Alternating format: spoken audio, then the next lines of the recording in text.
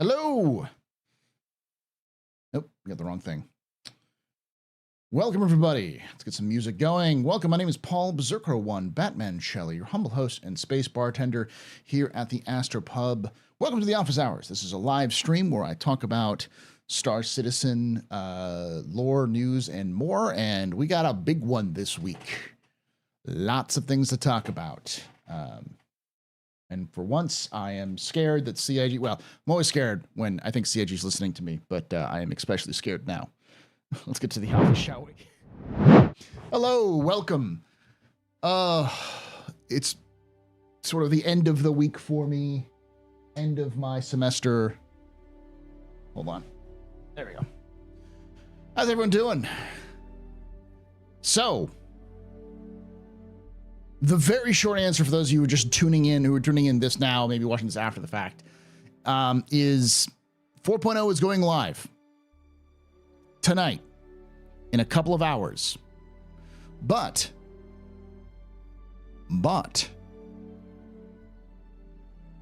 you can still play 3.24 live.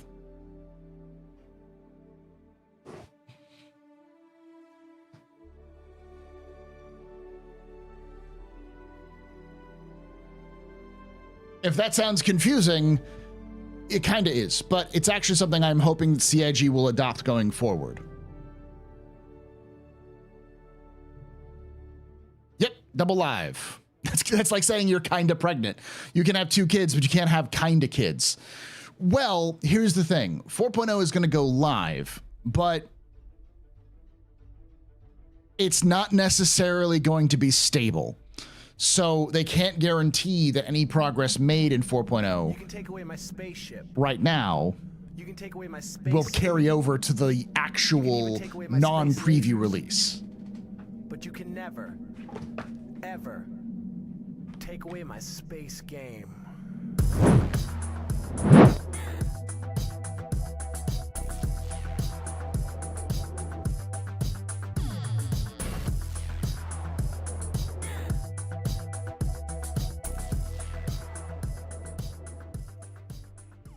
The first tasty just resubscribed for 44 months. Double live, double guardian. Thank you. Go 4.0. Oh, thank you so much for that. That 44 months of support there. First tasty, you're very important, pupper, very impressive, Pennsylvania pedestrian. This is your fault. There's one drinking night. Shots and cheers and chat, y'all. Shots and cheers. I don't know if the Guardian will be available in 3.24. It might be. So,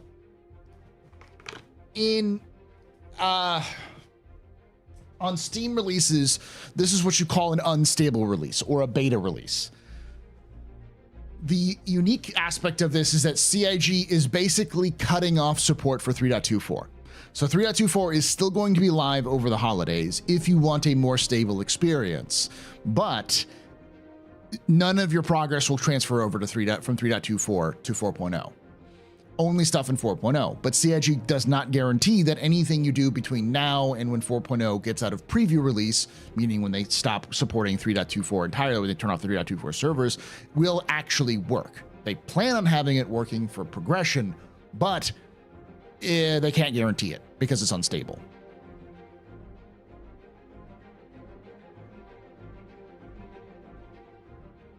They said it's flyable only in 4.0. Okay, there you go. Star Citizen, the Windows experience. I'm actually okay with this. This is kind of what I want them to do in the long run. We'll read the letter from the chairman a little bit later, but effectively what the letter from the chairman lays out is what I've been saying that CIG needs to do for a year now, or a couple of months now, which is CIG needs to have a way to encourage players to play the game because the current PTU experience is broken.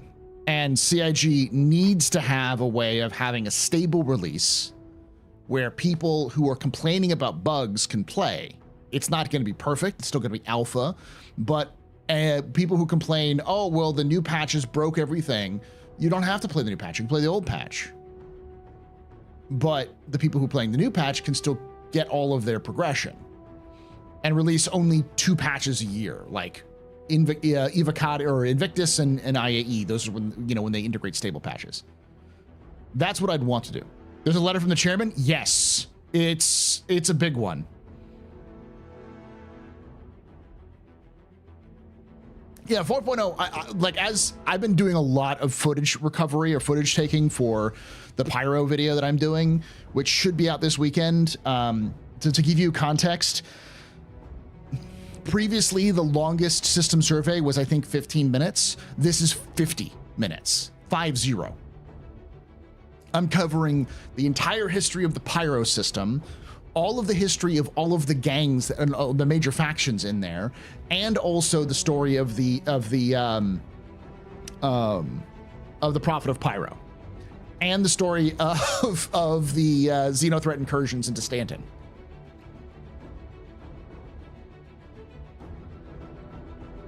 Hey, Cypher. Yeah, sure, Fishy. I'll link it to everybody, but we're going to I'm going to link it. I'm going to record it, and I'm going to upload it. I'm literally going to upload it tonight before I go to bed. It will be it'll do awful early on, but I think it'll do. But I want to get it out as quickly as possible, just so I can try to undercut people. So Guardian tomorrow, yes.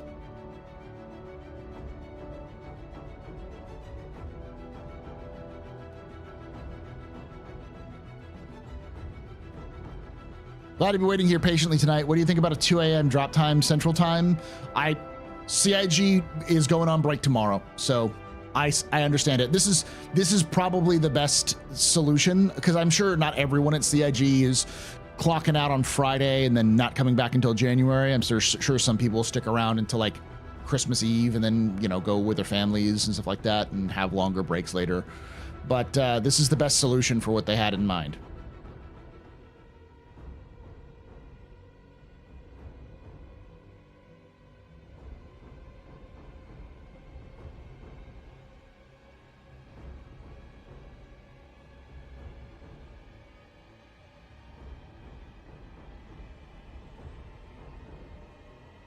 Going to see curious how the community splits with two halves percentage-wise. No one's going to play 3.24. No one is. But this is a good way of CIG to know if they could do something like this in the future. Because, as we understand, as community members who've been here for a long time, if you're new, well, sit down. We got a great story for you. CIG does this every year, where they fuck up on the last patch and it's either thrown together half-heartedly after they gut the fuck out of it and throw it into the beginning of the year, or they shove it in at the last minute, kick it out, and it's broken for 3 months or for 3 weeks to a month, and then they come back and fix it. CIG has never landed a quarter-4 patch that was good. They've landed quarter-4 patches that were okay, but never good. Quarter 4, like, it's to the point where for years I have been advocating for the quarter 4 patch to be removed from the list. Like, just do 3 patches a year, fuck the quarter 4 patch, do not even bother. At most, just go through and see if you can do hot fixes.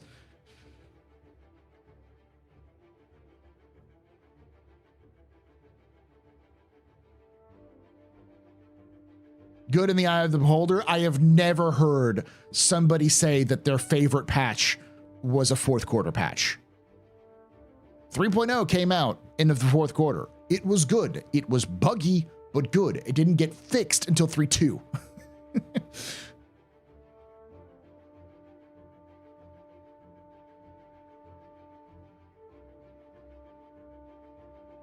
Get it out for Christmas, leave it to Bird and go, oh, just play 3.x live instead. Exactly. It's an easy solution where CIG is meeting people halfway because they have to get 4.0 out. 4.0 was going to be a disaster no matter what they did, and it's better to get it out to get the data now than it is to try to fix the game and then in January, February when they release it, it would just be broken anyways. It would have the same problems.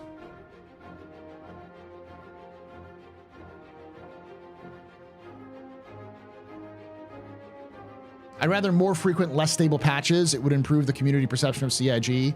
I can't say they aren't trying to bug fix, but they're bug fixing every 2 weeks. Well, we're going to talk about what they're going to talk about because they specifically talk about how they're going to do patch cadences, or Chris specifically talks about patch cadences in the letter for the chairman. That's basically what the letter from the chairman is. What 4.0 is coming out and how are they going to release in the future? Split release? Yep. Dem biddies. Think of them Hey Paul, biddies. what do you call a Star Citizen build that almost works? Due for a major patch. Yeah, no, we haven't talked about it yet. I'm not going to immediately start reading the letter from the chairman when I start streaming because I've only been streaming for 10 minutes. Hey, Paul, I'm going to be really, really, really happy that they're doing it this way. Yeah. And like, honestly, I'd rather them do this.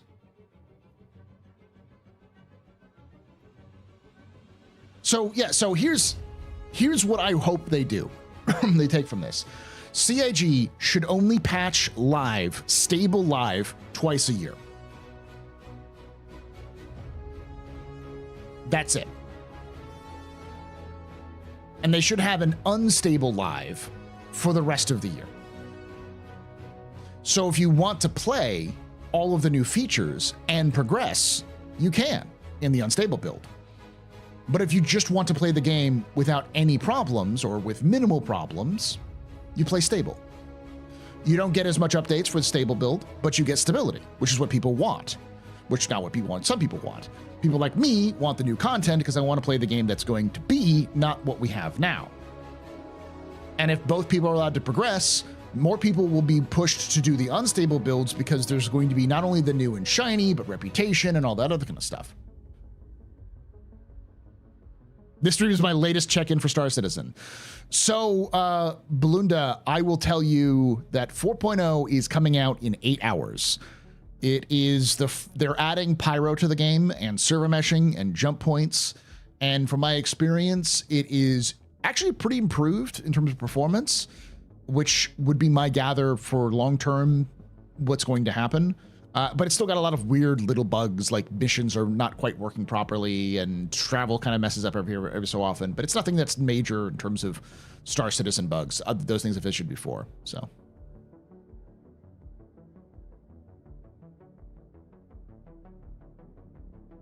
Did you say it's dropping in 8 hours? Yes, it's dropping in 8 hours.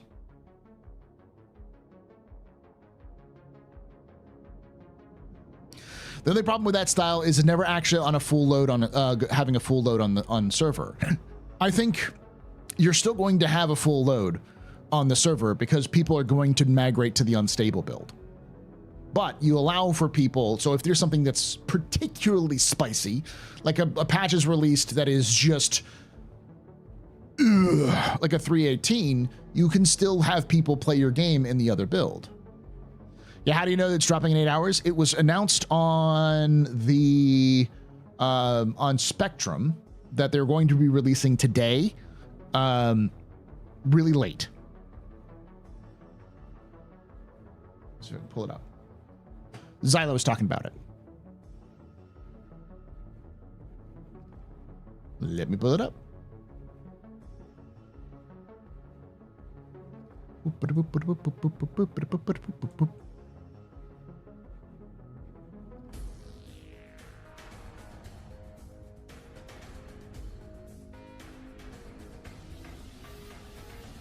I am going to do that. I'm trying to find it right now.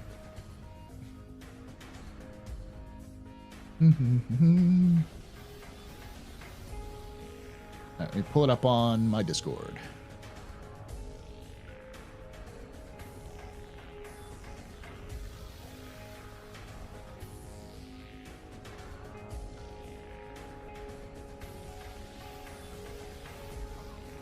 All right.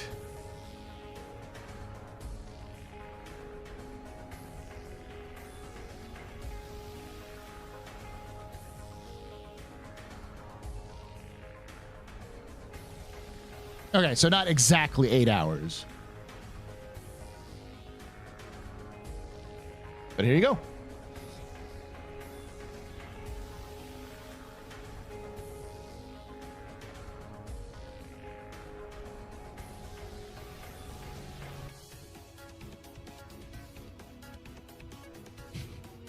Maybe they meant tonight, Hawaii time zone. I thought I could have sworn they said 8 hours. It may have been a post on something else, but super late tonight. Because I was going to make the joke that even CIG is probably not reliable, because I've seen CIG say it's going to take hours and they push early. And I've also heard them say it's going to take minutes and it pushed late. So it's not fake news. It's still generally right. I'm about as right as CIG is on their patch on their patch release schedule. So technically correct within the next 8 hours. But 4.0 is coming out tonight.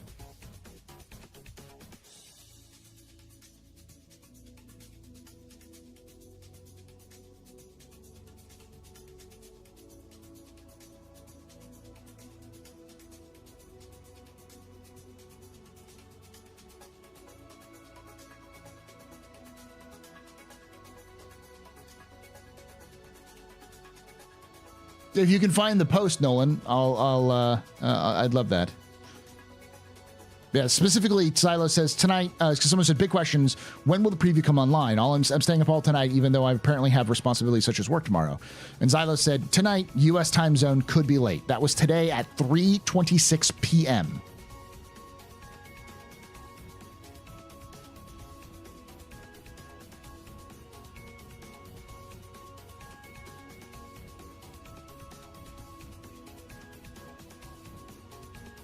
Looking through this patch. Oh, because there was a so it was within 8 hours of the post. That's where that hour came from.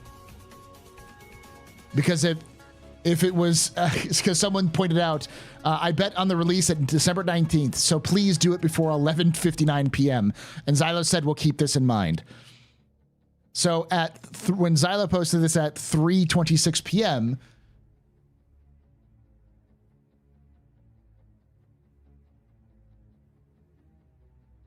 that would have been about 8 hours. That's where that number comes from. Someone made a joke about it. That's where I heard it. Okay.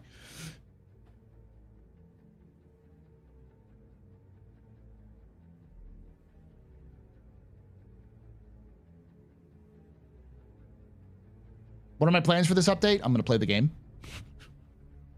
I'm going to be doing reputation grind for the headhunters because they're the ones who have my fucking gameplay.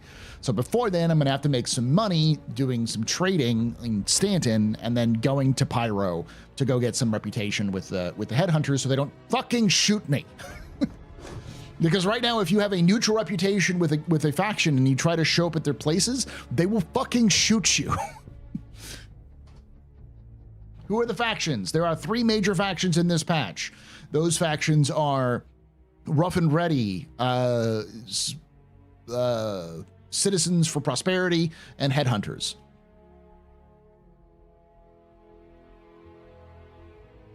The 2 major ones are, of course, Rough and Ready, or Headhunters and Citizens for Prosperity. That doesn't sound very neutral of them. Yeah. The Frontier Fighters, we don't know. Aren't Headhunters slavers? Xenothreat is there, but you can't earn reputation with them. They're kind of always neutral, always hostile. Right now, in fact, Ruin Station is claimed to be Rough and Ready, which it shouldn't be, because in lore it's supposed to be Xenothreat, and that hasn't changed. So that's just a temporary addition sort of thing.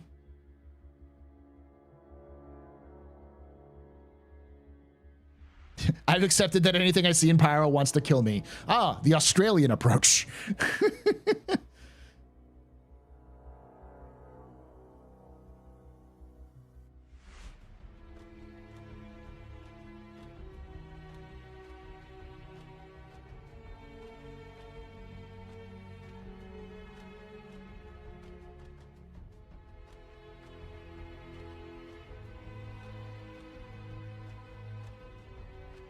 I haven't observed the neutral factions or hostile in the latest EPTU patch. I have. I've been trying to get footage. I'm neutral to all the factions in EPTU, and every time I try to go to their landing zones, it tells me I'm trespassing, and then they shoot me. I've even tried to do missions specifically that take me to those places, and they still fucking shoot me.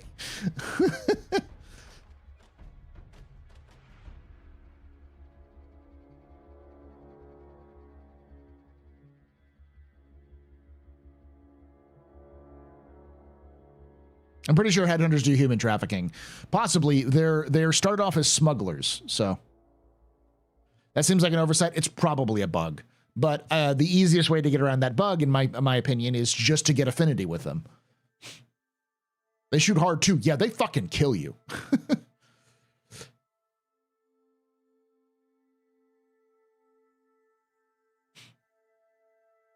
This decision, yeah, I saw that, Jin. No, we're not going to see a Misfortune surprise drop. They would have already been teasing it, but they haven't. Any word on Save Stanton Chapter 2? My guess is 4.0.1 or 4.1. Who are you fighting in the CZ zones? A Xeno threat if we can help it. I'm not fucking fighting the fire rats.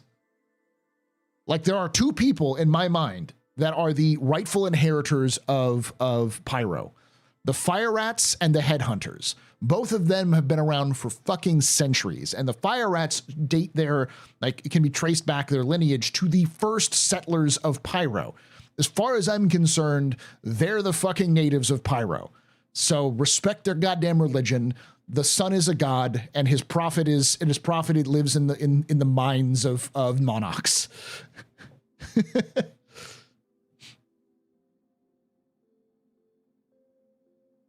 AstroPub, a place of calm in tonight's storm.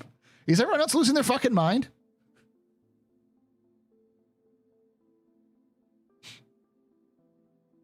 Yeah, I'm guessing. Well, yeah, I don't think we're going to see 4.0 live. I think we're going to see 4.0.1. So we're going to go out of preview into 4.0.1, and that'll be the actual live. Can I give you a quick TLDR on the factions of Pyro? I can, but you can also watch my lore video, which I've been spending way too much fucking time on, which will be out this weekend. But the gist of it, and you actually can hear the NPCs talking about them. No joke, no shit. They are talking in Pyro, and they're having conversations about the goddamn lore. Like, lore-relevant conversations. I was just getting footage, and I stumbled upon two women who were talking, and as they were discussing, it was very, janky video game NPC audio. But one of them was talking about how she ran into a woman who walked up to her and asked her, "Do you hear the whispers of the prophet?" And she was like, "I'm not buying what you're selling. Please leave me alone." And they're like, "Okay." It's like, what the fuck? That is some antisocial behavior there, my fire rat dudes.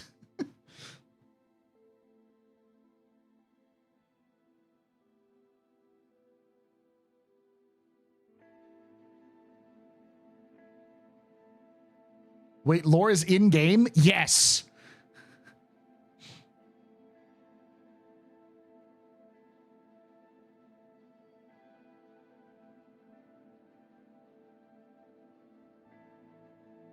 There's lore in the game because of AstroPub. Unless you do the research, it's kind of like League. You gotta find it, but it's there. Well, it's starting to be added into the game because they're making lore relevant audio. Damn so. biddies. Do you hear the voices too? I felt the Whopper prophet overtaking me. It is a good pain. Thank you for them biddies. Do you hear the voices too? Do you hear? It's not even do you hear the prophet. Do you hear the whispers of the prophet? Like, Jesus fuck, man. Ah. Ah. Ah.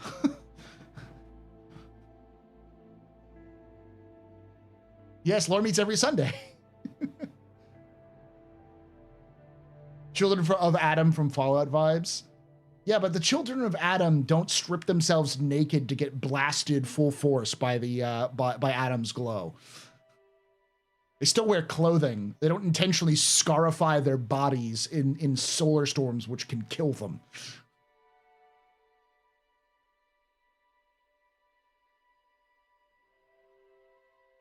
Dave Haddock strikes again. Oh yeah, no, that is Dave Haddock's like sitting there going with his fucking horror shit. Like, that's some horror shit right there. That is some Neighbors level, I'm trying to think of other Deliverance, Texas Chainsaw Massacre level shit right there.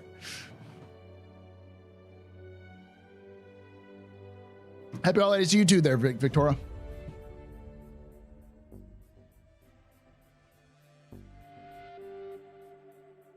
Demented, yeah.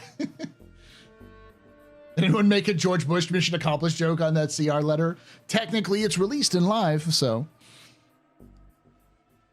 Evening, how crazy is the 2 live candidates thing? I can't get my head around it. I can. It's something I actually suggested CIG do, but I didn't think they'd actually do it.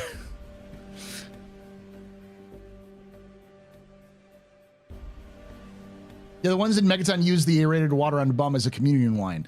Yeah, they drink water from radiated water, but everything's radiated in the Fallout universe. Like, you can like spare yourself from the solar blast by just being inside a home. It's not great, but you're not going to get fucking destroyed. This, like I said, the children of Adam don't strip themselves naked and dry hump the bomb.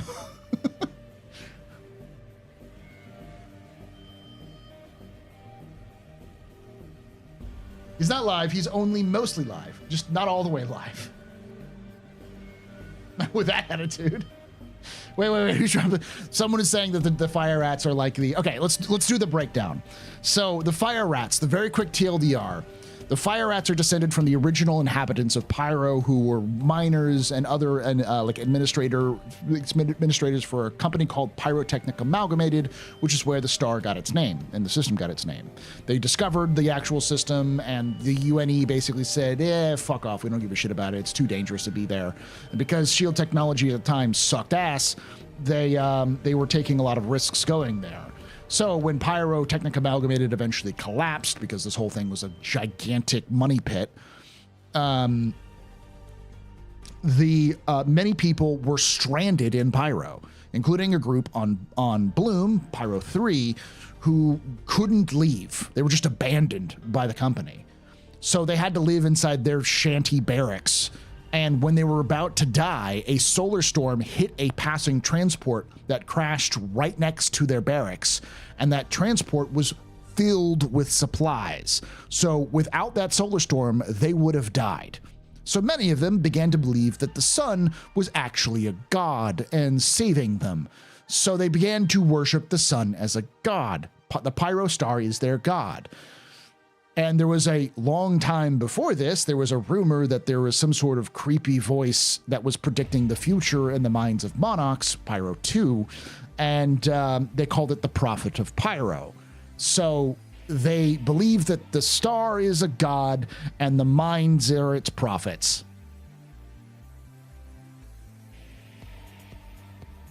Is there a lore primer video for new players? There is. There's multiples, actually. I've done an entire series called A Citizen's Guide to Lore. But there's one that's very brief. And then there's 2 that are pretty good, and one that's awful that I need to fix because it's old before Stanton was even finished. And I got to update it so it has Stanton and Pyro. But oh God, they're a cargo cult. Yeah. Most gods are variations of sun gods. Also in Star Citizen, there's an awful lot of sun gods that humanity worships. Is the preview actually live yet? It'll be live before the end of tonight.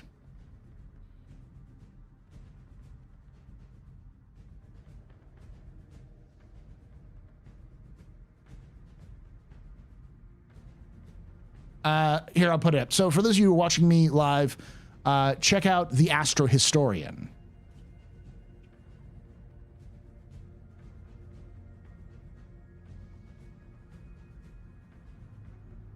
Let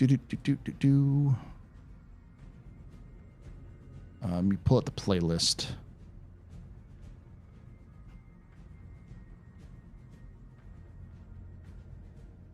A Beginner's Guide to Star Citizen Lore. The Star Citizen universe is my fucking audio was awful back then. Here's a playlist.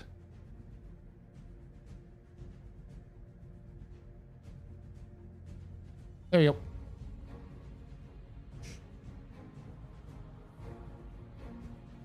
Tonight, your time or our time? U.S. time, I think, is what they're going for. I love how these crazy cultists currently have the best components known to man. I mean, it tracks.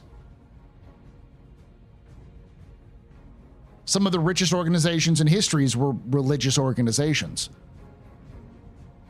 Why wouldn't they hoard valuable wealth that they could share only amongst themselves in their small community?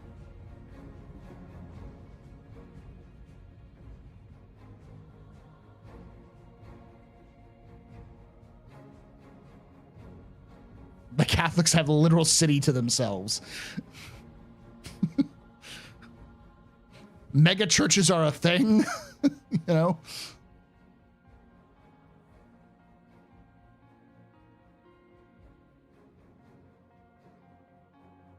So why can't you mine ice in Microtech? Because CIG hasn't added that as a commodity yet in minables. That's all.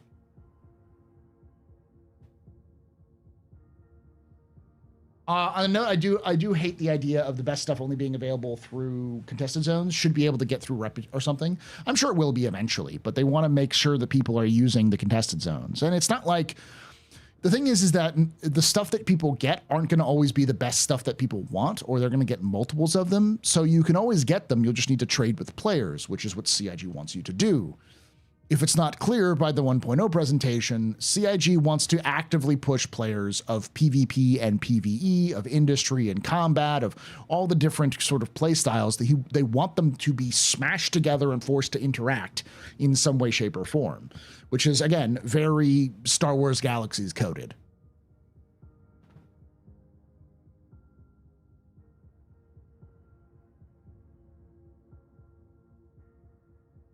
Do I think they'll introduce Dangerous Flora at some point? I mean, yeah, see, it's CIG. It's cool. They'll probably do it at some point.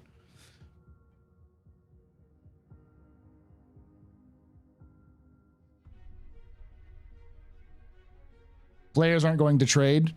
No, but you might be able to contact groups who might gather these resources and then sell them.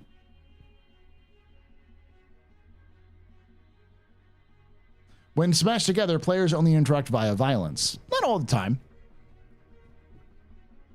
There'll be trade groups which will ask to trade, and people will go through the for instance, we'll go through the contested zones, like me and my organization, and probably even people working with people like Imperial Arms and Ammo and all the other groups who we hang out with. We'll probably have them come with us to do contested zones, and if we get cool shit, we're not going to use it all, so we'll sell it to other people to fund our expeditions.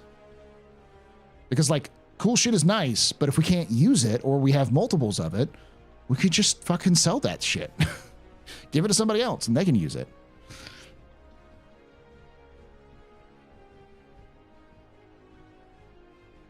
I know Mike's org is planning on being a supplier org. Yeah, there'll be groups that sell. At least initially, a lot of it's going to be off-site or off game. So you'll have to go to, like, a Discord or another site and people will sort of trade. But CIG wants to eventually make that in-game. Mechanics for trade aren't there yet. Maybe someday, but you'll need a safe simulations trade system. You can't give me that thing. I'm sure you'll give me money. Wink, wink. Yeah, there's going to be a ways. You can still trade like that. You just have to have some trust or some middleman or something else like that, you know.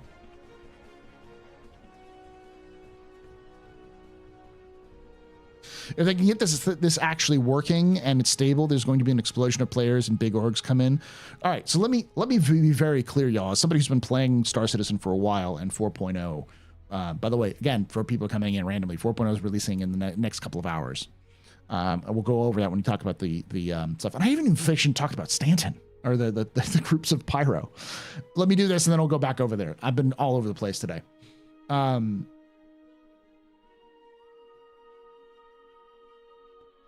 CIG will make it work. It's been said many times that CIG can't get X, Y, or Z working. They've always managed to get it done. The question is, how much time will it take for them to do so? I would wager, I'd gather that by January or whenever 4.0.1 comes out, that is going to be the patch that you should play. Because it'll probably be the most stable, the best functioning, least buggy issues, because they'll fix a lot of the smaller issues because they haven't had a chance to really tackle the smaller bugs because they've been focusing on stability bugs, and they've done a pretty good job.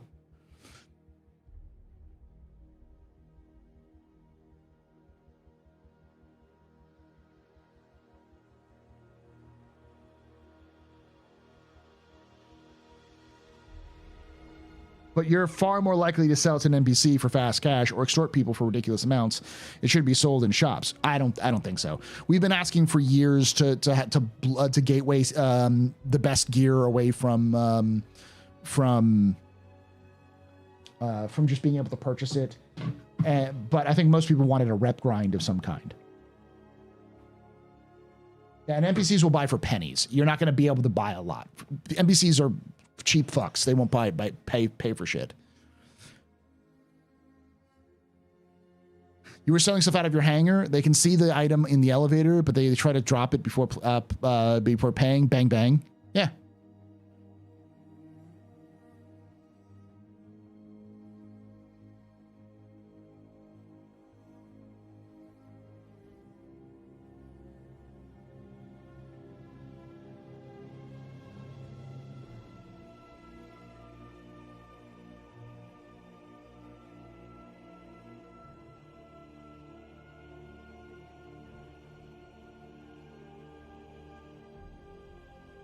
Rep grind is fair trade off, but now I can't get them from current contracts, which isn't fair. This game's not going to be fair. Like I get why people are mad, but like Star Citizen isn't going to be fair. There'll be content that you cannot access unless you do specific things like combat or trade or whatever. They don't want it to be fair. And they don't want to wipe, so they're not going to make it available in stores because they don't want to make them available in stores with 1.0. It sucks, but that's the way they have it right now.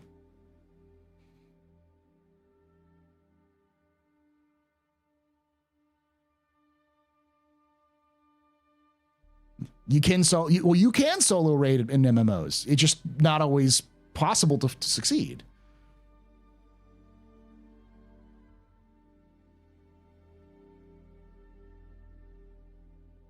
So basically 4.0 preview is just live with extra steps. Yes. So 4.0 preview is a live build. 3.24 will still be available, but it will be no progress, no progression. So you won't be able to take anything from 3.24 to 4.0, but it's there in case the 4.0 is so fucking broken, it's barely functioning. You can still go back and play 3.24, but 4.0 will be out and they can focus on the other fixes.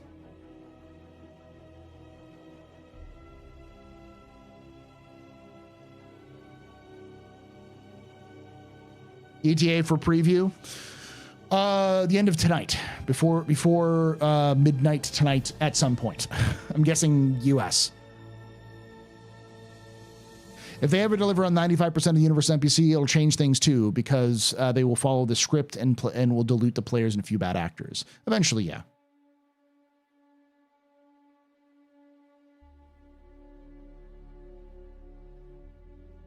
Yes, 4.0 will actually progress. So if you play the preview when 4.0 eventually goes to the only stable live, then you will still have the content that you worked on with 4.0.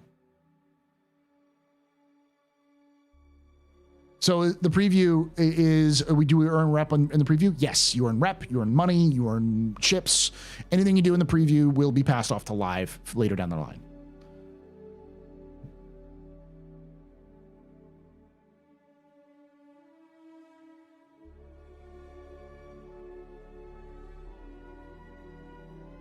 So they're going to show the whole world that Star Citizen's broke with 4.0. It doesn't seem wise to me. I'm not in the marketing team, am I? This isn't about marketing. This is about technical. From a marketing perspective, CIG jumped that shark long ago about broken. The only thing that's going to prove Star Citizen is a functioning game is the game releasing and being functional. Nothing about marketing. You can't spin any bit of Star Citizen to be good until it's actually good. Despite popular belief that marketing is somehow magic mind readers that could make people do things, we can't. As somebody who's worked in the field, we can only, at best, exploit things that already exist in people's like psyche. But the best thing that marketing does is just make you realize you wanted something that you didn't realize you wanted at the time. It's hard to explain, but most people buy things because they go, oh, that's a cool idea, and I like that. I never thought about that before, because people just don't have access or don't know about things. So getting the word out is all that marketing is about. So what CIG is doing has nothing to do with marketing and everything to do with the fact that no matter when 4.0 released, it was going to be broken. 4.0 releasing in February would be broken. 4.0 releasing now is broken. 4.0 releasing in March or July of next year would still be broken. No matter what, the rush of people coming into 4.0 would unveil new bugs that CIG couldn't find in PTU no matter what. So they need the concurrency to break the game so that they can then go back and see what's broken and then fix those problems later.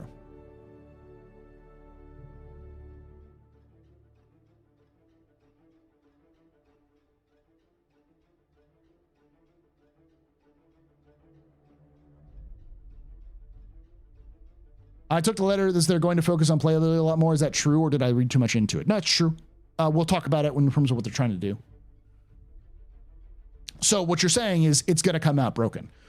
It's 3.18 broke everything. 3.0 was broken. 2.0 was broken. No major patch release that CIG has done with major technology has been playable. It has always been problematic because CIG can't estimate how many people will show up. We did some numbers crunching based off of, I should say Darj did some numbers crunching.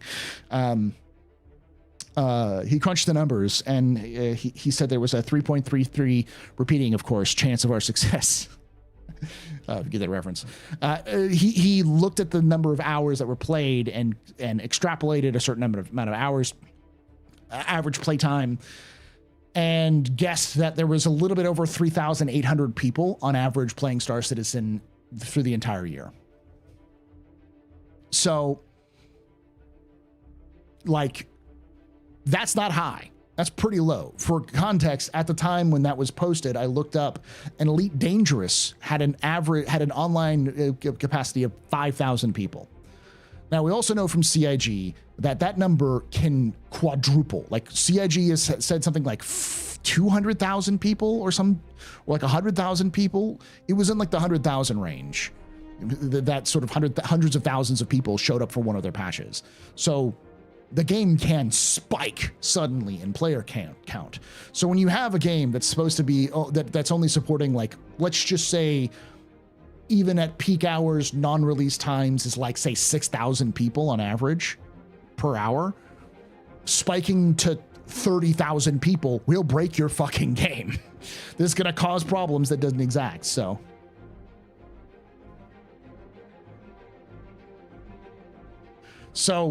that's the problem, is that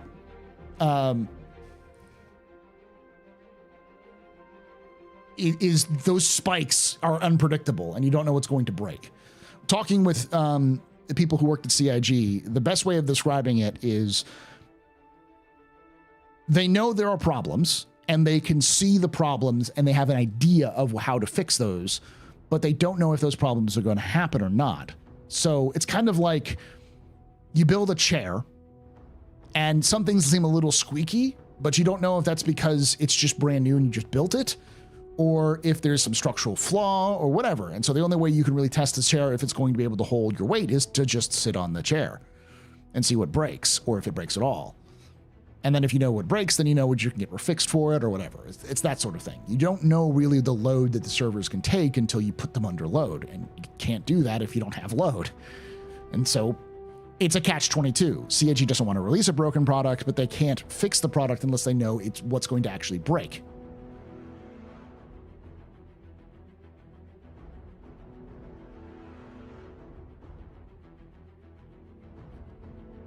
Even Scooter is expanding his business to Pyro. And no one wants to do testing for them. Exactly. Because nobody, there's a lot of reasons for that. And we'll talk about that when we talk about the letter from the chairman, because I'm going to interject some of my own thoughts there.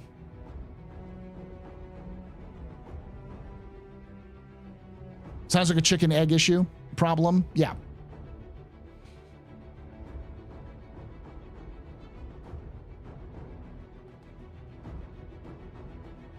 Now, as CIG is continuing to develop the game, now that all of the basic features are in, this shouldn't be as much of an issue. Like, the jump from 4.0 to 1.0 is probably not going to even be a problem. But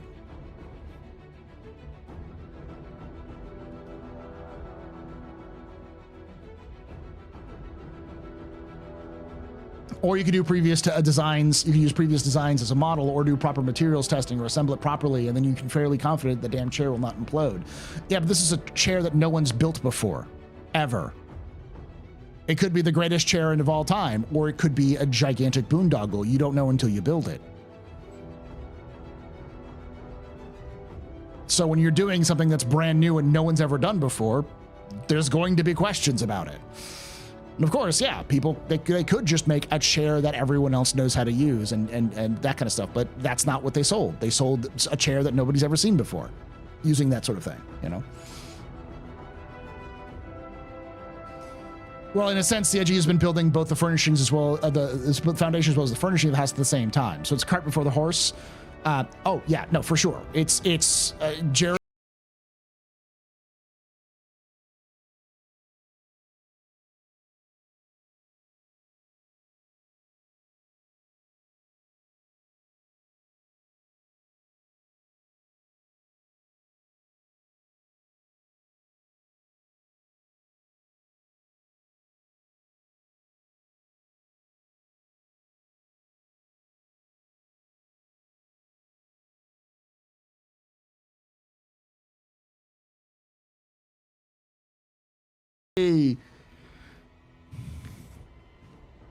Thank you so much for that raid. Welcome everyone from Loken Stream. My name is Paul Berserker1, Batman Shelley, your humble host and spacebar at the AstroPub, your spacebar at the end of the universe. So Daddy Lolo is giving me his You can take away my space. dropping the kids off for my my custody. But you can never ever take away my space game.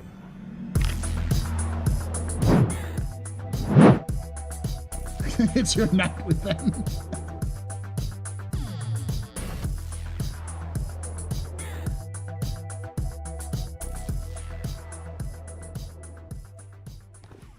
Loken Plays just resubscribed for 61 months. I have come for Lauren things. Thank you so much there, Loken. You're very important, Papa, very impressed, very impressed, friend.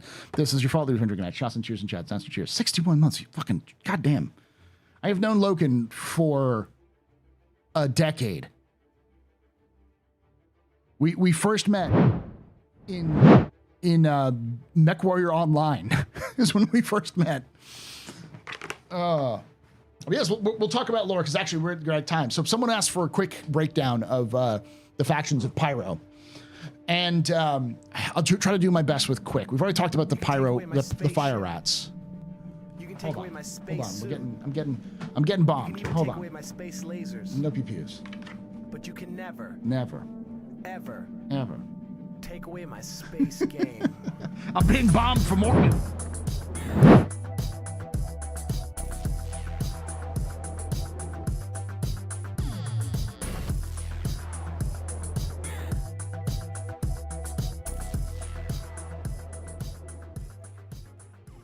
Valozar just resubscribed for 2 months. Thank you so much, Valasar, for that Twitch Prime for 2 months. You're very important, Papa. Very impressive, very pedestrian. Take away my spaceship. Spaceship. You can take away my space suit. Suit. You can even take away my space lasers. But you can never Ever. take away my space game.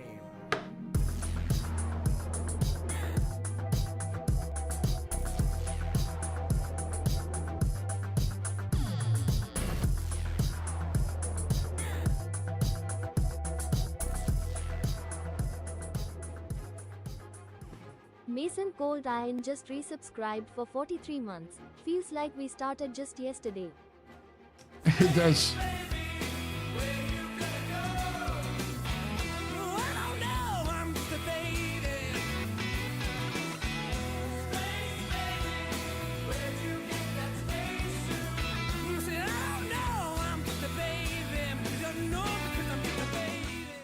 Passport Page just had a space baby. Thanks for a great year of Lawrence Mexi talkie times. Thank you so much for that. 9 months. They're the Piss Poor Pete, your very important pupper. What should we name our space child? Because we were inappropriate 9 months ago, so now we have a child. What is the child's name? Hold on, Haplo's going to be here shortly. You can take away my Piss Poor Pub. You can take away my space suit. Suit. You can even take away my space lasers. No PPUs. But you can never, ever take away my space. We'll talk about it here in a moment. They're from Patch 01.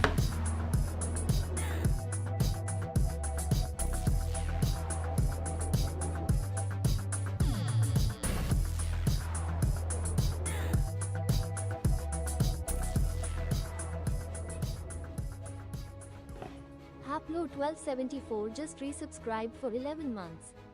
Thank you so much for that 11 months of support there, Haplo. You're a very important pupper, very impressive pisser. You're all very important puppers, very impressive pissers, very neat pedestrians. You rock. Shots and cheers and chat, y'all. Shots and cheers. What the fuck is happening? People are giving me money, so I'm dancing for them. There's a party in this pub. How you doing, Moon and Star? All right. I have not... But first, I must dance. Yeah, we were talking about the letter from the Tramman, but first, I must dance. And do interpretive dance to explain. We're all accepting here, so I have to, for the emotional, the people who emotionally express through movement, I have to dance my feelings so they can understand what's going on. Yeah, Superman. I love the Superman trailer. It feels very, what I wanted Superman to be. What I want, like a new modern Superman to be. I'm a big fan of camp, you know. Surprise, surprise! A queer man being excited about camp. But yeah, I really like I like a campy Superman. The dog in the cape, yes, Crypto the super dog. I guess camp isn't the right term. Earnestness. I want the DC I want to say DCEU, but it's not the right one. DCCU, Cinematic Universe, whatever. That the DC universe needs to feel earnest, because that's what DC is. It's very earnest. Also, but first, the Paladin Q&A in why the Redeemer is still Paul's favorite ship ever. Thank you, Iris. All right. DC Golden Age. Well, I mean, like, I grew up watching the Justice League, Superman and Batman cartoons in the 90s. I know it makes me younger than a lot of y'all, understandable. But those were always campy. They always sort of embraced the camp. They had some quip and sort of things that you see in modern superhero movies, but they weren't super quippy. They were still very earnest in their beliefs, and there was some pretty heart-to-heart stuff, so...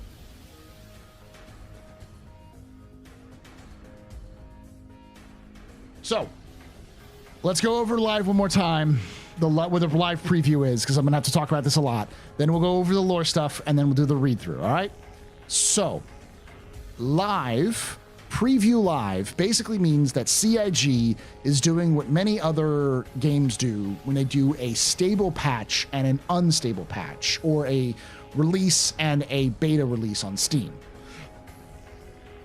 Effectively, 4.0 is going to be live. It is going to be on the live servers. You can play it with live, and anything you do on 4.0 will count towards progression, towards future patches. 3.24 will also still be live, because if 4.0 is a raging dumpster fire, hint, it is going to be a raging dumpster fire, you can still go back and play Star Citizen 3.24 if you want to, which is stable. So they're going to have two live versions up at the same time. 4.0 is going to go live sometime before the end of tonight, US time.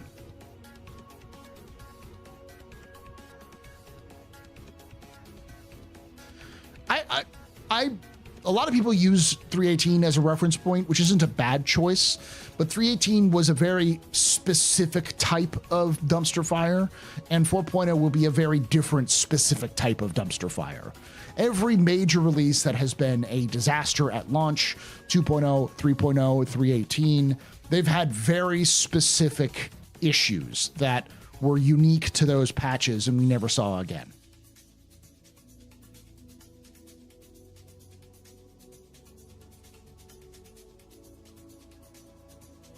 The confusion of two PUs, it's just live versus or stable versus unstable.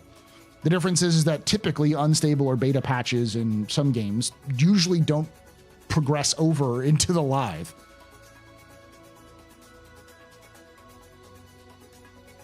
Have they said anything about whether the save stanton will continue 3.23 for the rest of a little bit longer? Yes, save stanton will continue until 4.0 is out of its preview version. Today they had to roll back an update for 4.0 that was not good, not working so good. It was a hot fix, not a patch though.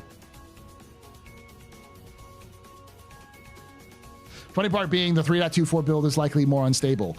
It is more unstable now. Wait until 4.0 goes onto the live servers. Yeah, it's Vulkan related.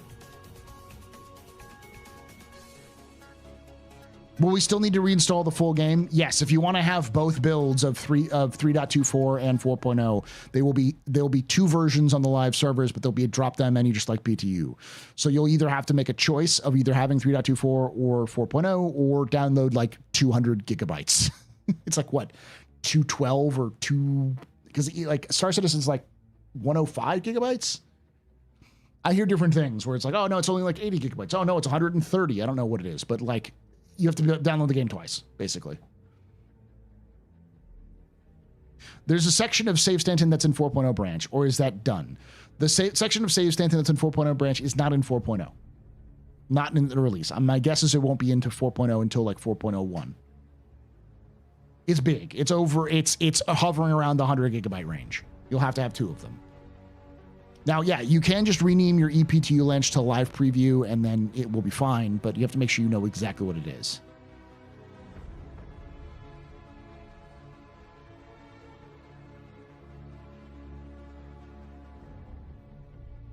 Most of the missions in Pyro were sketchy and still coming online. Not sure about Stanton, wasn't there. Yeah, I wouldn't expect the missions to work properly for a lot of stuff in 4.0.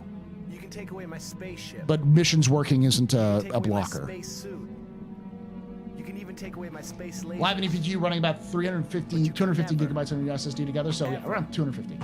Take away my space game.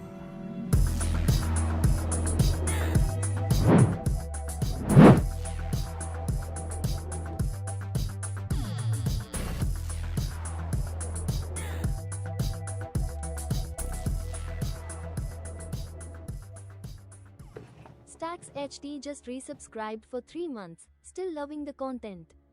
You the man. Thank you, Stacks. You're a very important pub. We're very impressed with Mr. Vandy Pedestrian. This your fault. The reason I'm drinking night. Shots and cheers in chat, y'all. Shots and cheers. But for me, I like this change because one of my biggest complaints about PTU has always been them biddies. I mean, it isn't like they're going to have 3 to 5 different SC builds like they did earlier this year, right? Right? I mean, no.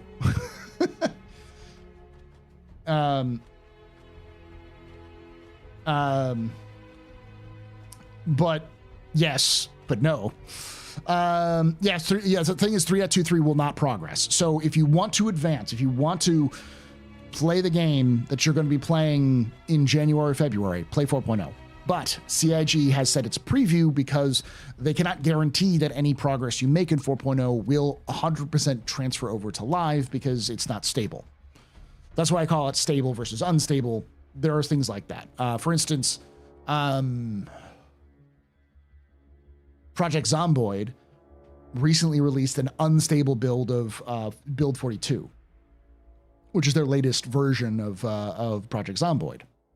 But because it's unstable and a lot of changes have happened, they don't want to push it to live as live build until it's ready to go. So they have a live version for people to still play the game or the unstable version. But that's also not an online game. So it's unusual to see this with an online game because you typically have something like the Test Realms or PTU that CIG does. But in this case, it's a special case because they let people, because there's a wipe with 3.2.3, they're letting people play 4.0 and get progression because they need to test it on the live servers. It's supposed to carry over, but it might not. Yeah. Wait, so progression won't keep going on 4.0? It will, but it's not guaranteed that it will save. For instance, in 3.18, they had a wipe before 3.18, and then there were a bunch of problems with 3.18 that they had to wipe the database again to be able to make it function. So like there was a wipe between 3.18.0 with 3.18.1 and then 3.18.2. And I think there was even a wipe with 3.19. So like there was almost no progress being made with 3.18, but then you had progress with 3.19. And then it was stabilized after that, but there was a bunch of problems they were having. And so they can't guarantee stability with 4.0.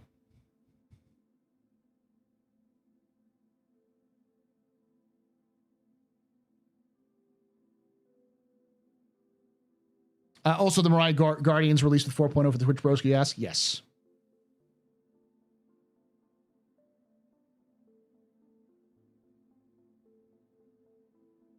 To be fair, they can't really guarantee stability until Star Citizen until 1.0. True, but I think what they're trying to say specifically is they're trying to let people know it's going to be rough. We don't know what's going to happen. I'm just going to wait until 4.0.1 and game on 3.2.3 for now. That's fine. In fact, that's why CIG does this. And I personally believe I'm a big fan of this method because I think CIG should be running 2 live builds at all times. Because it solves the problem that a lot of people have, which is if it's too unstable for them to play, they get mad that CIG is adding new things and not fixing the game. But then there are people who get mad. There are also other people who get mad that CIG hasn't done X, Y, or Z thing to put it into the game. So just make 2 different versions of it. One version that's live, that's stable, that only updates like twice a year, and then one version that's unstable that has all the new stuff, but it's unstable. That way, if something goes really, really fucking sideways with the unstable version, people can still play the live version if they wanted to, the stable version.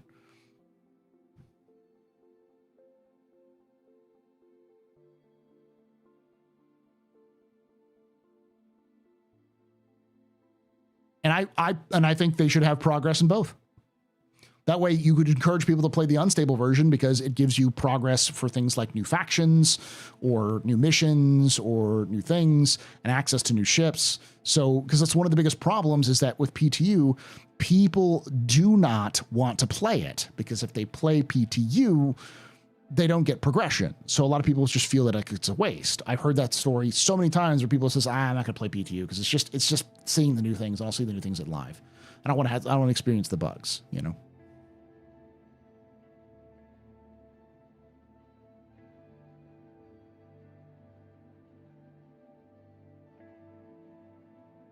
I don't think they could do it this way until they had server meshing figured out. I think they could have done it, but it was just expensive. I think this is kind of, they built a lot of the tools specifically for 4.0 that allows them to do it now. I'm not talking, I'm just curious. I didn't see what you said. So what's the hottest weather that you've worn a collared vest, tie and vest? 105 degrees. I live in Texas. So it's gotten up to like 120 before, and I've worn this thing. I've worn it outside at 120. Usually I wear a shirt underneath it, but you know.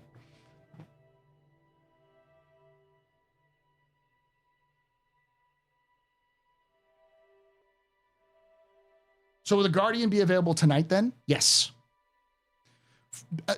For all intensive purposes, 4.0 is live tonight. It's just unique because it's such a clusterfuck in terms of its release that the CIG knows that they didn't want to fuck over people being like, hey, you can't play the game at all. So they giving people an option for a stable build or more stable build with 3.24, but they also are allowing for people who couldn't quite get Save Stanton done to also get Save Stanton done. So it's some compromise there.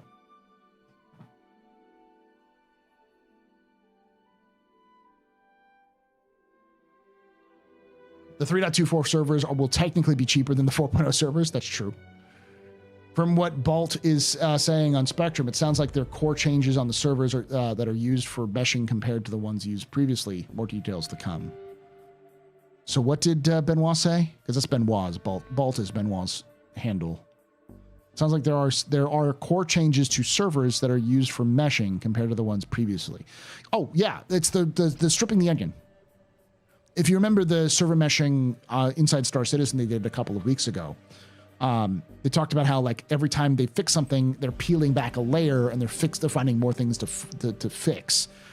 They're cleaning out an infected wound, and every time they clean out the wound, they find more problems in the wound, and they're trying to patch it up.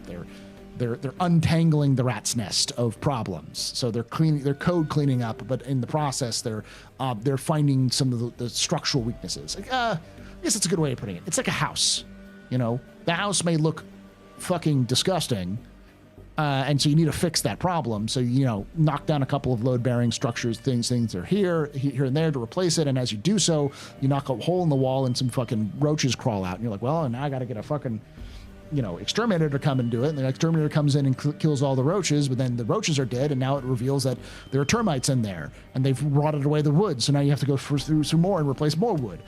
It sucks, and it requires more work, but by the end of the experience, you have a stable house. When asked, I'm very curious, are the servers in 4.0 each lower compute individually than the current monolithic servers they have now? Ball said they are, but I'll share some more details in a bit. Okay. We'll be able to use the Guardian only in 4.0? Yes, you have to play 4.0 to use the Guardian.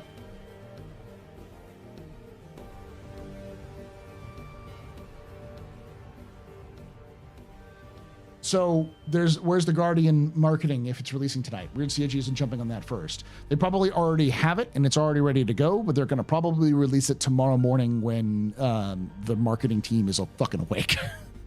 I doubt they're awake right now. I'm sure they're asleep. And they may push it live because they probably have the video unlisted, published on the website for waiting for it to go. How much do you think they'll be asking for the Guardian? How much is the Vanguard? Whatever the Vanguard is, plus or minus 10 or 20.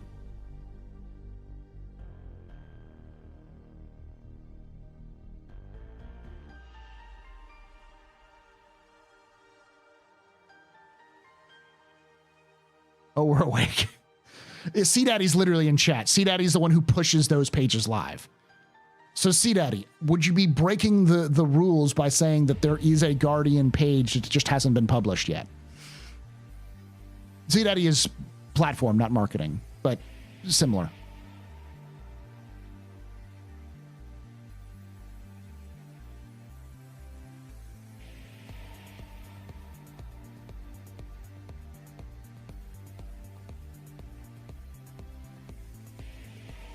Warden is 260, so I would say it's probably either 240 or 280. One of those would be my guess.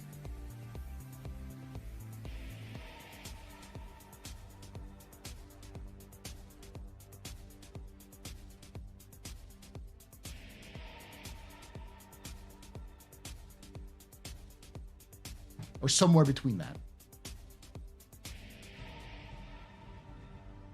I work with marketing, not for marketing, and yes, the page is standing by. There we go, yeah. Do IRL stream? Yeah. Tasty can't do that. The platform fails to all players, so it would be much harder to recover from the bad PR than it was back in 3.18. So much focus is on 4.0 that they have to manage it.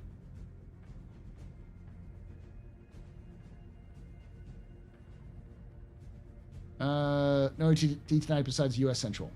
Yes. It's tonight, US Central. I am in Central Time Zone. It is currently 8:20 in the evening. My guess would be probably closer to midnight.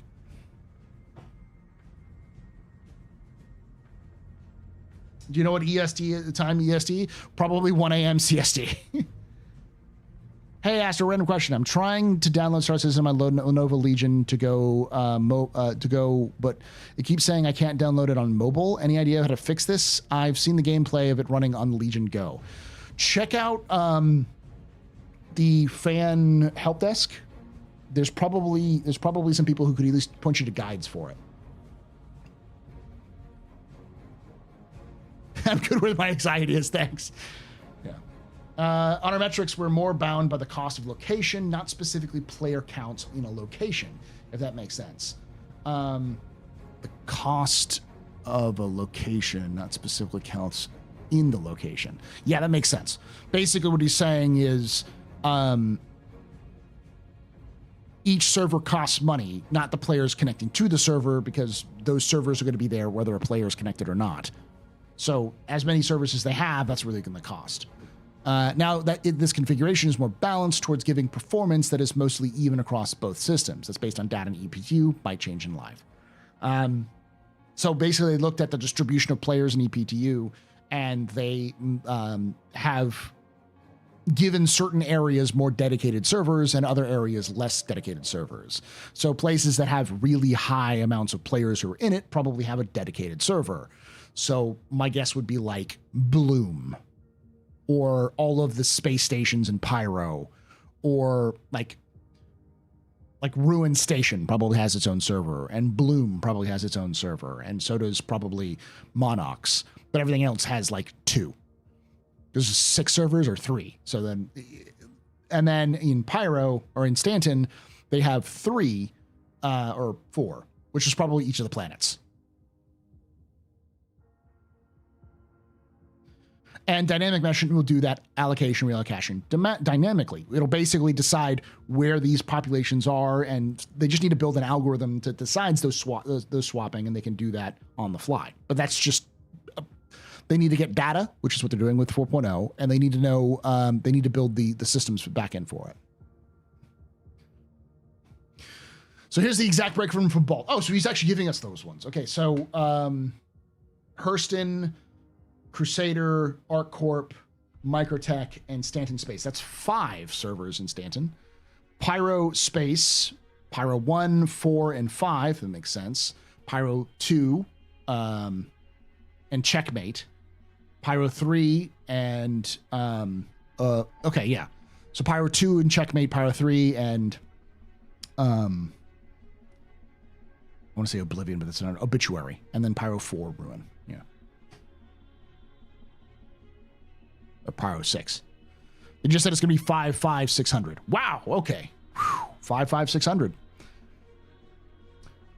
Hey, I just got off work this week. I'm behind on what's going on. What's new? I hear possible release. Not possible release. Definite release before the end of tonight, Central Time.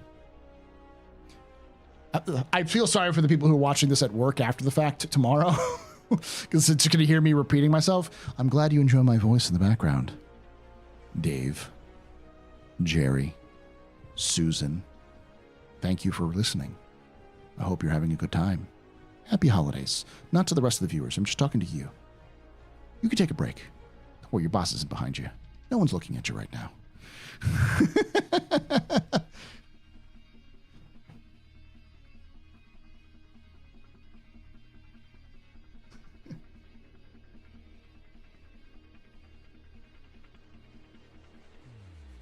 Paul ASMR, the radio voice.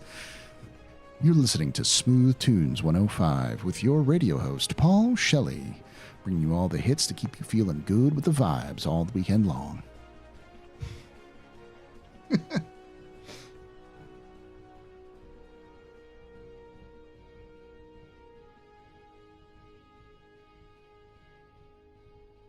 Happy 4.0 Eve, indeed. With 500 being the soft cap, 400, 600 being the hard cap. So basically, the servers won't automatically have players assigned over 500, but friends can still be invited and logins can occur. Okay, it's just a buffer.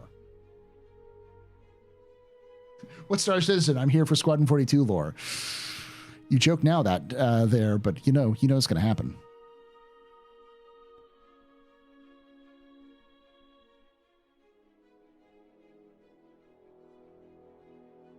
So tonight, U.S. Central, correct.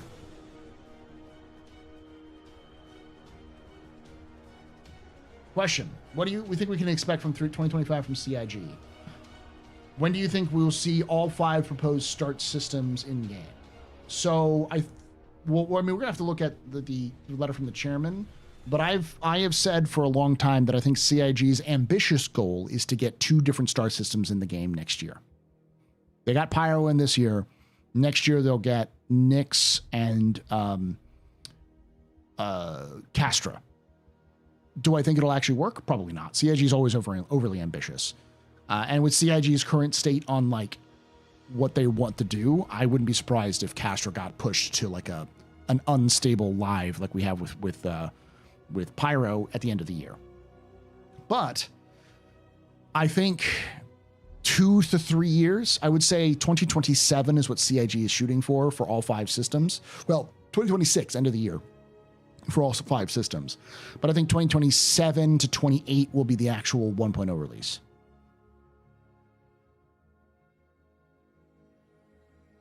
Nyx is for sure next year. Like, there's no fucking way in hell that CIG doesn't drop Nyx next year.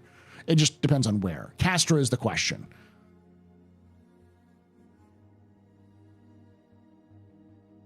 Castra is literally 2 planets. Like, the biggest hardest thing about Castra is to do Sherman. Like, Sherman is the only thing that's difficult. And they already have it in White Box. So they already have the layout. And we know it takes them about 6 months to do the landing zone, because that's how long it took them to do the landing zone, the rework for the landing zone of not Pyro, of Lorville. Like, there's no more technical hurdles. Once 4.0 is out, there is no more technical hurdles.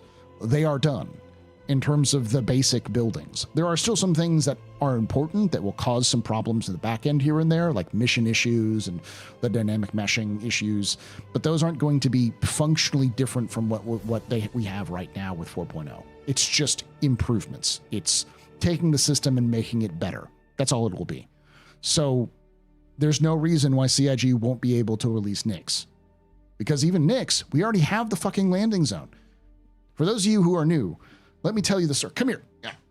Come and sit on my lap. And let me tell you about a story about the worst, wonderful place in the universe. What citizens used to call Lagski. Now, Levski on Delamar, an asteroid in the Nyx system, somehow ended up in Stanton. We don't know how or why. It just was there. And we used to go there all the time to hang out because it had a really cool landing zone. It had a great statue of Anthony Tanaka, which is a completely different story you have to talk about later.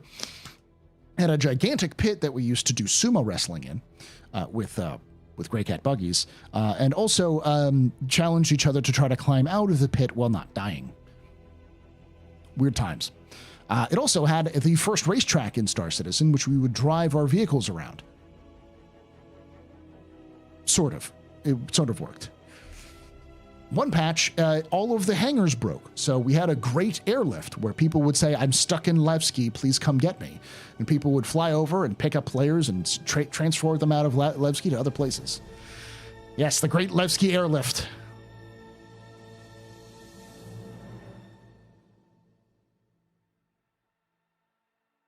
The great airlift of 15.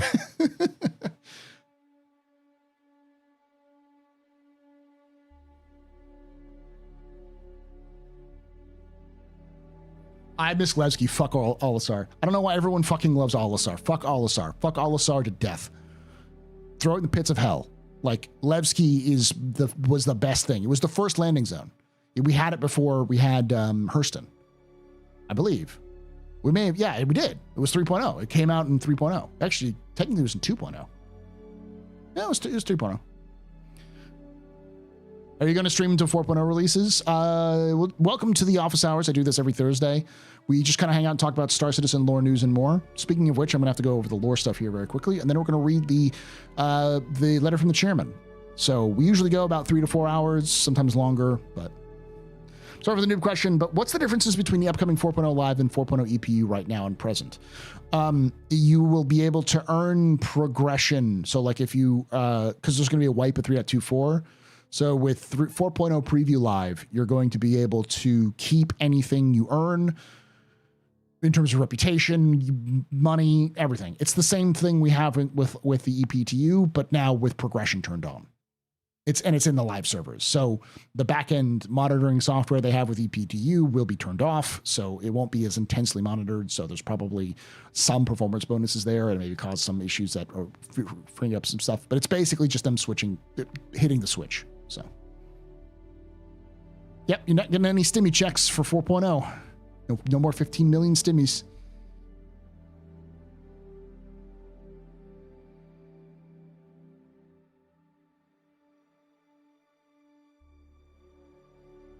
I disagree, Catalyst. 4.0 is done. It's just not stable. When is this happening? It's currently 8:30 p.m. Central Time. Within 3.5 hours.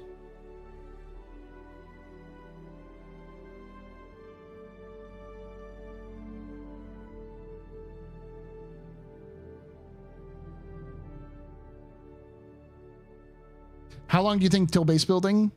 6 months. Probably more like 8 months, but yeah.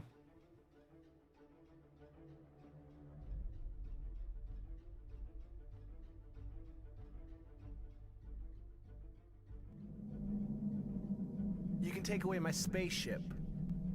You can take away my space suit. Suit. You can even take away my space lasers. No BBUs. But you can never, Never. ever Ever. take away my space game.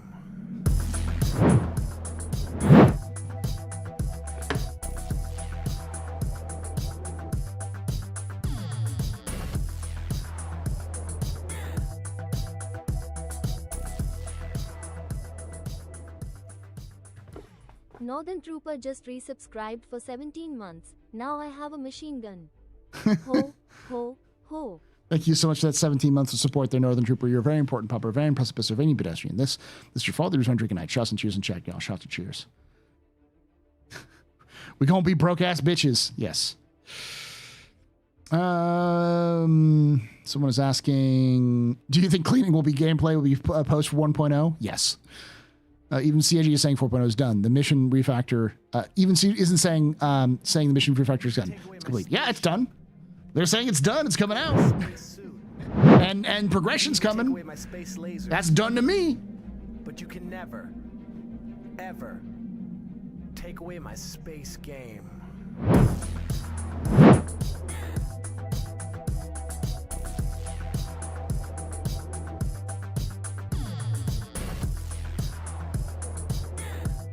It's just not working properly. Shogi_HR has subscribed.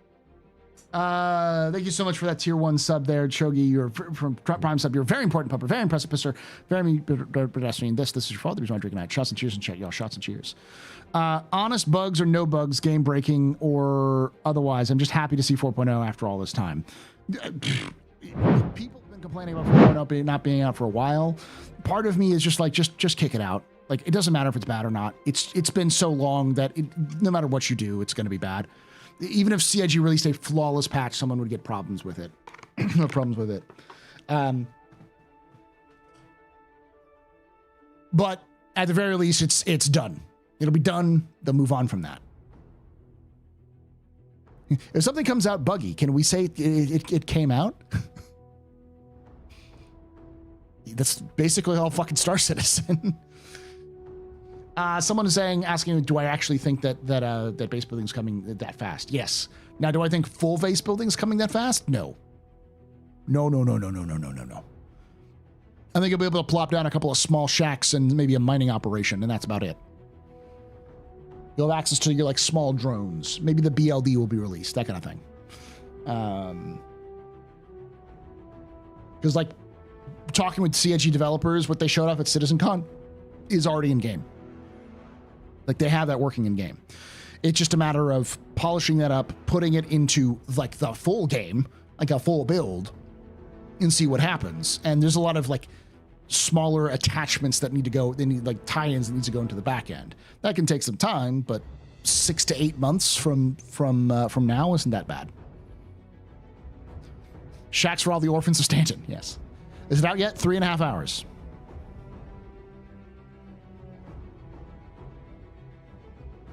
Now that they announced crafting, I would really like to see that in game. How long do you speculate to be that?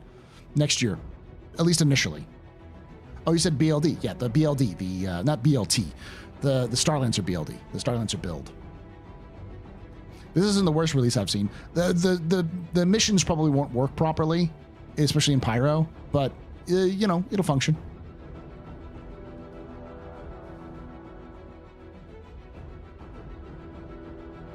I'm guessing no sooner than next skills gun for base building. I think it'll come out sooner than that. It really depends on how many bugs are unearthed with that and how much other work they have to do outside of that. So What's the difference between feature and content? I don't know. Oh, we're talking about with like this letter from the tram and stuff. Feature is new things that you can do in game. Content is additional stuff that you can do in game that already uses stuff that we already have. So like Save Stanton is a content edition, but 4.0 with like jump points and pyro, that's a feature edition, because like server meshing is the big thing, but jump points are another feature, and you know, reputations and how that works in Star Citizen. So yeah.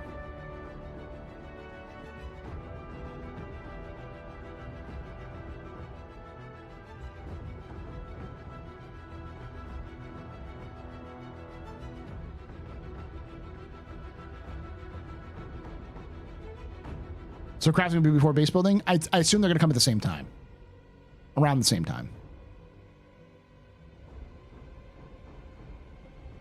Should I keep my Galaxy instead of upgrading? What do you want to do, Star Citizen 23? Question: do you think they're actually focused on stability next year? I feel like not much is going on to change with that. Probably. It could also be CIG firefighting. They do that a lot, where they'll say what they think the community wants to hear and then just keep going. We won't know until January. It's all plans until they actually sit down and talk about it. Dynamic serving test this time next year. Fuck, they're going to be doing dynamic server testing in like March. Like between March and June, we will see the first like tech preview build of a dynamic server meshing. Do not get your hopes up. Dynamic server meshing is not going to be a fucking savior to solve all your problems. It's just going to increase player count. That's it. And probably NPC counts as well. That's all it will do.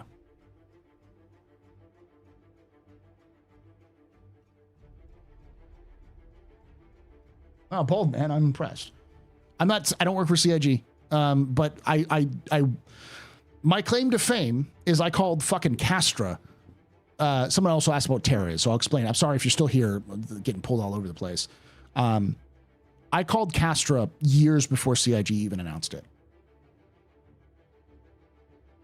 I remember specifically Mike saying I was wrong. He did a reaction video to me calling it out. I did a video on it.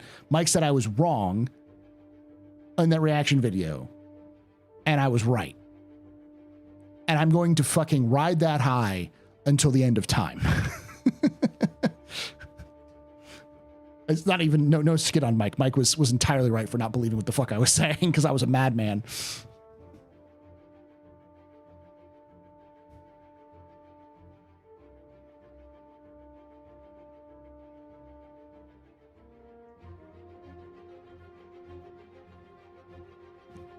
Paul, question: isn't dynamic server meshing on a high level complexity wise? Think they'll have a testing come March, possibly? So dynamic meshing, there's different levels. The dynamic 1 is just what we have now, but they can dynamically swap the servers if they need to. It's not that much different than we have right now. Dynamic 2 and I think 3, or just 2. Dynamic 2 is more bigly. It basically allows them to spin up new servers inside servers. Like they can create new servers dynamically on the fly, whereas the dynamic 1 is just shifting the servers that they currently have around. So like the array they have right now, which is 5 and 5 with 600 people, with dynamic 1, they'll still have those things, but they can swap them back and forth. You called 4.0's release timeline and stayed back when 3.18 was in PTU. I remind you, you called 4.0's release timeline and stayed back when 3.18 was in PTU. When did I call? I think I called it at the end of the year for this year, didn't I?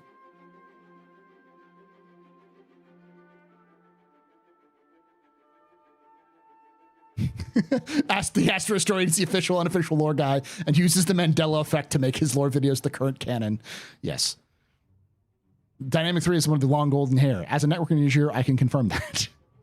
Dynamic 3 is the one that your girlfriend tells you not to worry about. She's the one your mom compares you to all the time.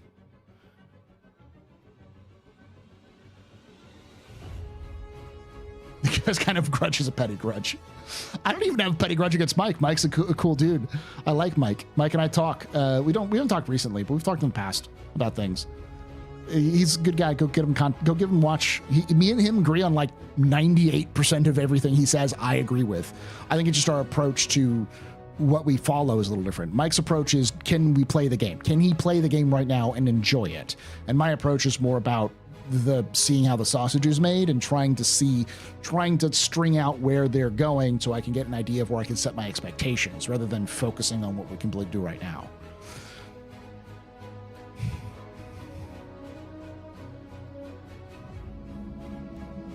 You can take away my spaceship.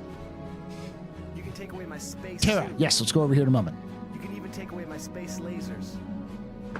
Gonzo. Never, Yeah, you have been away for a while. ever take away my space game.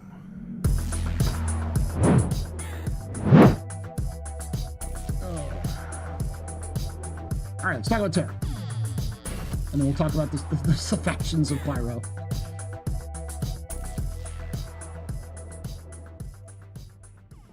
Gonzo 209X just resubscribed for 79 months. No big deal. I've been around here for a while. Jeez, you're one of the oldest supporters. I think you were supporting me before I was even partner. Thank you so much for that support there, Gonzo. You're a very important pupper, very impressive, any pedestrian. This your fault. The reason I'm drinking. Shots and cheers and chat, y'all. Shots and cheers. Here's my space game. Hey, Ken. Hey, Paul. I like to believe that CGI chants the dates of some lore because you pointed out in one of your videos, but can't remember which one that was. Change the date. Oh, they did. They've actually changed dates because of my lore videos a couple of times because I reached out to them and I'm just like, yo, fix this fucking thing, please. It's driving me fucking crazy, and they fixed it. It was my the Anvil, Complete History of Anvil Aerospace, because at the end of it, I made fun of the fact that the Hornet Mark IIs were time traveling. They showed up in the Battle of Vega before they were released. I'm soliciting opinions. Okay. What is your take on Chris Roberts' letter from the chairman and the idea of two parallel live environments? I actually like it, and I would love them to do it more frequently in the future, especially with through the 4.0 branches. You can take away my spaceship. It's something I actually suggested in one of my videos a long time ago. Take away my space lasers. No pews. But you can Grizz. ever take away my space game.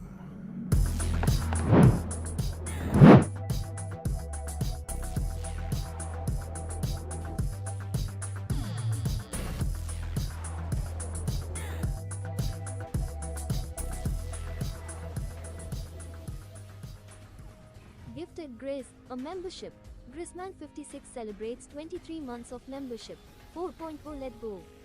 Fingers crossed it's somewhat smooth. It'll be bad, but I'm sure it'll get smoothed out over time. Next couple weeks. Thank you so much for that. 23 months of membership. You're very important pubbers, very impressive pubbers, very pedestrians. You rock. Shots and cheers to chat, y'all. Shots and cheers.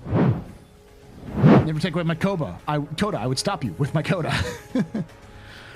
So 4.0 is live now. Sort of. Kind of. Yes. 4.0 is going to be live in the next 3 hours and 15 minutes. And it will be live, but so will 3.24. They'll both be live. It's just stable versus unstable.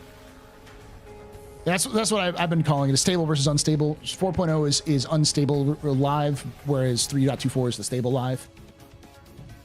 It's just you will actually not progress in 3.24 anymore. So they need to come up with a better name for it, though. They need a name for old version server. Just stable and unstable. Live stable versus live unstable. It's simple, easy. It's what they use for Steam games all the time. But your progress will only pass along from 4.0. Correct. If you play 4.0 preview, live preview, anything you do in 4.0 will progress to your character down the line within the next patch and so. But 3.24 will not have any more progression. They're wiping from 3.24. I also like the term soft launch. Soft launch is good, but usually I'd use soft launch for like an MVP rather than a full, like a sort of thing. So midnight tonight, EST time, probably more like 1 a.m., but yeah.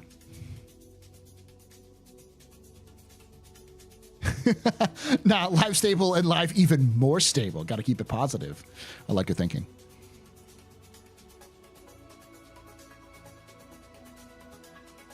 My favorite space caliber is 300 by 240, 2,400 millimeter Mac. Yeah. Magnetic accelerator cannon. Yes. No, I'm sorry. I keep getting distracted. We'll talk about it here in a moment. Even take away my space lasers. No PPUs. But you can never, Never. ever Ever. Hey, geek. take away my space game.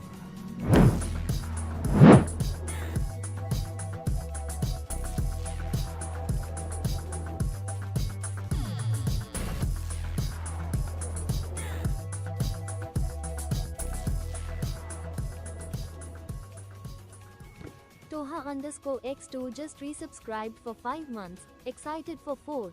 Zero's launch, even if it does catch fire, smiley face. Thank you, Toa, for that. 5 months to support. You're very important, Papa. Very impressive, very medium pedestrian. This is your fault. Who's one drinking night? Shots and cheers and chat. You know, shots and cheers. Okay, so no. Terra is complicated. Terra is the big hub point. In fact, I would expect 1.0 Star Citizen to actually start you in Terra by default. It'll be the starting location. It is the second home of humanity. Earth is its primary home. Terra is the world humanity chose. Its actual technical name is Terra Nova, and it's a big planet. It's a super Earth, so it's twice the size of Earth, but it's a lot better taken care of than Earth. It was naturally habitable. Didn't require any terraforming at all. The Kazi Grazer, which is the space cow that's coming in 4.0, that's actually native of Terra. It's actually a native Terran animal. It's going to be super lawful. And so Terra has been in production since the game was first kickstarted back in 2012. The problem is that, like, for instance, at one point they actually found a model of Terra Prime, the actual landing zone for Terra, in the game files. It was gigantic. Like, the cost was absurdly large. It was the entire cityscape completely rendered out. You know, like white box render, but it was white boxed out. But almost certainly most of that work has been thrown away because that was 2012, 2013, 2014 stuff, and pre 3.0. So anything that far back has probably been changed. So Terra has had a lot of work thought about it and put into it. So CIG almost certainly knows what they're doing and what they're not doing with it.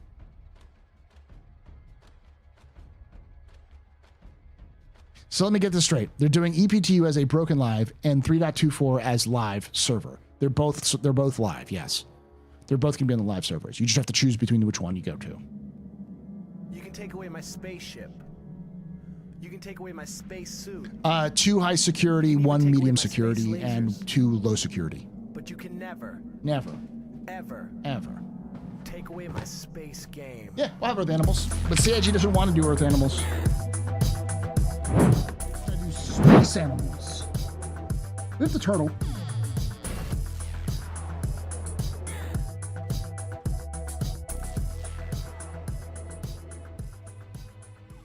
X Epsilon 115X just resubscribed for 15 months. Hot take.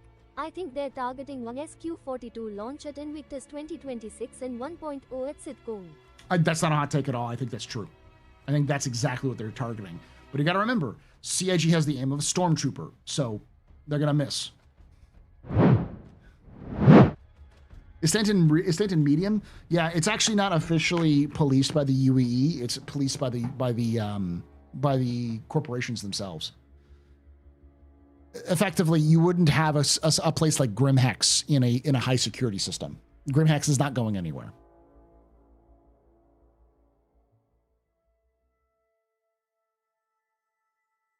These glasses coming off one of these dress helmetings? Probably at some point.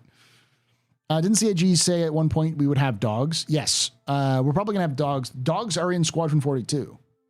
I can confirm there is a dog in Squadron 42, and you can pet them. But the source who talked to me about it said that at the time that they were originally released, the prompt to pet the dog was to assassinate the dog. You either assassinate the dog or eat the dog. You use that prompt to pet it. Yeah, they changed that, but they from what I could gather, it was some other sort of interaction that they wanted to do the pet, so they did the pet, but they basically hacked it by using another action to do that. Yes, that's why they didn't want to talk about it. It was a bug, but it's in Squadron 42. I no longer want to pet the dog. If the Astro Historian was a character from Star Citizen, where would he be based from? The University of Magnus or one of the universities of Rudder?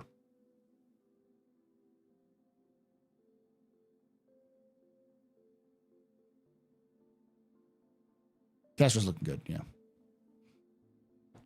So I can early confirm there is a dog in Squadron 42, and you can pet the dog.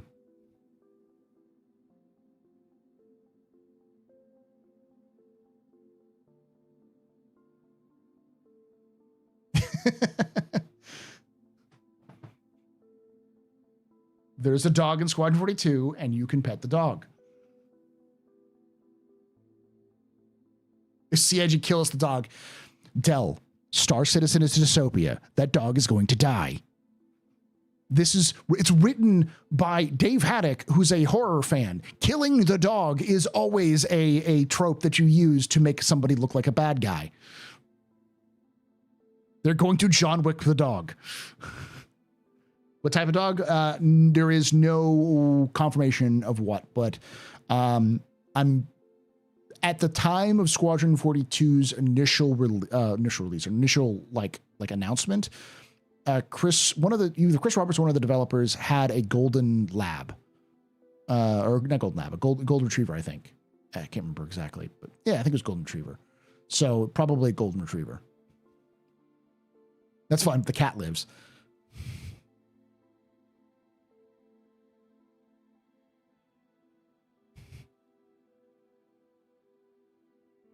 Show us the dog, Jared. Unfortunately, the model they used for the dog is based off that dog, and that dog passed away in like 2016.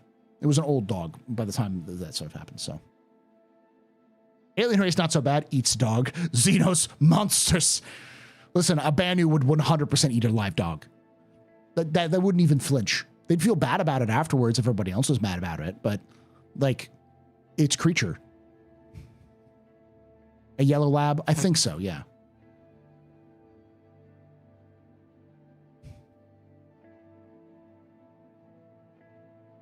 Yes, it's confirmed that it's being released by midnight or released by midnight. They're coming out tonight.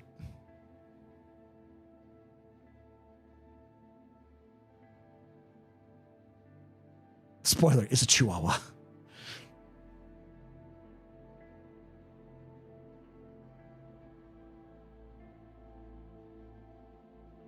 I don't know if they eat the sentient apes. They do use them as aphrodisiacs. So I guess they technically eat them. Also, gasping weevil eggs. But, you know. Banu would eat you if they could get away with it. Banu fucking eat everything. Banu would eat you and your spacesuit. The funny fact about the Banu, we'll go into lore after this, is that when the first Banu, Jerry, when humanity first made contact with them, if you watched Futurama, where the episode where they go back in time to to Roswell, and Zoidberg gets captured and they start to study him. You know that episode when they're part of that episode where they gave a bunch of food on a table, and there's like, General, we put the alien in stasis and gave it a bunch of food to see what it eats. And Zoidberg goes, oh, a buffet, but I have no money. And the guy goes, it's free. And then he goes, and then eats the whole fucking table. Like everything on the table. That was Jerry. Jerry was presented with a bunch of food, and he was like, they don't have gender. It was like, this looks like a wonderful food, and ate it. And it was like the food and the wrapper it came in. Like, I imagine Jerry just picked up and was like, ooh, this looks like an interesting dish, and then ate the plate.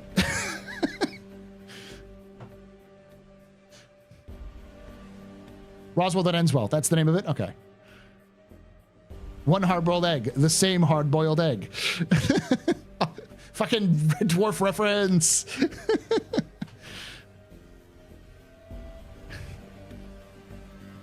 That's a good roughage. Broke the napkins. Yeah. because the Banu don't eat, they don't have taste buds the same way we do. The way they taste is because they have such good like gullets. Basically, they can eat anything. They go more off of texture. So like a lot of Banu snack foods is super garlicky or super spicy, like almost borderline inedible by humans, because they just like they get overwhelmed their senses because they just do not have much taste buds. But they do have like really delicate receptors for like feel.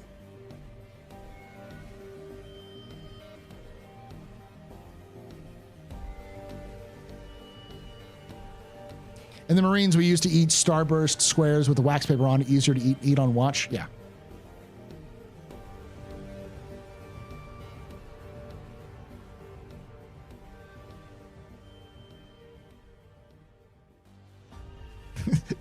Jerry was eyeing the table appraisingly until humans distracted him by interviewing the Banu. Yeah.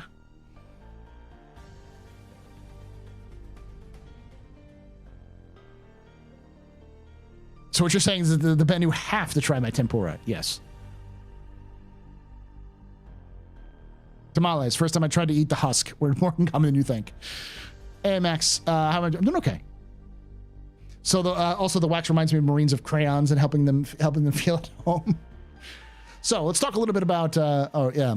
Did you spit it out after, or just chow it down?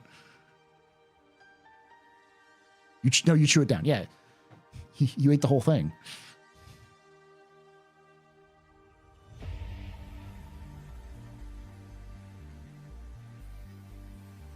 It's wax paper. It's not like brutal. You probably have eaten wax paper on accident. If you've ever cooked anything on wax paper, which you have probably, it gets stuck to cookies and brownies all the time.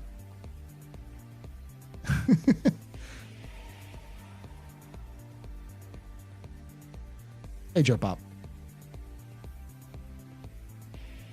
I do remember mentioned they started development of Nyx, but not exact words. They're being developed together. I think they're more focused on Pyro.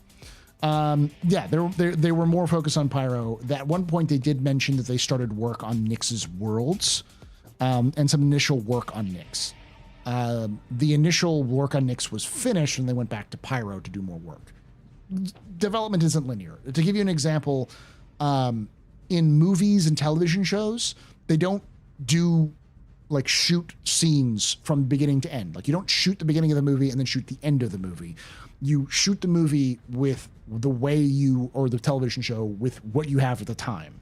So if like this one set is only available at this time period, then that's when you're shooting that fucking scene is on that set at this time period because that's what you got. So scenes are shot out of order and compiled in post afterwards. Same with development. You get something done and then you get it done to good enough and then you come back to it later and you jump back and forth. So I'm assuming what happened, because it was a couple of years ago, by like 2021, when they mentioned they were working on Nyx, they stopped working on Pyro for a moment. They went to Nyx. They got everything to the point where they were okay with, and they went back to Pyro to fix some other issues because maybe some other teams had finally come in and added points of interest. Possibly because at the time they were working on things like the Mighty Bridge software and the Rastar system. So they maybe got everything up to a point, and then they were waiting for Rastar to finish. So they decided to go work on Nyx in the meantime. And then once Rastar was done, they came back and tried to work with Rastar and that kind of stuff. You know, what happened with Castra and Terra? Huh?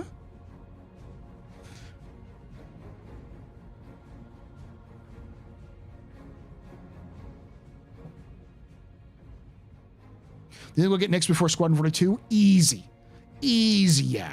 Oh yeah. Most of Nyx is, so the hardest thing that CIG has to do from now beyond 4.0 for content in terms of like new systems is the landing zones. The landing zones will be the toughest thing for CIG to do because they're always the toughest thing to do. Planets they can generate in like a week. They can make a planet like serviceable within a couple of months. So with one team working on Nyx, if they wanted to hard focus on it, they could probably get all of Nyx done by March of this year.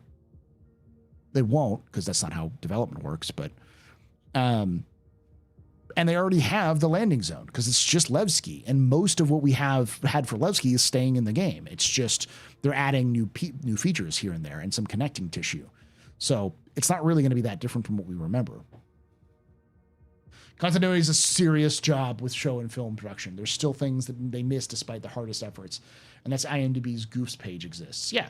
So like, for instance, if you shot everything on one day in this one scene in this one location, say like in a home, and then you didn't get access to that home again for pickup shots or for continuing scenes for another 2 weeks, you'd go back and you have to remember what the person was wearing, how much their shave was. So like what was their shadow like? What was their hair like? And they have to match those things. And every so often you'll see them not match properly. That's because they don't shoot them in order.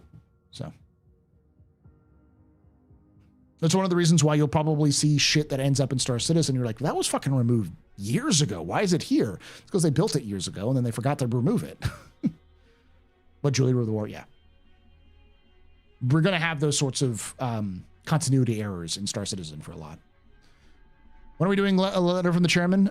We've been streaming for about 2 hours, so about 10 more minutes. Let me do my little lore breakdown, use the restroom, and then we'll start that. So someone asked, well, in the beginning, can we get a quick lore breakdown of the different factions? So there are 3 major factions. Well, there are 5 major factions of Pyro. There are technically 8 that I know of, but 5 that are important. One of them isn't in the game, but it gets referenced in game even 4.0. The oldest is called the Fire Rats. The Fire Rats are actually in meta-wise, they're actually created by the players. They did a live stream where they wanted to make a factions, and the players voted to make a cult-like group that worships the sun, and they called them the Fire Rats. It was like a brainstorming session with the players, and so it was the writers were working with the players and all that kind of stuff, and so it was kind of a back and forth, and they've been fleshed out since then, but they're actually created by the players. It's like the good side of the reverse redeemer, as you will. So the Fire Rats, as I already said earlier, are descendants from are the descendants of the original settlers of Pyro, the Pyrotechnic Amalgamation Corporation. When Pyrotechnic Amalgamated went under in 2650 or it was 2663, I want to say, in the mid 27th century. No, it was like 2563 was when it went down. 2563. Because there was So when they collapsed in 2563, there was a big exodus. The problem was because the company was hemorrhaging money, they didn't pay for people to leave. They just pulled out. So more than a few people were just abandoned in the system with no means of leaving, including a group on what is now called Bloom, Pyro 3, who were stuck with no means of leaving and were forced to live in their barracks with dwindling supplies. Until when they were at their most desperate moment, a pyro flare hit a passing transport that crashed almost directly next to their settlement. And that transport had a bunch of food and supplies, literally saving their lives. So because of this incident, many of them began to think of the sun as a god and began to worship the sun as a god. And they sacrificed their bodies to the star during its flares to show their loyalty to the star. So they're a cult that is also a gang, because the way that they make money is by breaking into your ship and taking your shit. They're a cargo cult, yes. They're kind of like the Children of Adam. And their main reverence beyond the star is an entity called the Prophet of Pyro, which lives in the mines of Monarchs. So in the mines of Monarchs, there's this weird thing where the flares can hit, and because of the way that the certain minerals are in some of the mines, it'll sound like whispers coming out. And because of pareidolia, people will hear random shit and words in these mines. This has been happening since as long as humans have been in those mines, and as a result, over time, it's sort of gathered this reputation as being a prophet, where you could go there and hear the words, your future, being told. And because of an incident with Tufo Fitzhugh of the Abyss in 2669, I want to say, or 2663. That's why I get it confused, because like Pyro collapsed in the 2560s, and the whole religious wars of Pyro happened in the 2660s. So, she was hunting miners who were using the mines as they're trying to like basically go in, and you've probably seen this today. It happens sometimes where like people go into old gold mines and try to scrape what's left over out of the mines, because they're not profitable for a big company, but they might be profitable for an individual. So miners are going into these mines and trying to get like what hard to reach locations were and kind of pull them out. So Tufo was specifically targeting these mines so that they could, raid these groups. And in one of these mines, she heard the prophet speak to her saying, ruler of ruin. And she believed it was actual prophecy. And so at the time, it was run by a group called the Akibu Gang. We're this massive gang in Pyro. And she's like, fuck that, I'm taking it. So she believed in the prophecy, gathered a huge support of zealous believers who believed in the prophecy, because people believed in the prophet before her. And through tactical genius, she won, which then made everyone believe that the prophet was fucking real. So yeah, people who believed in it before, but it was kind of like an urban legend, Mothman, Bigfoot sort of thing. But after she was running around claiming that she was the prophet, and then she was told by the prophet she would control Ruin, and then controlled fucking Ruin, and her gang was tiny compared to the Akibu gang, people were like, oh my God, it's fucking real. Holy shit, it's real. And so people began to go to the mines of Monarchs to seek the prophet's belief, a prophet's blessing. And the Abyss was fucking bad at their job. They didn't really do a good job of controlling Ruin. So a bunch of smaller gangs got together and took over, like pushed the Abyss out to kind of coalition government the Ruin Station. And then they broke down and started fighting each other. Several of them claiming that the prophet of Pyro said that they were going to control Ruin Station. So the Fire Rats believe in the prophet of Pyro, just to put it that way.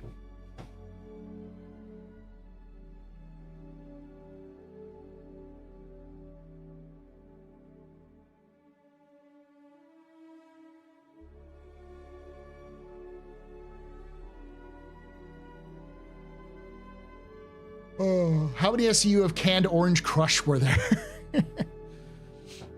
Did they eat the crew of the downed cargo ship? I think the crew of the downed cargo ship fucking died.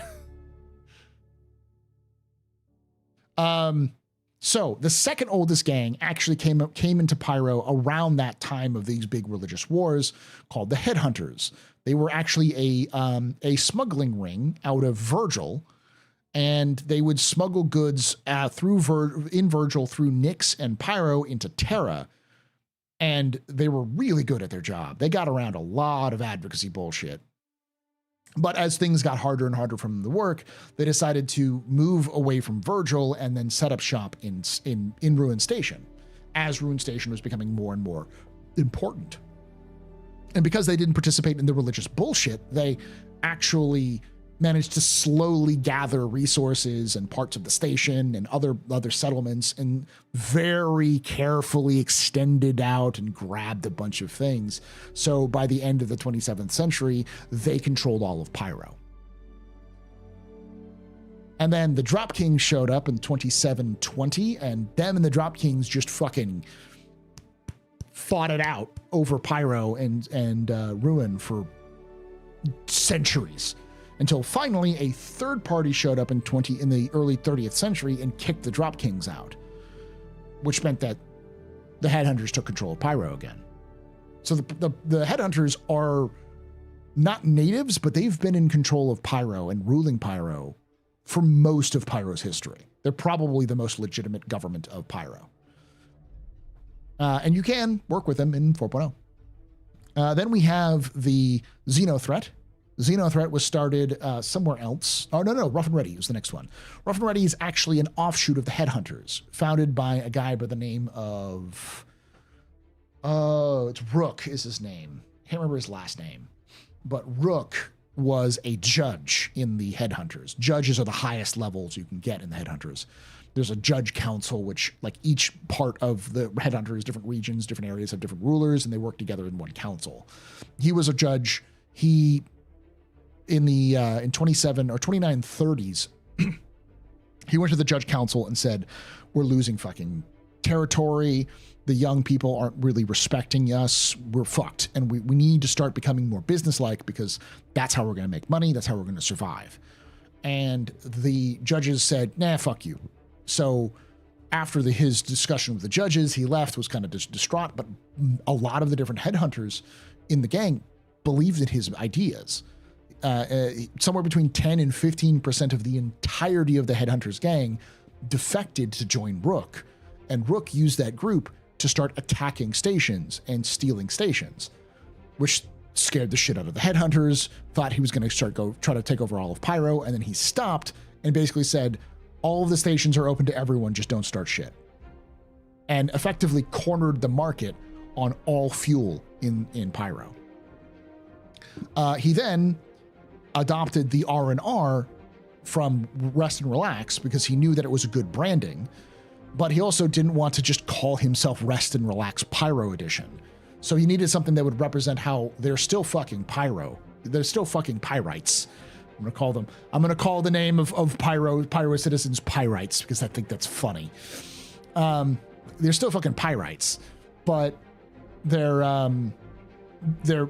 also a business. So they adopted the name Rough and Ready for the R&R. You can take away my spaceship. You can take away my space suit. You can even take away my space lasers. But you can never, ever take away my space game. I like Pyrites.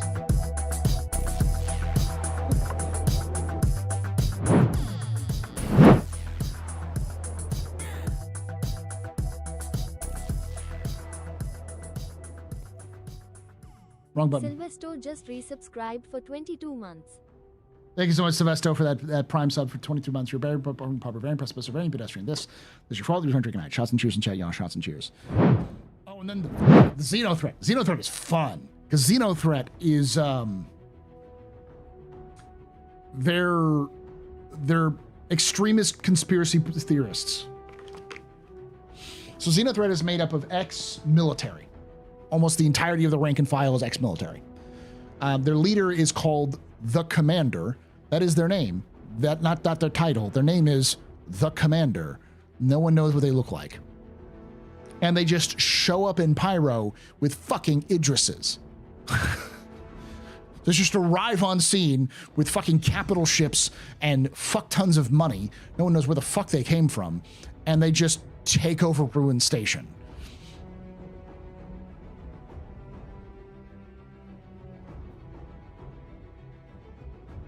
Yeah, good one, man. Pyrites, because it's pirates, but also pyrite is fool's gold. I think that works. Yes, he's the one who wears that helmet. Who made that the people of Stanton message? That's the commander. Xenothreat is Cobra, right? I mean, if you couldn't tell, that is the influence. Yes.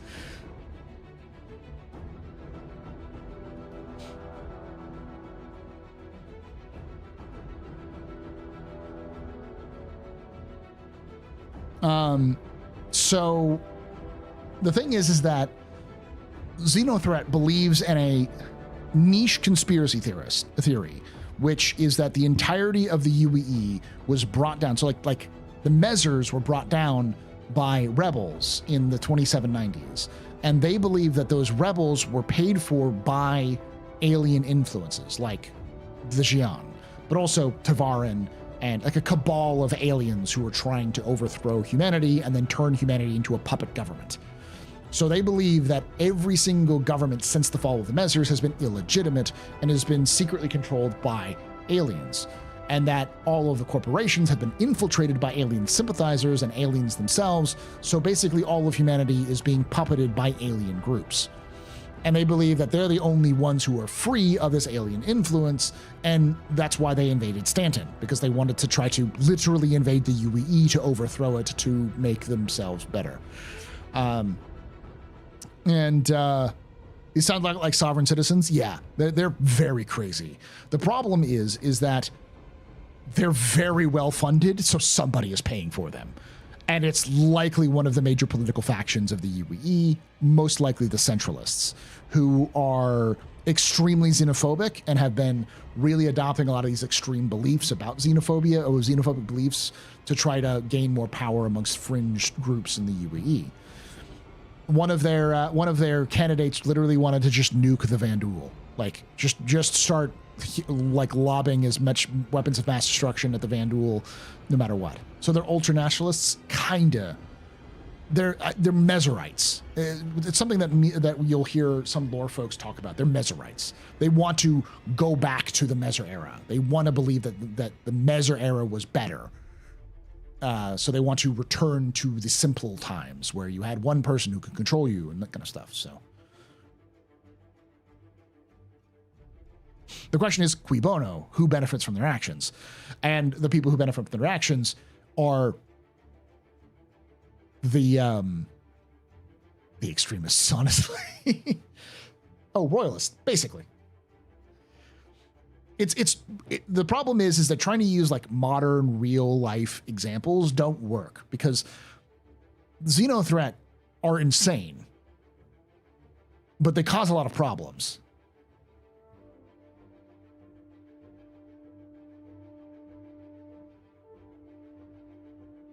It is parts of the Centralist Party that's likely funding them. Yes, because one of the things that Xenothreat does by attacking Stanton is proving that the UEE is not prepared for law and order. So they then can get laws passed that lets them do things like, I don't know, fund the CDF, give average citizens a lot of gunpower, firepower that they wouldn't normally have, that the Navy and the advocacy are both against because they're afraid that civilians with guns can be easily swayed to do things against the government.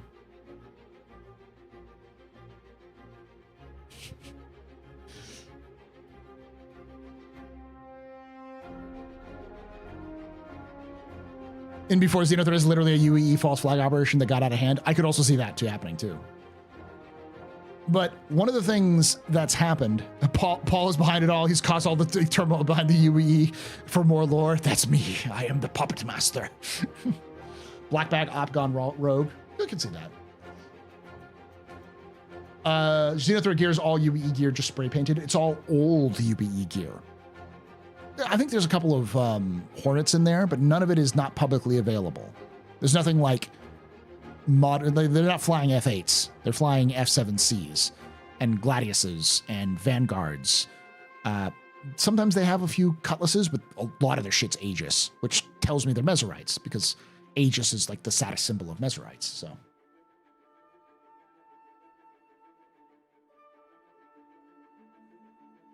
Yeah, but Ninetails overreached them with Siege of Origin. Ninetails are insane, man. I don't like the Ninetails have some crazy backstory we have not heard yet from. We know where they're from, but they're like such a mysterious organization. We don't like fully know why they do things they do. But anyways, Xenothreat takes over Ruin Station, and everyone in Pyro hates them. Nobody likes the Xenothreat at all. Period. Exclamation point, underline, bold. Everybody hates Xenothreat because Xenothreat is so politically like zealous with their beliefs that they piss off the UEE, which means they're bringing a fuck ton of attention to Pyro. And the reason why Pyro has been able to succeed and survive is because it's A, really dangerous to live there, and B, it's just not worth, the juice isn't worth the squeeze. It's not worth attacking Pyro.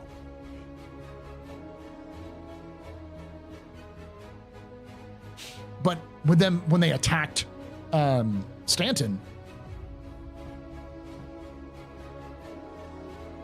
now it's not before this, it's not the UE's problem. And then they come in, they kick over the table of the UE, and the UE goes,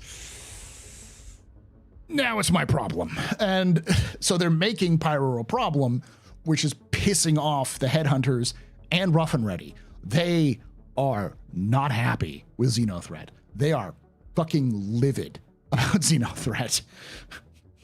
They're just like, you're fucking with our business. Holy shit, fuck off.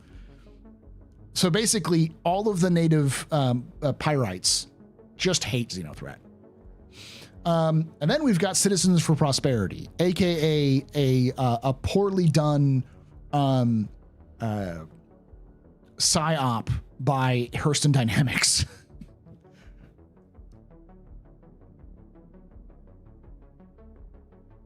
How big numbers wise do you think they are?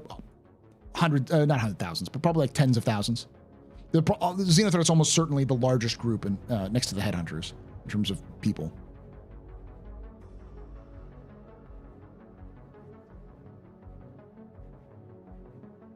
Will leveling up one of the factions' reputation affect others? Yes, eventually. Maybe not in 4.0, but they will eventually affect each other.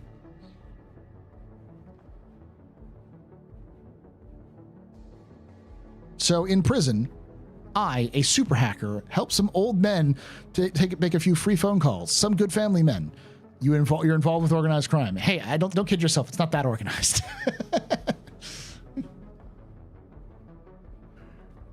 Yeah, I wanted to start in 10 minutes, but it's taking a little bit longer for me to go over it. Last group is Citizens for Prosperity, founded by a Hurston Dynamics accountant whose friend, who was a native of Pyro, was killed in a crossfire between gang violence and Pyro.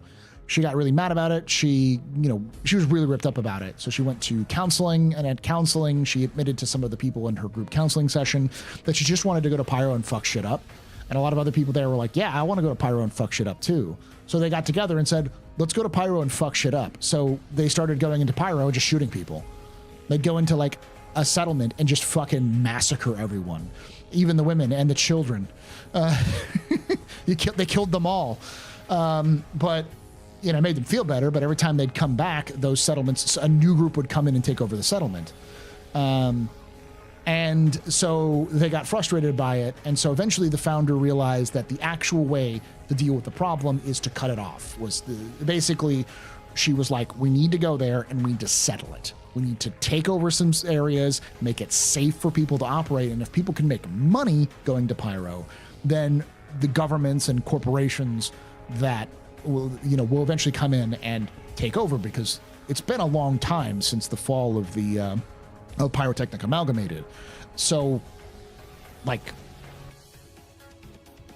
there are still things that Pyrotechnic never was able to achieve. Like, they weren't able to reach resources because they didn't have the shield technology good enough to, wasn't like efficient enough to survive the flares. So places like Pyro 1 probably have an absolute shit ton of resources that they were never able to extract. Some miners have gone there to extract it, but small independent wildcat mining operations are different from, blanking on the name of the company. They do Breaking Rocks. Is their company name? They're the big mining corporation in Star Citizen. I can't believe the lore guy forgot the fucking name. I know the name of it's Archon Station is the name where you have, I remember every detail. Shubin, thank you. Shubin Interstellar. There's a difference between, Billy Bob and Greg going in a prospector to go mine on Pyro 1 and Shubin setting up a fucking mining operation. Big difference. And, so that was her plan, but she said, hey, it's going to be hard. It's going to be rough. It's not going to be easy. And people just sort of like, fuck it. Like, she lost all support. And then Xenothreat did the thing. They attacked Stanton. And in February of 2951, they attacked Stanton, which then makes Pyro everybody's fucking problem. And then suddenly her idea doesn't seem so crazy. So she starts getting a lot of money, and she gathers support and invades Pyro and starts taking settlements, doing really well in taking these settlements. So Citizens for Prosperity was doing so well that she said, hey, this is the solution to all of our problems. Anytime you have a settled system next to an unsettled system, form a group like this and go in and start settling it. Effectively, squatters. What's the term? When you go in and you're like taking over land because no one's occupying it, but it's really not your land. It's squatters, but it's like there's a term for it. I want to say Sooners, but it's the wrong word for it.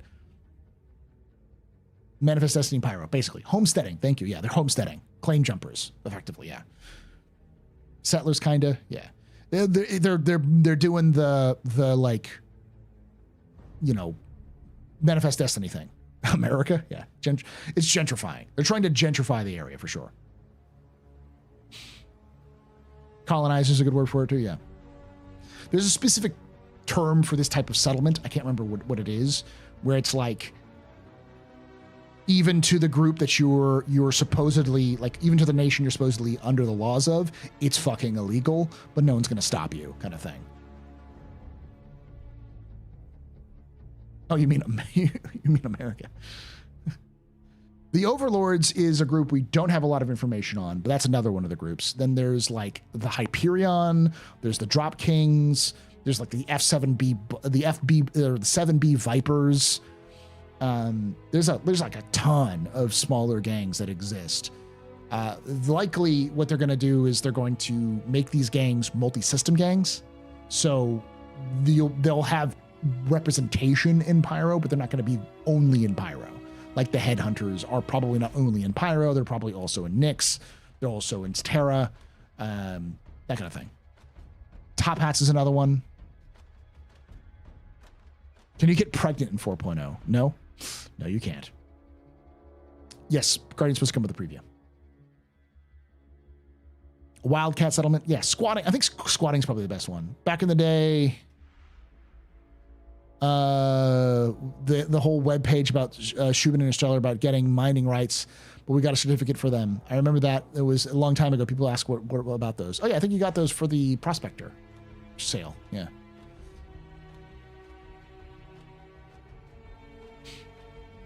Adverse possession might be the legal term for you looking for. I think that's the case, yeah. Or like hostile possession. Isn't homesteading more of an old times, more of the old times in the Wild West? Yeah. Homesteading is also sort of similar to that. Because the idea of homesteading is you go to an area which nobody officially claims, or like you can't find the legal rights to claim, and you just sort of build a house there so that like over time, no one's going to question why you own that, even though you don't legally own it. Yeah, the modern Israeli settlement system is kind of similar to that, where it's like legally dubious, if not straight up illegal, but no one stops you.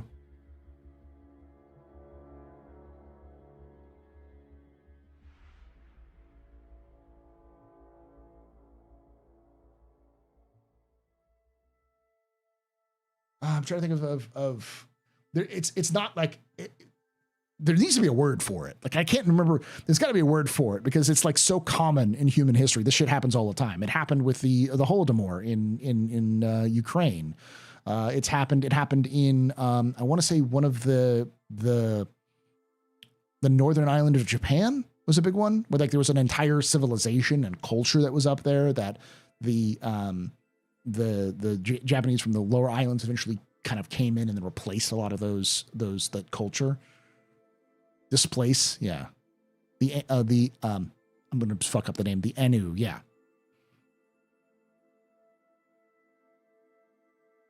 Kind of ethnic cleansing, but it's not like ethnic cleansing tends to be like violent overthrow rather than, or like forcible integration rather than just like sort of we're here, fuck you.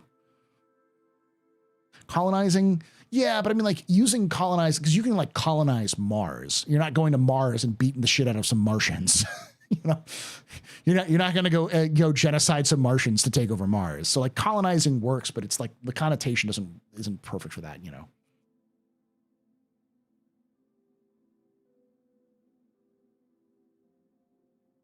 ChatGPT says it's closely to the release of 4.0 tonight. Yes, that is true. Don't listen to ChatGPT. I'm no more than ChatGPT. Occupying? Kind of.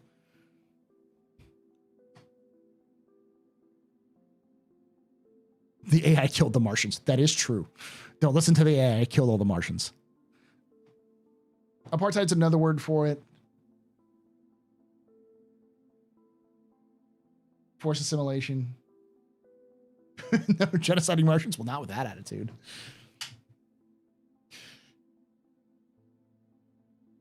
Annexation, yeah. So yeah, like, if you weren't able to tell from my comments, I don't like the Citizens for Prosperity. I feel like they are dicks. It's like, well, there's violence here. Yeah, then fix your fucking borders. It's not your fucking land. You haven't wanted that land for 500 fucking years. Now suddenly you want it because it's a problem? Cool. You could have stopped this problem from the beginning, but you chose not to because you just don't want to pay for the problem. So instead, you're going to invade somebody else that you caused the problem in the fucking first place for. Can you run missions for R&R, Fire Rats, or Xenothreats? You can run missions for R&R, not the Fire Rats or Xenothreat yet. You will be able to run for Fire Rats soon, and I think Xenothreat did have some in the preview. I don't know if they have them now, though. You cannot get Reputation with Xenothreat. The Fire Rats are available in some of the contested zones. So each contested zone has a different faction that controls it. One is the Headhunters, one is the Headhunters, one is Xenothreat, and one is Fire Rats.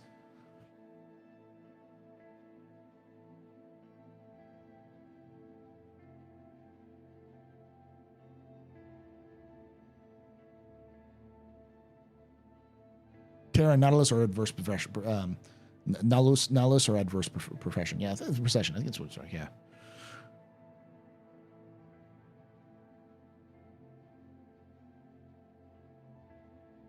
Ninetales are something else entirely. Ninetales are psychopaths. They have some sort of grand plan. Like, from my studying of them, they think they're fucking kitsune. Or kitsunes, or whatever it was. Don't get me to me on my fucking pronunciations, I know, but like, it's such a common belief throughout like China, Korea, and Japan. They all have versions of it. The trickster fox, like, that is where they get their name from. The Ninetales is literally a reference to the nine-tailed fox. Though they use the symbol of the snake, making the 9, and from my sort of research, that's also a Yakuza symbol. So they're at least tying themselves to the Yakuza.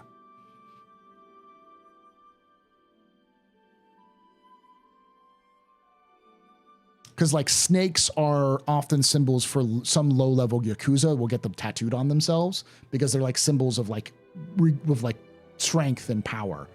So you notice that all the lower level Ninetales have the snakes. All the upper level Ninetales have literally the kanji for like nine-tailed fox on their helmets.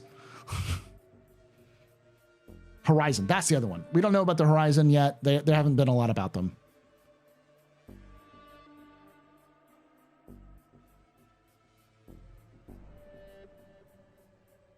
That happened here in Newfoundland. The Beothuk used to dominate the islands, but the Micmac are migrating into coastal areas, and the Beothuk just retreated. And then the Westerners show up, and the Beothuk packed up and practically ran, only for the White Devils to follow closely behind. They also give tuberculosis consumption until that off in the 19th century. Yeah. How do I get my cat Gandalf to stop trying to steal my bags of pipe weed all the time? You send the hobbits to Isengard.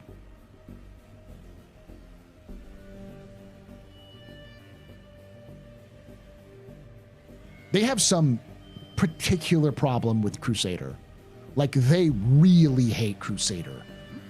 Some Crusader executives shat in their Wheaties, and they took it very personally. Send the cat to Moria. It's been 24 minutes since I said 10 minutes ago. I'm gonna go get something to drink and then we'll come back and do the read. Well, I thought the new citizens from Prosperity were from Pyro now. Nope. Negative. Incorrect. The citizens for Prosperity are from everywhere but Pyro. There are people in Pyro who help the citizens for Prosperity, but they are not part of the citizens for Prosperity. The trucker dude died. The trucker dude was from Pyro, and his death was the catalyst to get a Hurston Dynamics accountant into creating it. It smells fucking awful. It smells like Hurston Dynamics is all up in that shit. Yeah, well, we did read the same jump point. It was the very beginning of the jump point starts with the guy talking about how this guy died in a crossfire, and when he died in that crossfire, it was a Hurston Dynamics executive or accountant who was his friend, and I say was his friend. They were friend in the same way that, you know, a 19th century gentleman was friends with another 19th century gentleman, and they never got married and lived a very swinging bachelor life together in a giant mansion. That sort of friend. Pretty clear that was that kind of friendship. But he was from Pyro, and she was from Hurston, or at least worked in Hurston. And roommates, yeah, roommates.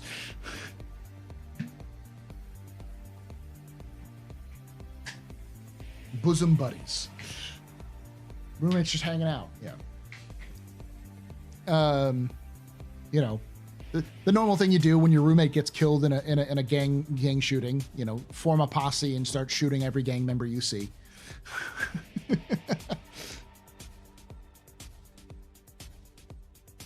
This sounds like a Hurston spin doctor helped write the backstory. It does. Because she doesn't show up until 2949. Like, that's when she starts showing up in the media with this idea. And why is she getting fucking play on, like, UEE, like, Spectrum level shows? She's getting, like, interviewed by the fucking Observist, which is one of the biggest, like, magazines in the UEE. It's like Time. She's getting interviewed by Time magazine about this crazy idea to settle Pyro. Like, who the fuck is getting this woman into these positions? Because she's just an accountant from Hurston Dynamics. This has Hurston bullshit written all the fuck over it. This smells of the Hurstons. Absolutely stinks of them.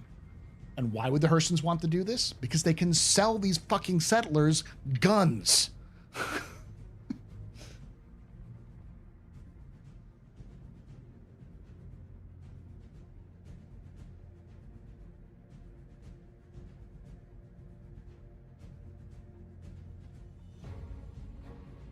What happens when you have a group of people who call themselves citizens for prosperity being threatened by violent gangs in an area? Maybe it entices the UEE to send a military force there, and who just so happens to use almost exclusively Hurston Dynamics missiles. I'm just asking questions, y'all. I'm just asking questions. Oh, and that settlement, every settlement turn has attritions. Yes.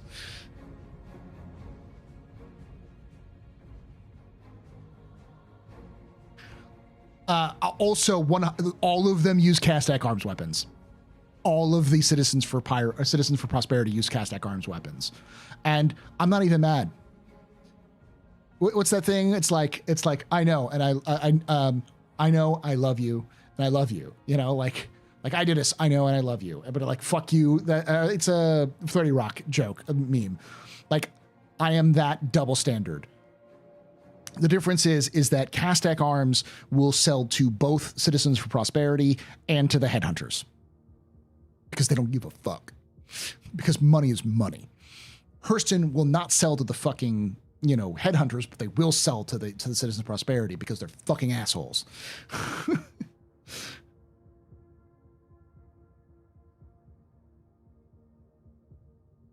Is there a historical analogy here where their citizens were put on someone else's land in harm's way to cause it to justify a conflict? That's basically the start of Spanish American, not Spanish American, well, kind of the Mexican American War was basically that. There's a lot of conflicts between between settlers and the Mormons. Pretty much a lot of Indian wars were started like that. So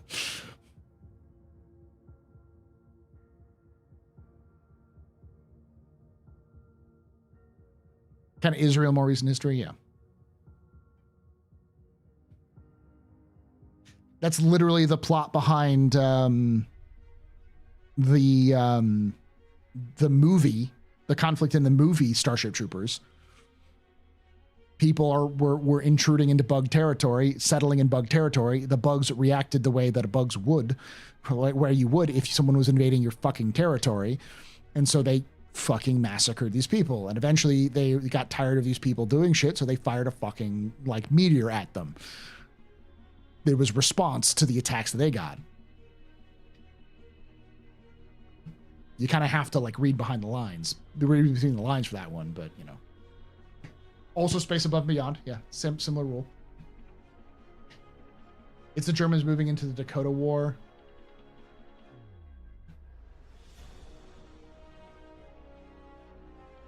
Frankly, I find the idea of a bug that thinks offensive. Also, another example of this that Loken will appreciate, that's how the Tau operate in 40K. They show up, slowly integrate themselves into the system, and then when the Imperium show up, they're like, well, this is our land now. We have to defend them. They're part of the Tau Va.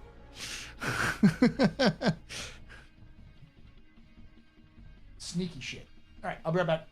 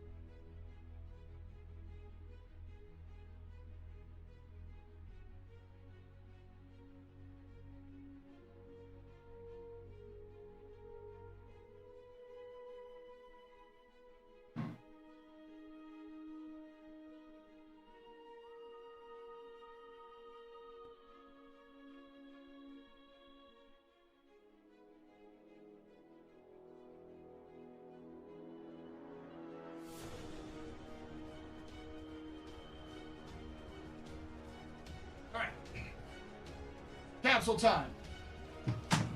Everyone get ready for a capsule. Oh, I turn off the sound alerts.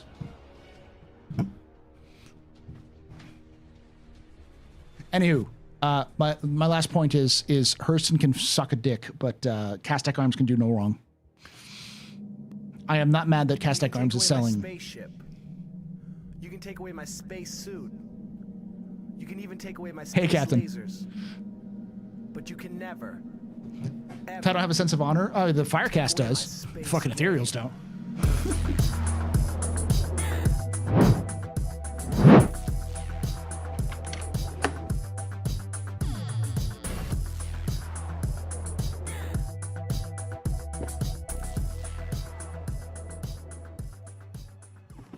Senale just resubscribed for 52 months. Dance for me. LUL. Thank you, Senale, for that 52 months of support. You're very important, pupper. Very impressive, business, very neat pedestrian. This is your fault. There was one drinking night. Shots and cheers and chat. Yeah, shots and cheers. Also, I don't know if you're still here, because I know you're kind of winding down, going to bed, but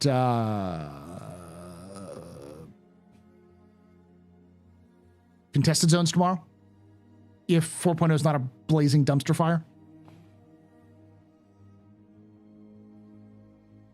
I'd like to discuss in more detail your crazy conspiracy theory that has no historical precedent that upstanding weapons manufacturing companies would engage in clandestine violent operations to stow discord and violence.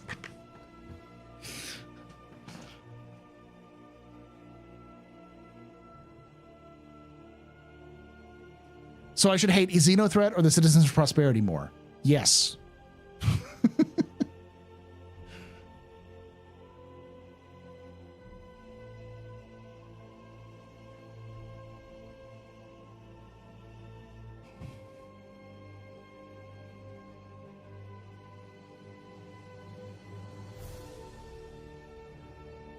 Office hours is now bathroom hours. Why are we talking about bathrooms? All right, capsule time. They're both bad for business.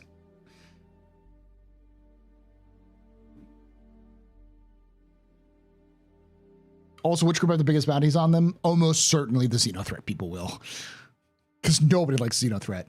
Like, the headhunters are going to tiff with the Citizens for Prosperity, but like the Rough and Ready doesn't give a shit. The credits given by the Citizens of Prosperity to Rough and Ready spend as much as anybody else's, so they don't care. As long as they don't cause a problem to them, they're fine. And but everybody hates fucking Xenothreat. Like, if there's one group that I expect the Citizens for Prosperity, the Fire Rats, the Horizon, the High Hats, the Overlords, the Headhunters, Rough and Ready, all of the gangs to just be like, fuck those people in particular, we're uniting to kick them out, it's Xenothreat. I expect a united gang alliance against Xenothreat as an event. 4.0 underscore preview is the new file name for those who need it. Is it finally out? You have the same water bottle? Yeah, Nalgene. Will we have bidets? I'm hoping so. Well, just posted. Okay. So it's coming out soon. All right. So before everyone runs off to go burn up the servers, let's get started with this. For those of you who do not know about my capsules, I'm going to read through the entirety of this letter. I'm not going to respond to chat. I'm going to talk a little bit about the context of the letter, and then we're going to I'll talk about my own sort of hopes for the future with based off the letter. And because I'm doing it for video, so it's going to be a section of this live stream. So because not everyone's going to be able to watch the full live stream, and then it'll be posted up on YouTube later. So, all right, here we go.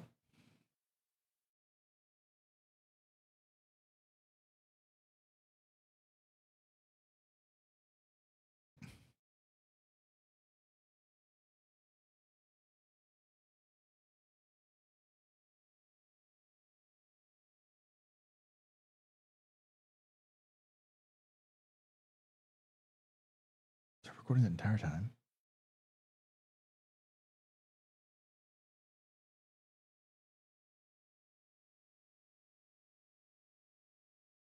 How old was that? Oh, I just hit it by accident. Okay.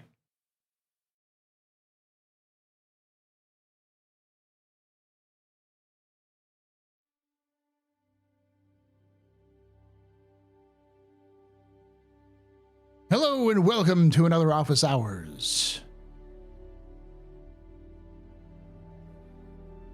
capsule. That's right. Another section of my Office Hours live stream capsule that I do on Thursdays at 8 p.m. Eastern, 5 p.m. Pacific, live on twitch.tv/TheAstroPub and here on youtube.com/TheAstroPub live. Love to you come join chat here while we look at the Star Citizen's lore, news, and more. And you'll start seeing a lot more of these in the near future because as I moved Captain's Table away from this channel to its own channel in the new year, this will be mostly doing these sorts of live reactions and sort of analysis that I do on YouTube. I'll do some other stuff as well, but that's kind of another thing. Let's talk today about a big release, which is the letter from the chairman. If you haven't seen these, we get these usually once a year. They're written by the CEO and founder of Cloud Imperium Games, the makers of Star Citizen. His name's Chris Roberts. He's pretty big for doing video games in the 90s, specifically the Wing Commander series. And these are usually good insights in terms of what has happened throughout the year and what they're planning on doing in the new year or going forward from the letters written. So this is a big one because it talks specifically about the release of 4.0, which as of this recording is not released yet, but will be released by the time you watch this, and how patches will be working going forward in Star Citizen. So let's read through the letter. It's going to be a little bit, so make sure you grab something to drink, eat something, and if you enjoyed the video, as a reminder, hit that like button. It does help a lot. Let's get started. All right. Long ago, lost in the mists of time before COVID, at CitizenCon 2949, we showcased the first in-game prototype of traveling from the Stanton system to the Pyro system via jump point. After a much longer than anticipated development process, what we teased in 2019 becomes a reality for all players when we launch Star Citizen Alpha 4.0 to the live servers as part of what we're calling the 4.0 preview. For the first time in our history, we will run 2 live releases in parallel, each with their own progress and persistence. This means you'll have the unique opportunity to choose which version you want to dive into, at least for a little while. At this stage, we both want and need the high traffic of a live release to thoroughly test server meshing and the newly refactored systems that rely on it as they go through their final paces. We acknowledge that we did not have time to get all the mission types working before holiday break, which is why we have decided to temporarily support 2 parallel live tracks. Alpha 3.243 will remain available so you can play the missions and engage in your own game loops that are not working to our new playability standards in 4.0. Meanwhile, the 4.0 preview will also be accessible from your launcher as a second live option. If you're not interested in previewing 4.0, you can simply select Alpha 2.4.3 from the drop-down and continue enjoying the current live build. So, if it's not clear, I'll make sure to try to break it down even further. There will be 2 versions of Star Citizen Live. The live version, which will be more of what you typically will call a stable release, which is 3.24.3, current build we have right now, and then the unstable release, because it's not fully completed or not fully up to the standards they want it to, with Alpha 4.0. Personally, I like this change, and I'll go more into depth on it when we kind of finish up the talking. But that means that you're going to have both 4.0 options and 3.24.3. So if at the time of this watching, you're trying to rage watch because 4.0 is currently a dumpster fire,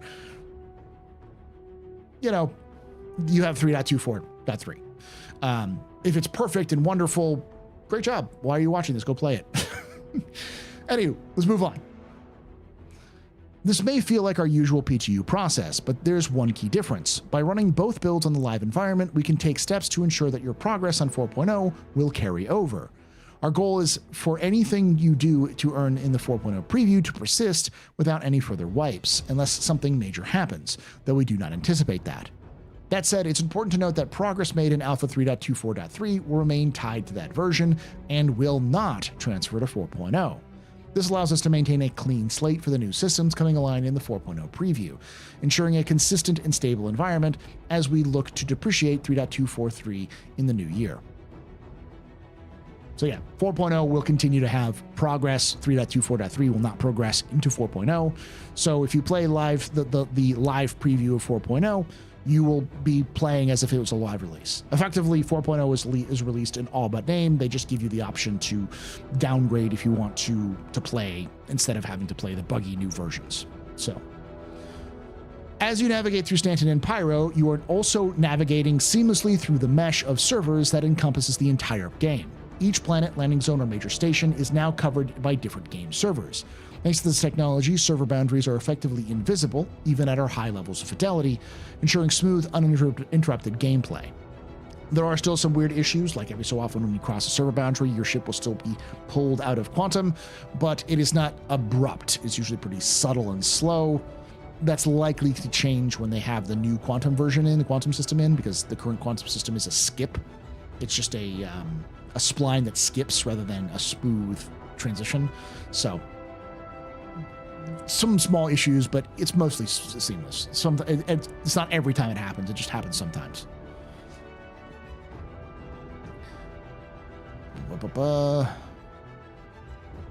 This means that server performance, playability, and overall health are now local to each of the nodes in the server mesh.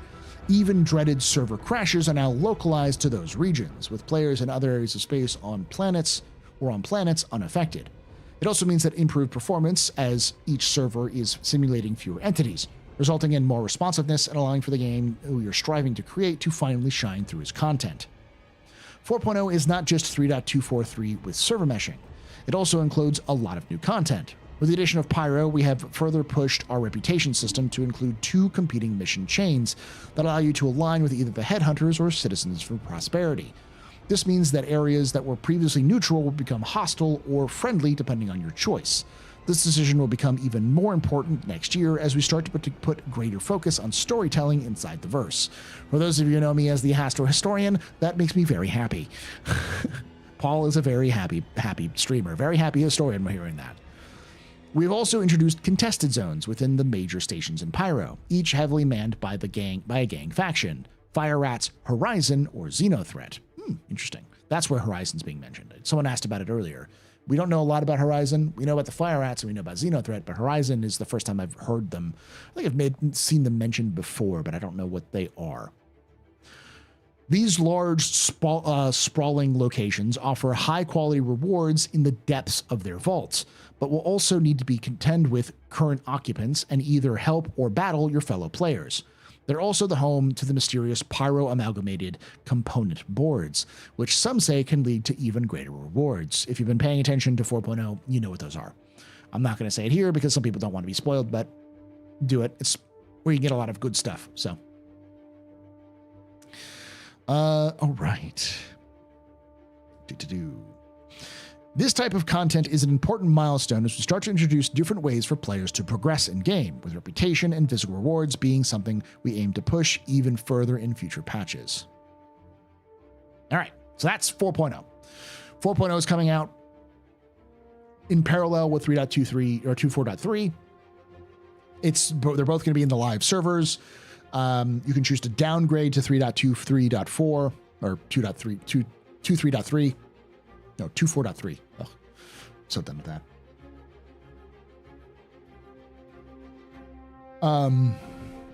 But effectively, 4.0 is live. It's just not the only live server.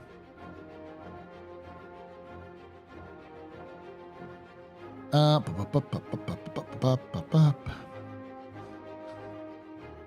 2025, a focus on playability. This is where CIG says everything you want to hear, but I don't know if you can trust them. I'll talk about that here in a moment.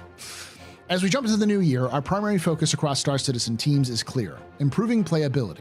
Our drive for playability surrounds 3 critical areas: performance, stability, and content. We understand that live environment must be far more reliable and consistent, and we're determined to deliver on this. The sentiment many of you have shared, and one we wholeheartedly agree with, is that if our current game, as it stands today, ran smoothly with fewer obstacles and bugs, it would provide an unparalleled experience. Over the years, we've experimented with different approaches to improve the quality of life, QOL, and tackling tech debt. However, the ongoing challenge has been balancing these efforts alongside the introduction of new features and technology. Too often, testing new features within the same pipeline as content has led to unintended ripple effects, creating instability, hindering performance, and impacting overall gameplay. In some cases, new features are not fully mature, have delayed the release of content, or caused blockers that impact our progress. This has prompted us to reevaluate our approach to feature and content rollout, focusing on steps we can take to bring the game to a better state while maintaining steady delivery. To achieve our goals, we're making fundamental change, decoupling feature development from content creation and general fixes. This means new features will no longer hold up content delivery or risk destabilizing the live environment.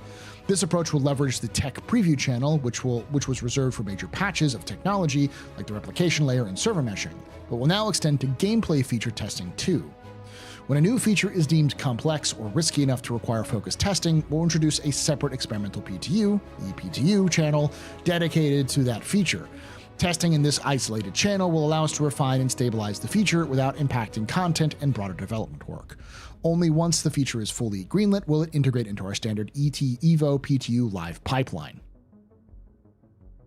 This means we'll have more stability and predictability in our ongoing game releases, as the main development stream will not be disrupted by untested features still being worked on. Instead, the team can focus on improving stability, performance, and QOL alongside this playability initiative. We're also tying together our content releases so they feel more connected to the world. This means each new content drop will be more focused and drive an overall narrative forward, similar to our Overdrive and Save Stanton events. This content will then unlock new and powerful rewards, including ships, armors, and weapons that you can play to earn. We're taking this approach to deliver more things to do, and more often than we have in the past, where we have frequently been held hostage by tech or feature work that has been taking longer than anticipated. Our objective is to make Star Citizen more stable, more performant, and more fun this coming year. Heresy. Star Citizen fun? Heresy. My whole career, I have created the games I wanted to play as a gamer, because I could see the game in my mind's eye that didn't exist. I felt if it did, it would be amazing, and I could see the steps needed to make it a reality.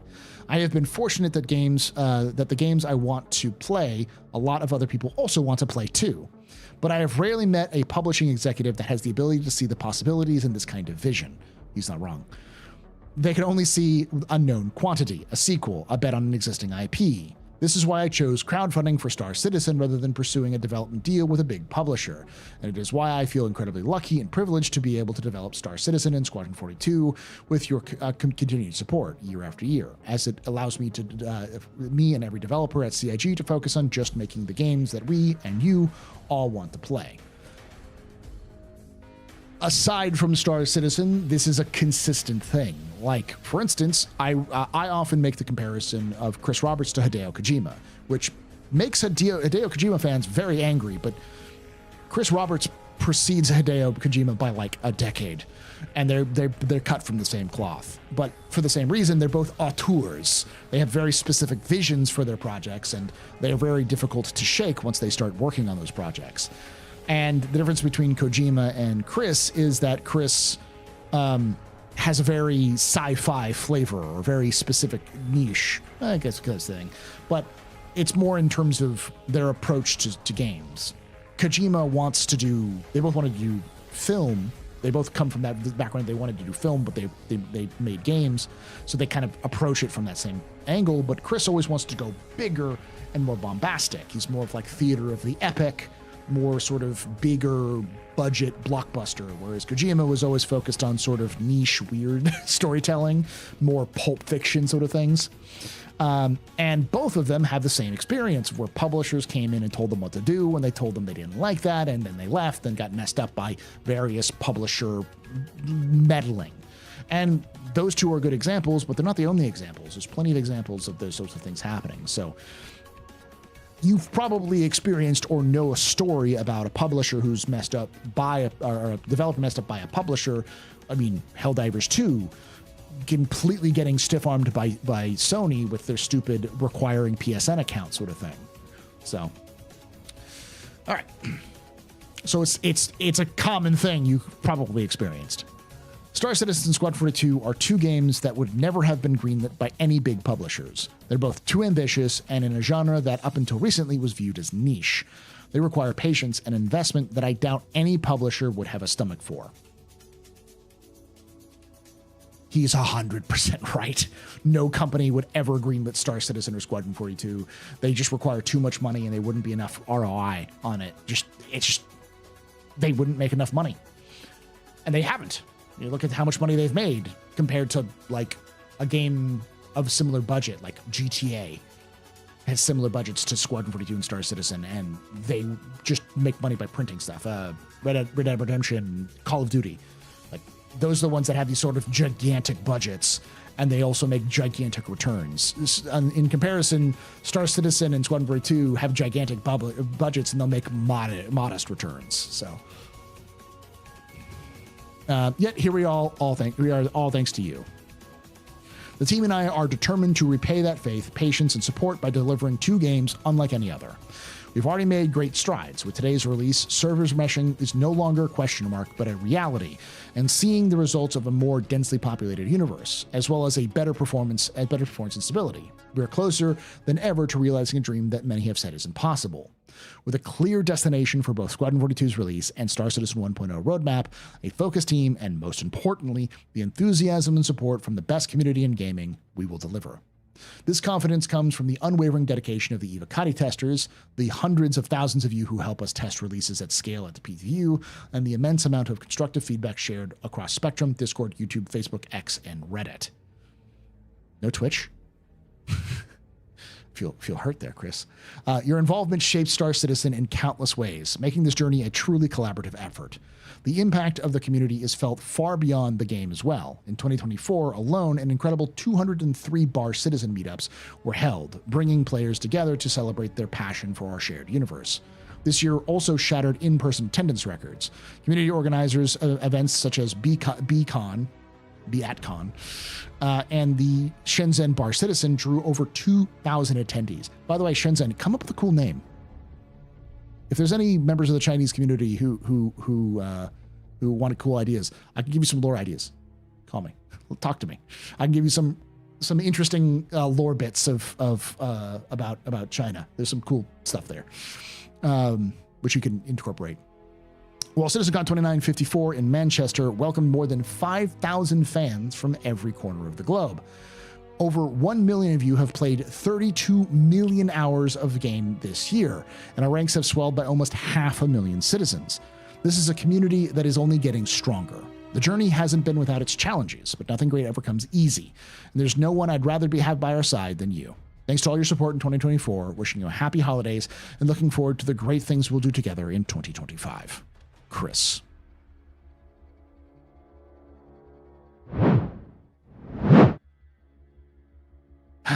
So, let's talk a little bit about this, and then let me kind of extrapolate what probably is, what I like and what I dislike about this. So the first thing we can tell is that 4.0 and 3.24.3 are going to be released in parallel, and 4.0's release is going to be the actual release that matters going forward, but because it's still not fully there, they are releasing a little bit extras. It's effectively there, it's just not all the missions that are in 3.24 are there, is their argument. So it lets them give that sort of playability argument where people, I have seen this many times, many people in my comment section or on Twitch have said CIG needs to stop adding things to the game and just make it functional. But there's the other camp, which admittedly I'm part of. I'm a move fast and break stuff sort of guy. There are just, add where is X, Y, or Z feature? Where's, bounty hunting? Where is scanning? Where is exploration? Where is science? Where is base building? Where is, any number of things that CIG has promised to do and hasn't put in yet. With both of those sorts of sides, CIG is threading the middle where you want stability. There's 3.24.3. Is it great? No, but it's probably going to be better than the 4.0 release, at least initially. So you still have something you can get back onto. But there are people like me who are like, forward, onward, charge over that burning trash can. You can still do that too. And those people are going to be the ones who get to continue the progression. So there's at least an incentive to do so. So that also leads to the focus on playability. So it's a little confusing, but what I can gather from this is that CIG is going to be breaking up releases into two different camps: content and features. Now, I've had people in chat ask, what's the difference? Content is, based off my understanding, effectively taking what we have in game right now and expanding upon it. Think about Save Stanton. Save Stanton is taking missions that already exist in the game of Star Citizen and simply strings them together with a connected goal and narrative. Hunting an Idris. That's the end of the chain for the Arlington Gang missions. There are assassination missions, which exist already, and, killing all the bunkers and destroying aspects. They're taking elements of the game that already exist and little plug-in pieces of the mission tech and putting them together. That's content. Things like Xenothreat or the Assault on Stanton, those are content. Or Assault on Stanton, what is it called? Siege of Orson. That's content. Whereas bounty hunting or scanning is features. So it sounds like what they're going to do, and we'll show this again so you can see. We will have an Evocati, which will then go into PTU. The Evocati might have the Evocati might have features and content in it. But once we get to PTU, they will separate anything that they think is going to be disruptive to the content and pull it out into the ePTU. Once it's an ePTU, it will then completely skip live and go into a separate release. So you can think of this as, let's say, 4.1. And if there are features that are not going to make it well, like that don't play well with the content, it'll be pulled out into an ePTU and be sent off to an Evocati after the live, which will be a like a 4.1.1 patch. Or if that doesn't work, a 4.1.2 or 4.3, whatever, future patch that can survive it. So they'll be testing it off and on. They may turn it off and turn it back on with as a tech preview rather than being a completely new thing. So ePTU now is what we used to call the tech preview. It's now, that's what it is. ePTU is called experimental PTU. So what we're having with 4.0 is sort of like that, but kind of not. I wouldn't expect, for instance, 4.0 to actually release. In fact, they're going to, what did they say? Was the term devalue?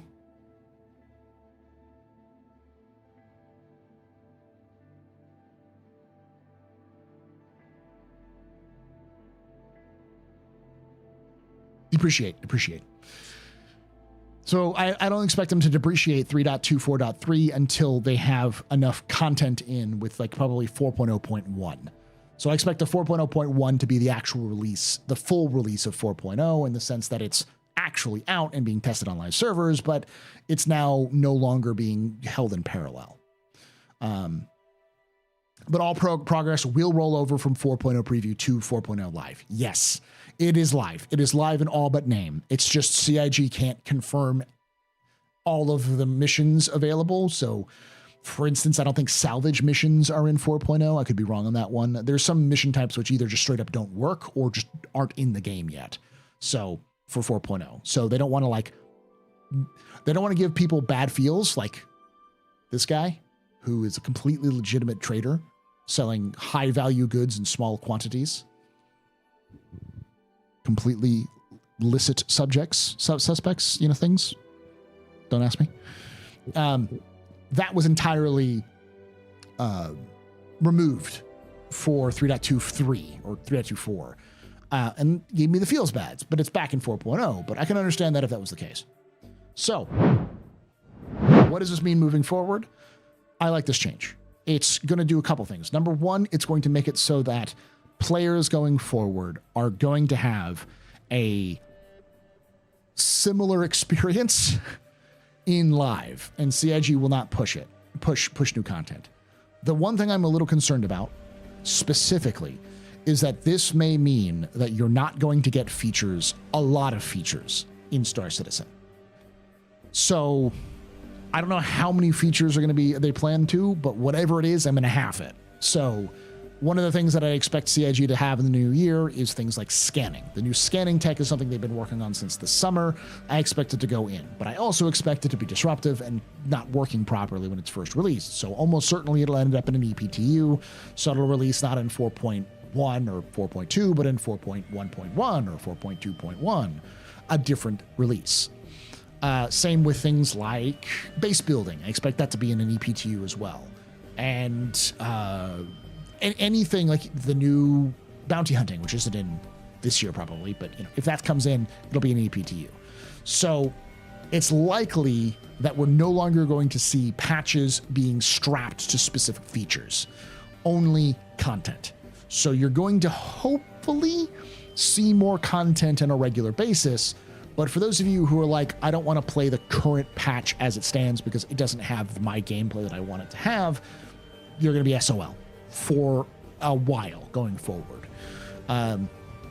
So it's going to probably feel a little undercooked initially and maybe get a little bit better. But it is how it is right now. I do think that there'll be a large contingent of people who are very happy with this move, because more and more people are say basically I would play Star Citizen if it was stable. And with 4.0's at least ePTU releases or PTU releases, it is actually pretty stable. There's some weird bugs, but it seems like those bugs are more of CIG hasn't had a time to evaluate those bugs, and more of and they'll get to it once they get the stability issues worked out. So now this does mean, because there will be questions come up already in chat, I can see this, which is, can I still do save Stanton if 3.24.3 is? Yes, you will still be able to do save Stanton in 3.24.3 until it is completely removed from the live features. That's when they're going to start doing probably the save Stanton sections for Pyro. So if you haven't done save Stanton, that'll be one of the reasons why you continue to play 3.24.3 for sure. But you'll also have to download the game twice. So from the current guesstimates is that to have both 3.24.3 and 4.0 preview live will run you about 250 gigs of space. It's going to be expensive if you want both of them on there. You can also rename the folder. I believe, let me look at the chat. Someone said, put it up there. Specifically, Benoit said that it is going to be, you could rename your folder 4.0 _ preview.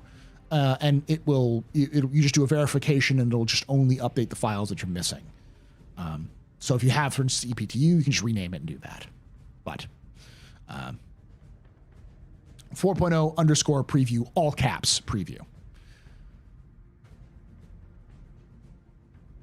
So interesting times. This is a pretty big update from Chris, and it seems like we're going to see an interesting direction shift from CIG going forward. But as always, I want to hear your thoughts. Do you like this change? Do you think that this is a good idea? Do you think CIG will even stick with it? Do you think CIG Chris is just trying to honey words us and say, oh, we promised this, but they're just fighting fires. They just know people are mad right now, and so they're angry about it. To give you context as well, Darionator did some math of the things that he said, which was saying 1 million of you played 32 million hours of the game this year, and that came out to an average, with some guesstimates, of about 3,800 people average per day playing Star Citizen. And if that sounds low, it is. Almost certainly activity has gone down a little bit. So if that's the case, you're probably looking at CIG reacting to the fact that engagement is lower than it has been in previous years, and they know they have to change it, because one of the reasons why it's so low is because Star Citizen was kind of awful in terms of a lot of things this year, and on top of an awful year previous years in terms of playability. Content was great, or features were great, but, problems. So, as I said, let me know down below in the comments your thoughts on any of this. Make sure to join us live at twitch.tv/TheAstroPub, youtube.com/TheAstroPub live. If you did enjoy this, hit that like button, subscribe for more content, and hit the bell icon to be notified when these release. And like I always say, hope to see you someday in the black.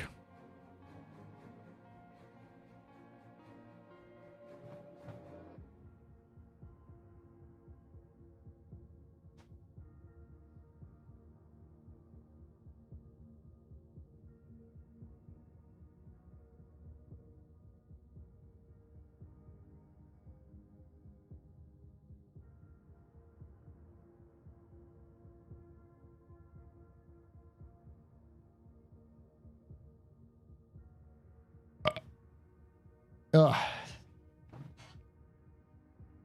right, sorry about that. I saw Becky rated. How you doing, Becky? So you came in right when I was doing a capsule. So is 4.0 out in a live preview yet? My brain has been burned a long time ago. My brain burned out a long time ago. Question: when will the ability to save location data be available? Is that coming in a scanning or sometimes later? At least the groundwork is going to come with scanning. 4.0 build got green light. They're warming up the preview environment. All right. So it's almost ready to go. You can still salvage panels, right? I think it's everything you can do in Star Citizen or Star Citizen 3.2, 4.3 you can do in 4.0, except for a couple of missions. The little box delivery mission is missing, for example. Hauling is there, though. I hate the box delivery missions. I'm glad they're gone. But yeah.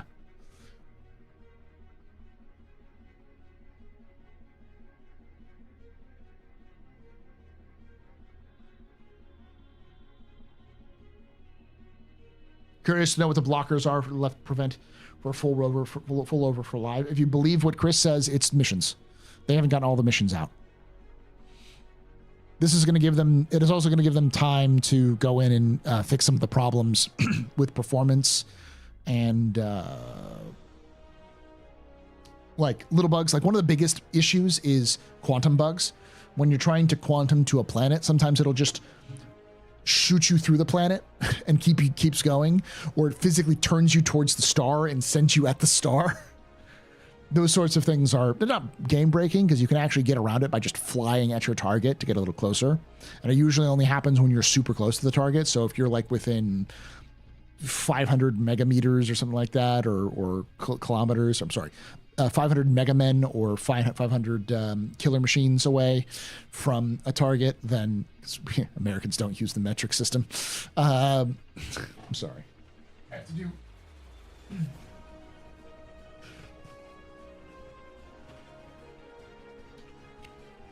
When y'all are in 500 Mega Man or 600 killer machines, give or take, or gigantic Mothmans, maybe about a gigantic Mothman away, then it can do some weird things in the quantum. So.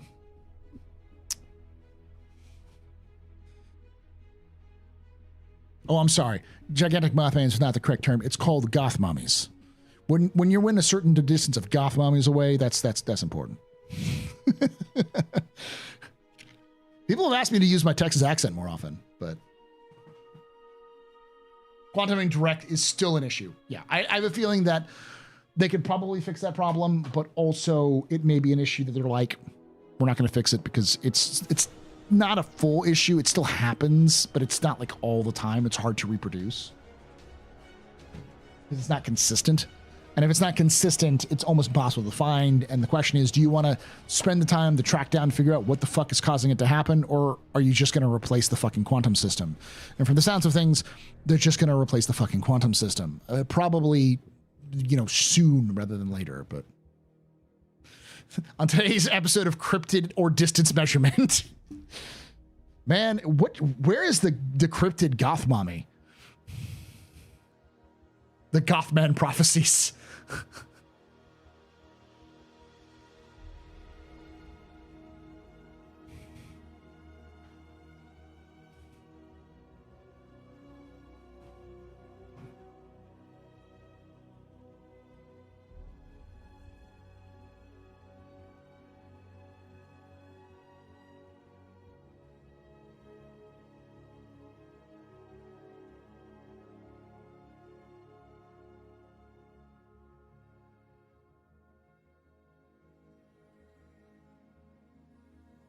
Devs are memeing on Knight Rider. Didn't Xylo time out Knight Rider? By the way, if any CIG members are in chat, you're a coward. Speak up. No balls. No balls. That includes you, C Daddy. No balls. Speak up.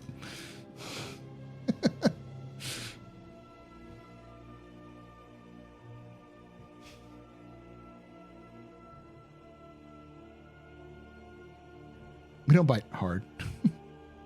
Hey, sometimes they're into that thing. Devs are putting deleted by Knight Rider CIG. It's a fucking meme. Everyone does that. I'm sure Knight Rider, shows up in chat sometimes, will put that in chat.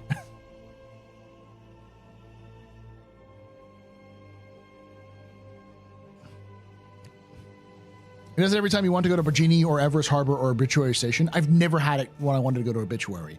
I've always had it trying to go from Obituary to Bloom. But only when I select it in the map, or if I'm that close.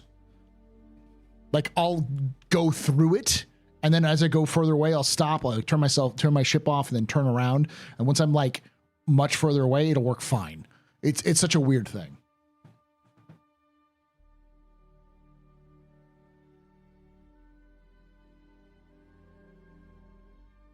I've never had it with your own points. That's the problem.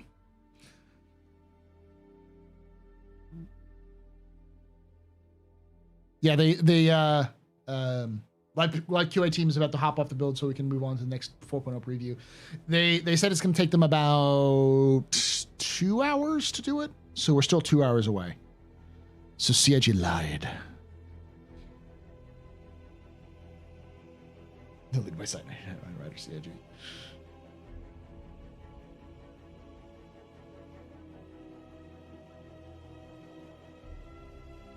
Live preview is 2 hours away. Because earlier they said that it takes them 30 minutes to push a hot fix and 2 hours to do a live patch. Minimum, yeah. Ladders is here. That's good. I was about to say, where are you, folks? Gotta call you out. Because like if CIG devs are in chat, that means CIG devs are up. And if you're up, first off, what the fuck are you watching me? But, you know, thank you.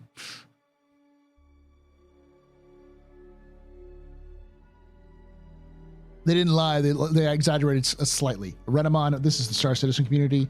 Chris Roberts mentions that he wants to put in, you know, a thruster that shoots green flames. And when that's not put in 5 seconds after he mentions it, the entire community claims that Chris Roberts shot their fucking dog by not doing that.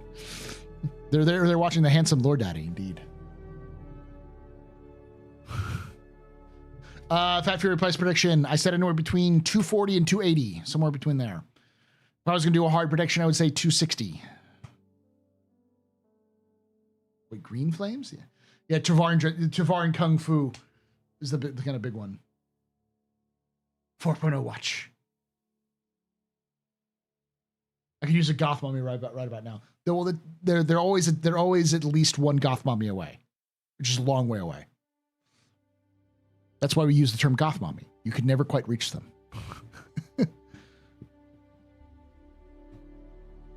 Do you think engineering will be the first potential disruptive feature? Yes, 1000%. But from the looks of things, it's basically, do they think it's going to be, they're going to go through Evocati. So it's going to go into Evocati no matter what. And the second that it goes into Evocati, when they go out of Evocati to PTU, that's when they're going to make the decision whether to spin it off into its different thing. So I expect that we'll probably start to see them no longer post patch new patches. Like I don't expect, well, especially since Jake no longer works for CIG, it's probably going to take them some time to move people around to the right positions. So my guess is we probably will not see a new update to the patch, the roadmap for 2 months minimum, you know, like after January. So like March will be the first time we get it. So they're either not going to do that at all, or they're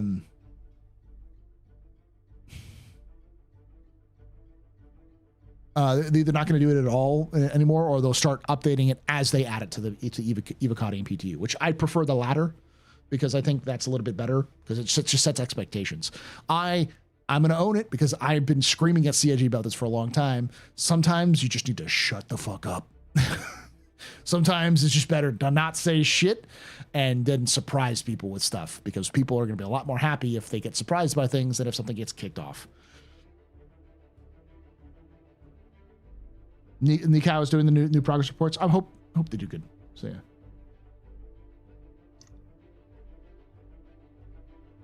Where are my swords?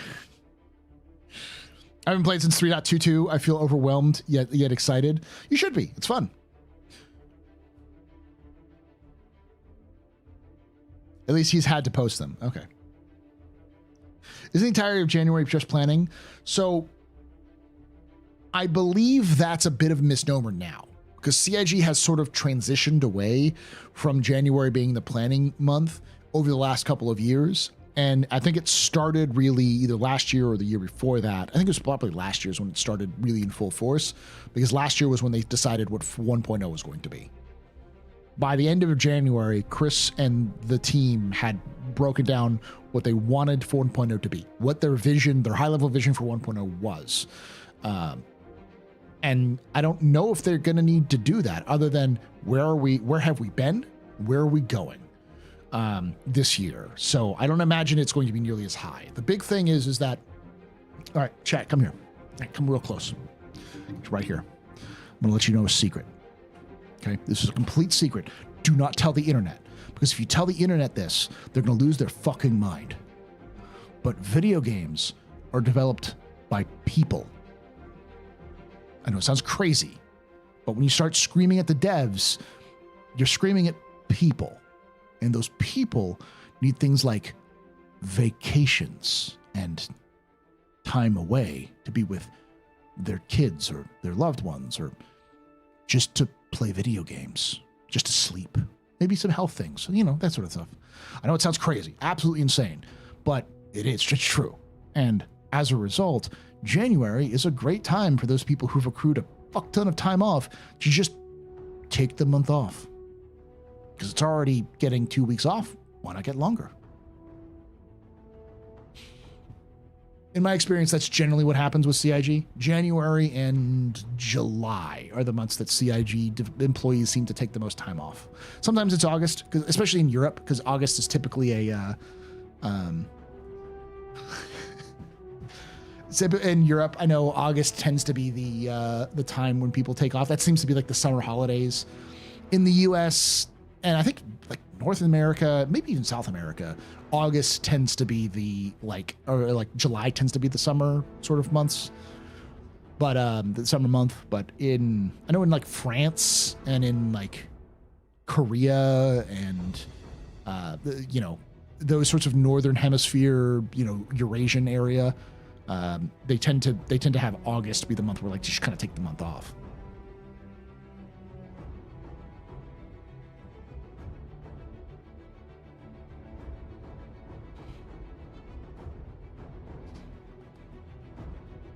Most regions have a month off, yeah. Russia's August too. Yeah, it's generally August in that region of the world. Whereas in my experience in the United States, it tends to be July. I think it's because the 4th of July happens, so a lot of people take that week off. Inside you. The game's simultaneously generated and the patches are in the ether. What are you talking about? I like how me talking about how people are people got the most engagement out of the entirety of the chat. In France, it's always vacation.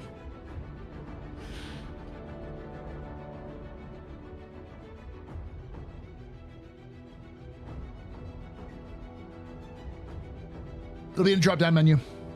It's not released yet. It's still going to take a couple more hours, but yeah.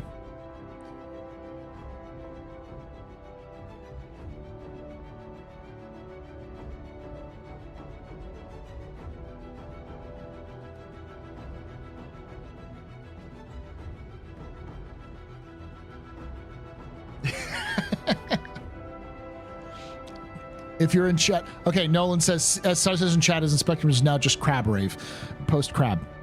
Chat. I'm doing it. I'm putting this into emote mode. You better be posting crab.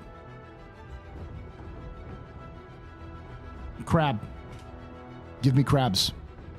Any version of crab emotes now.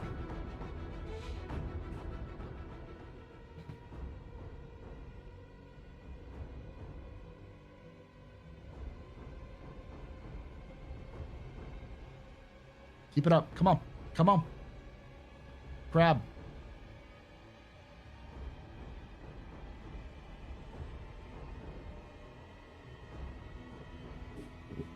There we go. That's what I'm talking about. Crab time. I'm going to do it. I'm going to wreck the VOD. Give me 2 seconds. I'm going to have to mute this afterwards, but there you go.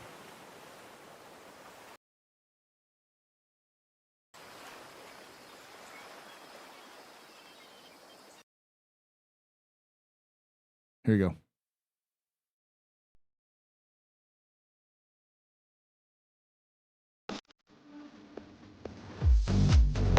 Crab.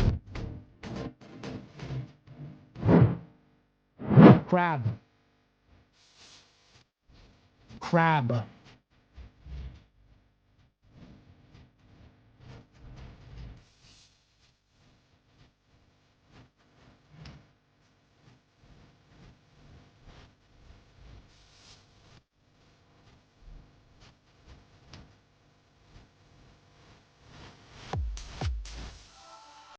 There you go.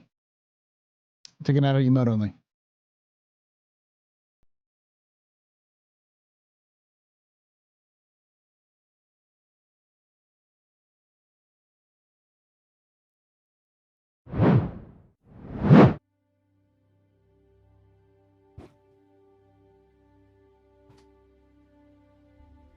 What the hell was that?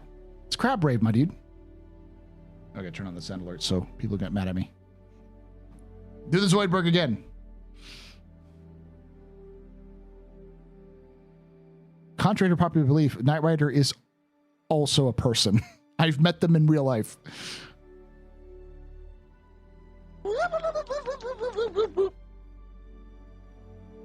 Hey, Balrogs.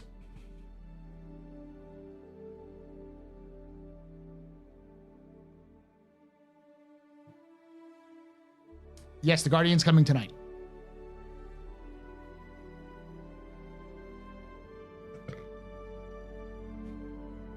Yeah, if you meet Knight Rider in person, they're a very, very nice person.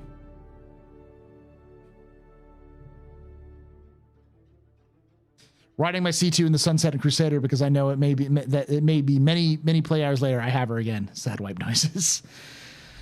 Be the last time you'll wipe for a while, hopefully, but we'll see. Crab Firebird, yes. No, Knight Rider's a Pontiac Firebird. Knight Rider's CIG. I like how people like the Crab Rave song a lot, but a few people know about the game that the song's creator made called Crab Champions. Yeah, it's great. It's just the same animation of those crabs, but with like random objects where they kill each other, like swords and stuff like that. It's literally crab battles.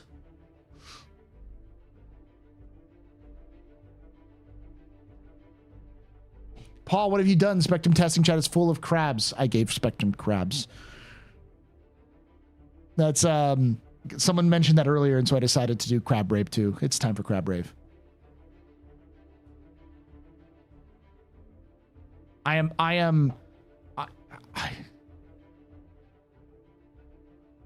want to know who at CIG I need to talk to convince them to bring the whip crab in. But I kind of have a request. You can back me up or disagree with me on this one, chat, but but hear me out. For those of you who don't know, the pyro crab. Pull it up. I actually have a picture of it.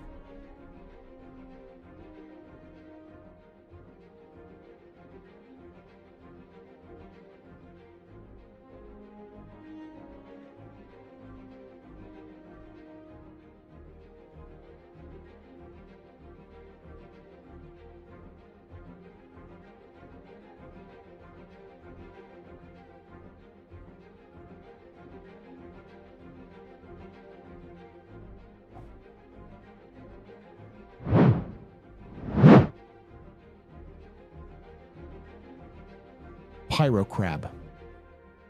To give you context on the pyro crab, see if I can find the scale for you.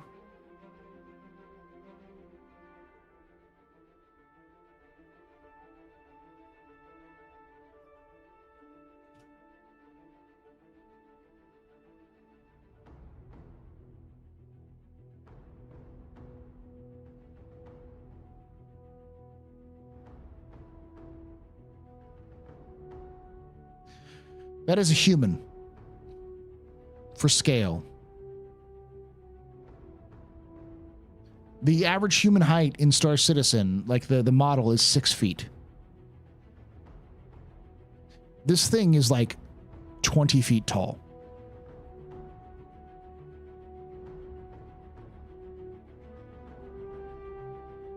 It's the size of a nova. Yes.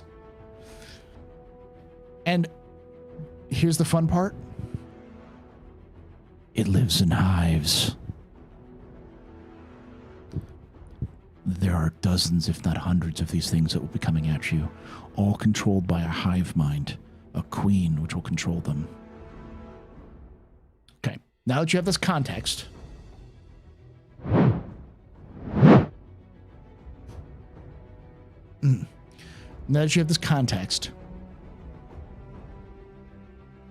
when the pyro crabs come in, when the whip crabs, because they're technically called whip crabs, like whip, like wacha, like Indiana Jones, whip. When they come in, please be the same patch that the combat Titan suit is added. Because I want to fight kaiju in a mech. I know it's not a kaiju and it's not a mech. I don't give a shit. I want to put in a power armor and fist a crab to death. All right?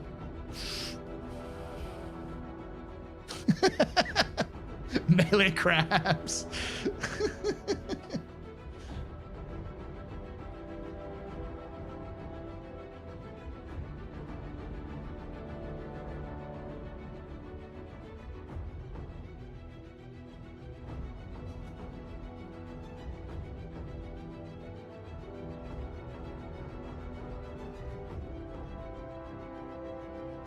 Intentional words.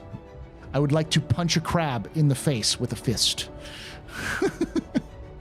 Quote of 2024 right there.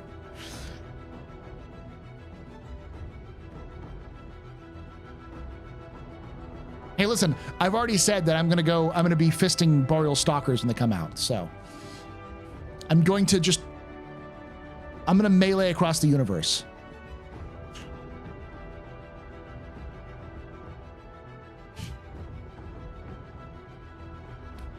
Crab battle. Broke my knife.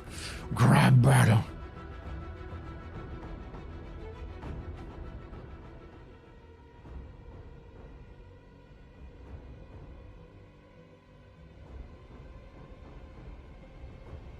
The way you said it, though. I know. Arkin, I know.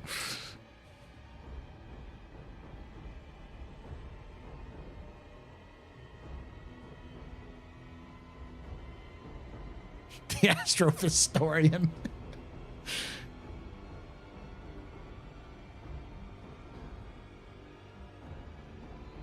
No, we already established you need to ask it when it's safe where it is. That's the battle cry when you go into it. Myself and HC Vertigo, who's going to be on the captain's table this weekend, by the way. I got to make sure. He said he volunteered. And I forgot to confirm it, but yeah. Are going to go fist fight by screaming, "What's your safe word?" as we punch a Boreal Stalker.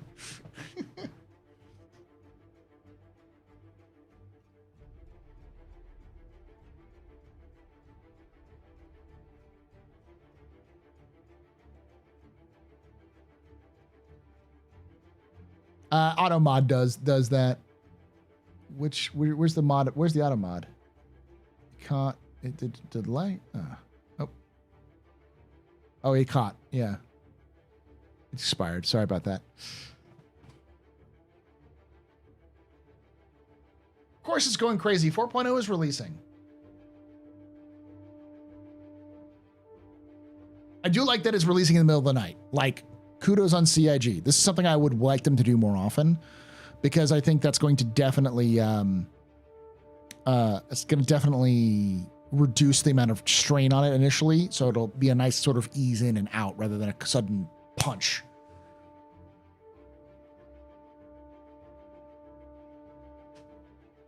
Dude, I would kill for CIG to do some collabs with groups like with Helldivers. Give Helldivers some sort of UE Marine skin. Put a Helldivers armor in Star Citizen with capes.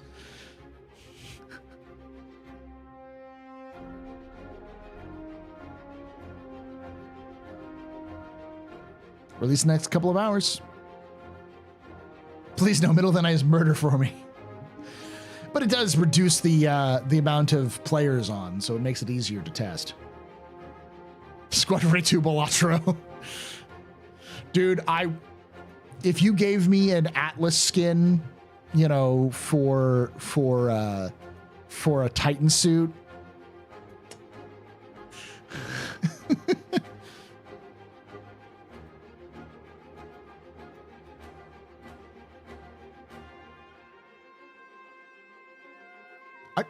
Listen, Thadrock, so for those of you who are newer, because I'm sure a lot of you are newer or don't follow me on this channel a lot, you saw because 4.0 is coming out and you saw Paul's streaming. Let's go here.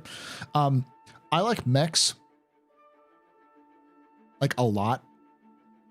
I am a mech zealot. I don't think everything that has a mech in it is good, but I think you could make anything better with a mech. Anything better with a mech.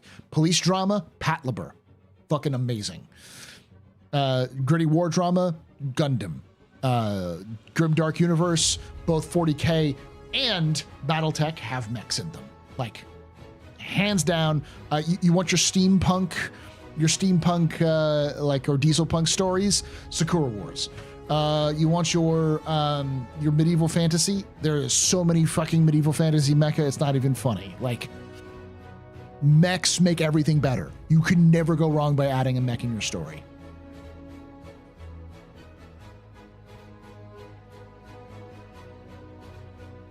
Crime noir, Big O, exactly.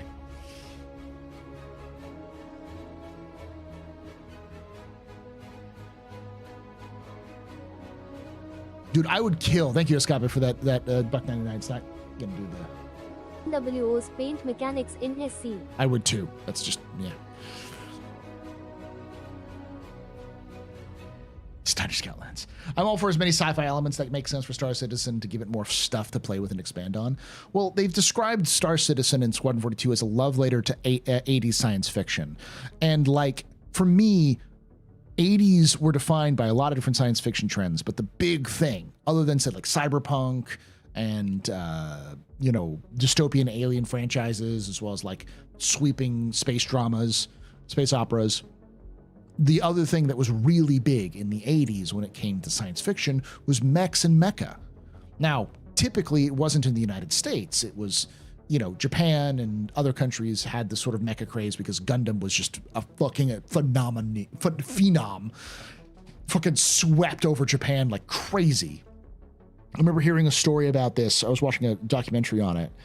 And there was a Gundam fan meetup in, I always forget the name of it. It's just the famous like sort of nerd place in Tokyo, where like they'd done like sort of nerd meetups in or even like demonstrations in this area. It starts with an S, I can't remember the name, but they'd done it in the past. And they did a fan meetup for Gundam, only Gundam, and it like doubled the numbers. Like they had never seen that many people there. The comic book shop, yeah, that strip of comic books, Akihabara, yeah, thank you. They like doubled the numbers in like 1979. It was just like an insane amount of people who met up, and it was just like, holy fuck. It's literally Japan's Star Wars. It's like that big.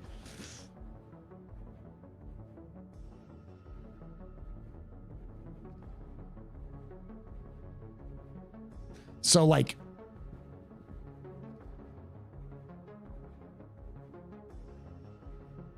yeah, Gundam, I mean, like Gundam made Real Robot big, but yeah, Big Robo was around since the 60s, but like Gundam was just sort of an amazing like event, Star Wars, you know?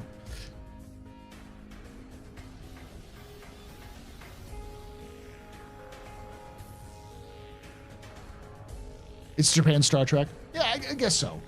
I've heard it referred to as like Japan's Star Wars, which kind of makes sense since it borrows a lot of ideas from Star Wars, but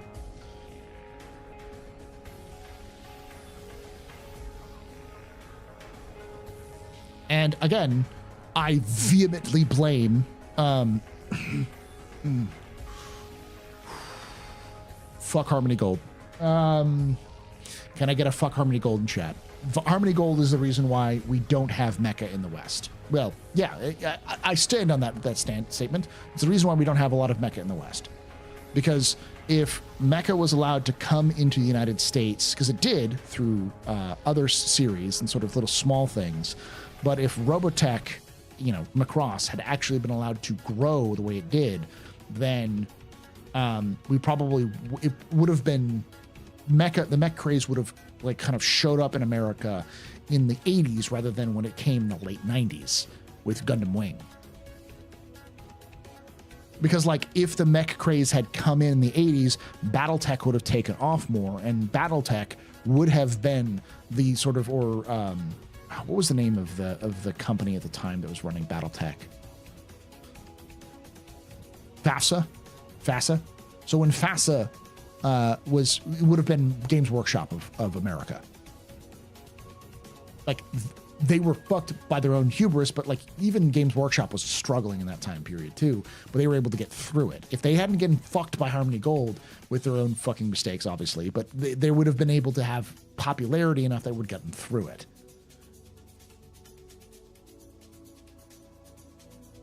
And so that would have produced more people to get interested in the hobby, which would have gotten more people interested in mechs, which would have been allowed for more mecha series to eventually make their way into the West, like Patlabur and Evangelion, which did eventually make it over, but you know, our Armor Trooper Votums, all of those series, which are kind of cult classics, but just they don't exist in the West that much. Like I didn't find out about mecha until you know, I played Mech Warrior in there, but like the really thing that introduced me to mecha was Gundam Wing, like a lot of folks.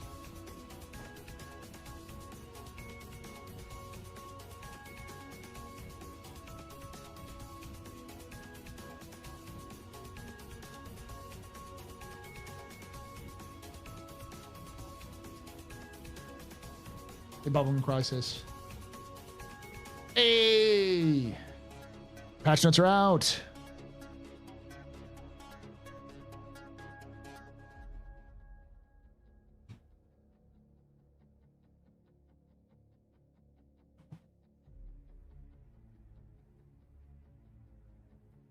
Oh, God, no. You're not telling me that Disney owns the rights to Macross.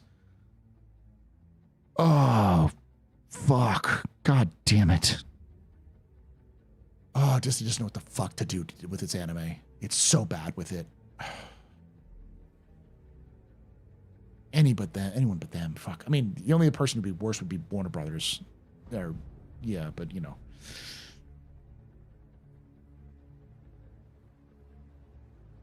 Deleted by Night Rider CIG. They own the streaming distribution rights, which means we're fucked. Disney owns a lot of the distribution rights for anime in the West, and there's a lot of anime which are or would be bigger in the West, but aren't because Disney sucks.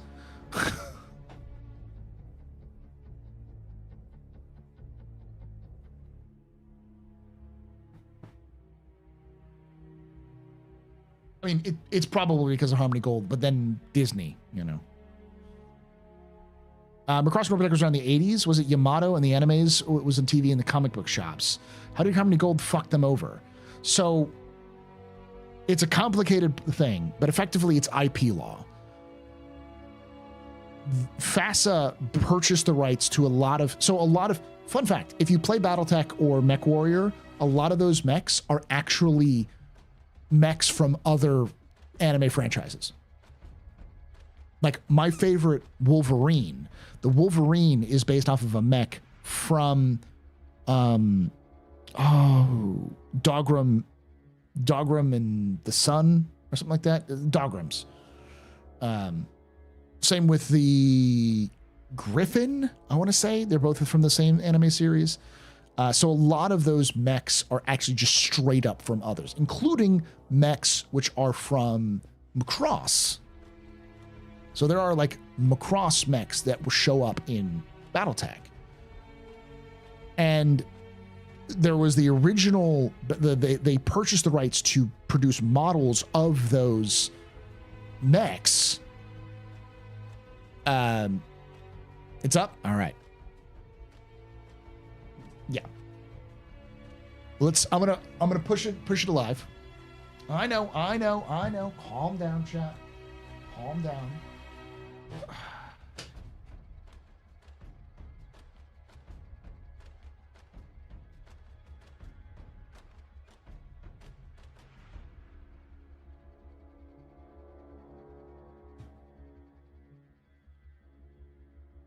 Yeah, it was a fuck up by not just by FASA. It was fuck up by the Japanese rights holders because they didn't know what they were doing either.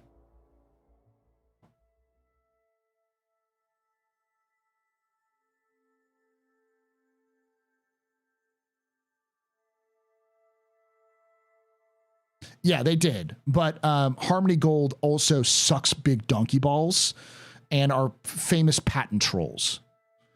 So, like, they did everything in their power to fuck over not just Battletech, but almost any company dealing with, like, sort of the rights. Like, for instance, they blocked other Macross releases in the US.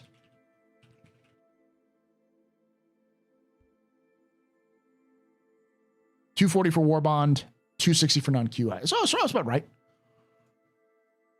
4.0 preview. I'm going to copy this over.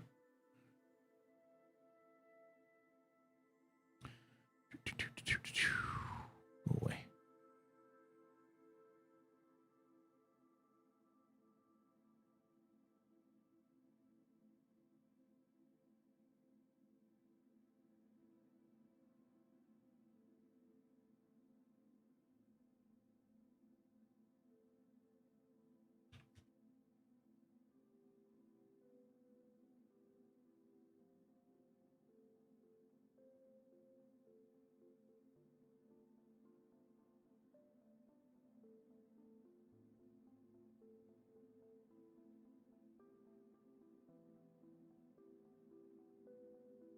Verifying.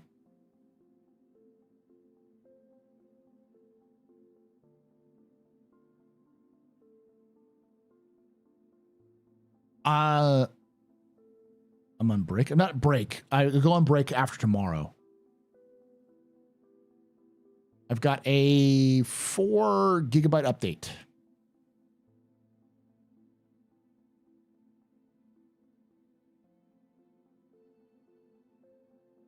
Griffin, Wolverine, Shadowhawk, Locust, Thunderbolt, Battlemaster. Yeah. Wasp, Stinger, Phoenix Hawk, Crusader, Rifleman, Warhammer, Archer, Utscout, Utstrock, Ostol, Marauder. There's a lot of them, yeah.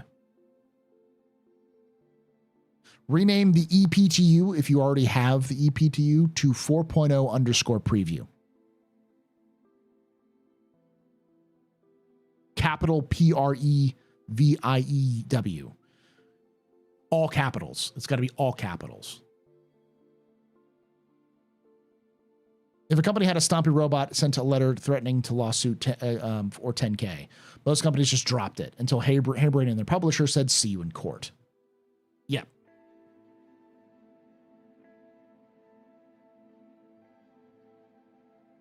I believe it was a joint lawsuit because I think PGI also got involved in that because it wasn't just Harebrained, it was PGI with MechWarrior and a lot of things like that. So, yeah.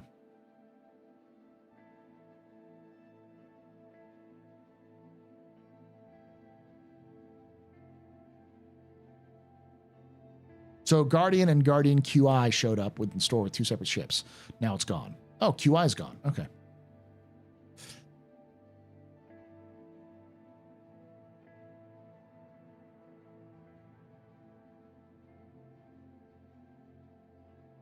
I think one of the reasons why I say, like... You can take away my spaceship. Spaceship? You can take away my space suit. Suit. You can even take away my space lasers. No pew-pews. But you can never... Never. Ever. Ever. Take away my space game.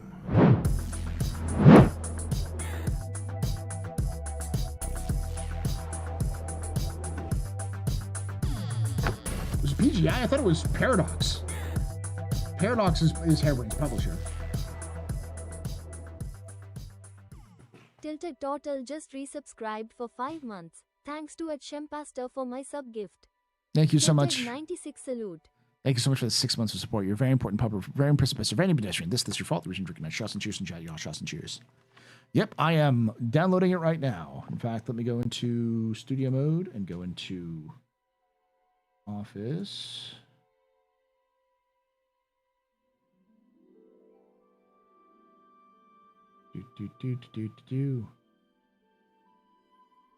Open to Office presentation.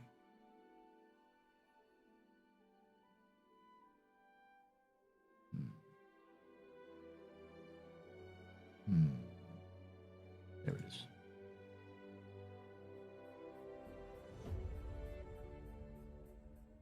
Go out of studio mode. There we go.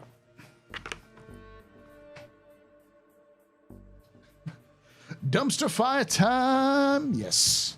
I'm just going to hop in to see how bad it is.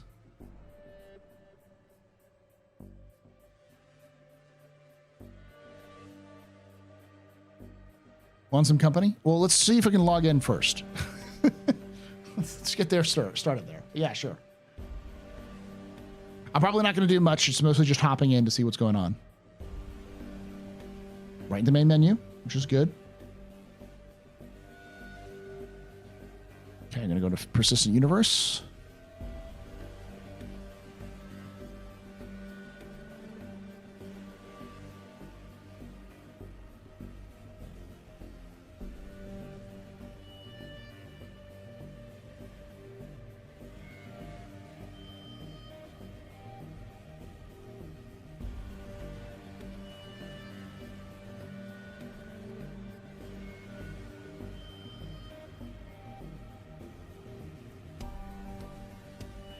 You may not be able to hear anything. Oh. Load and save. No, I don't have my my custom one. I'll have to go back and change that in the future. This is my test version. Right, because I don't have it. Skip. All right, so we're going to go into Stanton. We're going to go to Area 18 because that's my usual start. I'm going to go with best. I'm going to play the game. 74. 69. Nice.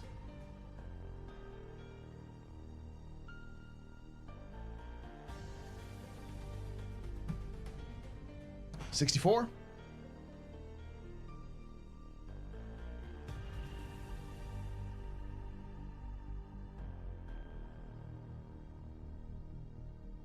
$58. Yeah, it's going pretty quick.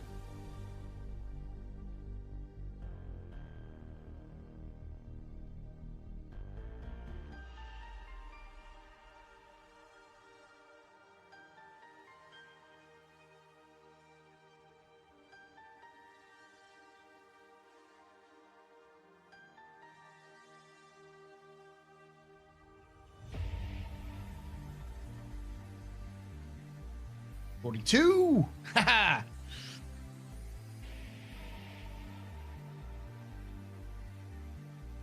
If you don't see 4.0, log out of your launcher and then log back in.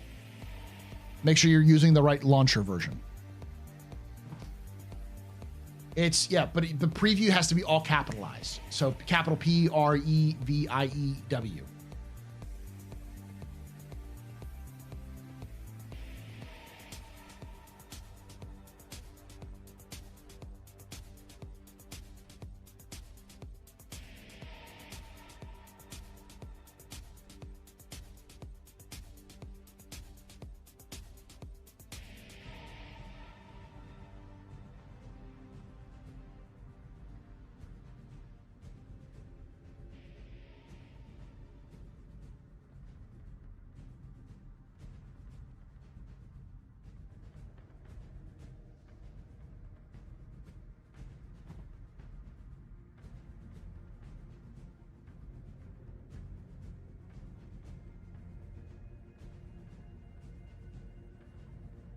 Six. There we go. Almost there.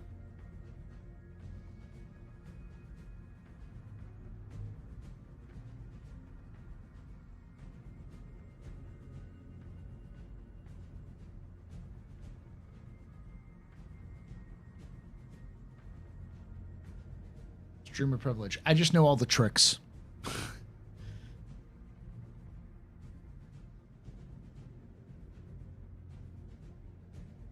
People immediately told me what was going on, and I instantly was able to get on and copy it over, make the copies and everything like that.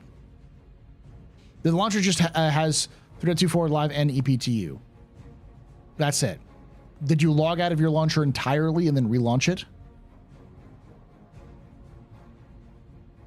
Ha! They're just spawning you in your hangar now again. Oh, great. I thought they weren't going to keep that for live. Woo!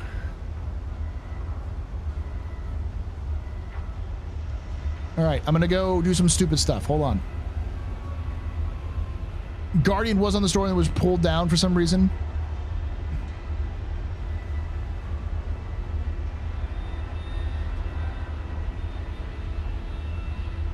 And log back in, you still don't see it? Maybe restart your computer. I don't know. It's in the latest version. Hey.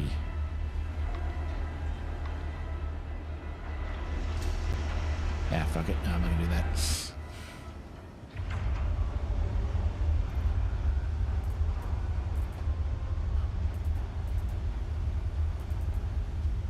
All basic tier stuff now. But I do have utility. Weapons. Do I have anything decent? They don't give you anything decent.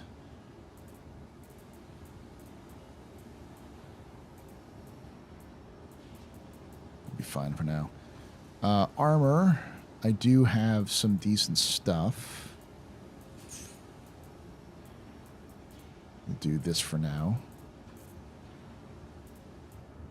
Should be fine. I don't mind losing this at all, so. All right. Check my settings. We are starting at... I have 117,000 UEC. I'll take it. All right. Nope, before we do that. Oh, nope, I don't have any upgrades. I was going to say, I'm going to upgrade my ship. No, I will not. All right, so we're going to go into here, and we're going to do the max. Retrieve.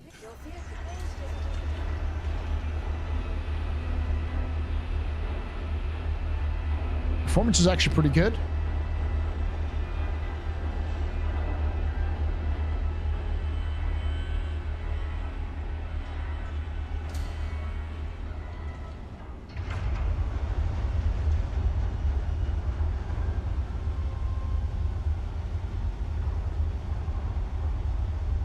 Looks like I'm getting about 60 FPS, and then server... server FPS is 30. Now, the server literally just started up, and it's a brand new, and there's nothing in the back end, so we'll see how that goes, but... 4.0 is out now. I am literally on it right now. How many frames I'm getting? 60. 62.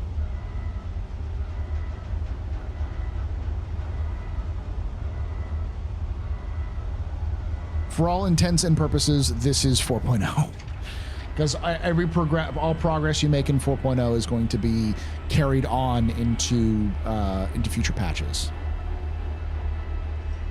Can you call me on Discord? Yes, sort of. Let me first get up to... Because I'm not going to be on for very long, X. That's the only issue. I'm not going into Pyro, for instance. Or I might, but we'll see.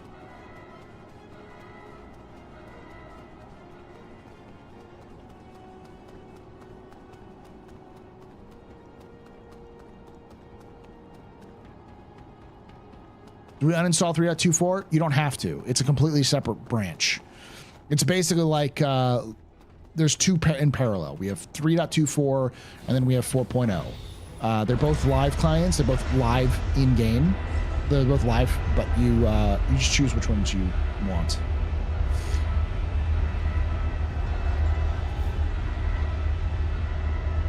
Is there a wipe with this? Yes. 4.0 preview is a wipe. You will not be... None of your progress is happening with 3.23 going forward.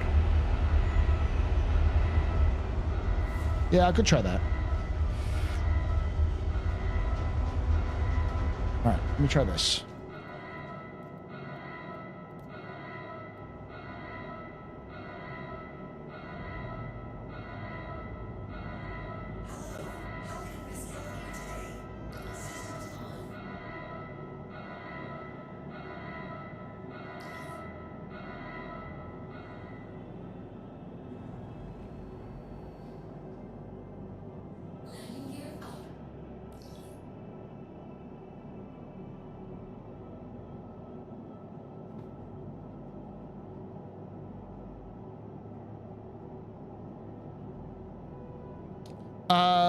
So it's only for this patch. Basically, they didn't get everything they wanted to in 4.0 out. And as you can see right now, I can literally not get out of my hangar. Unless this is just a... Nope. Nope.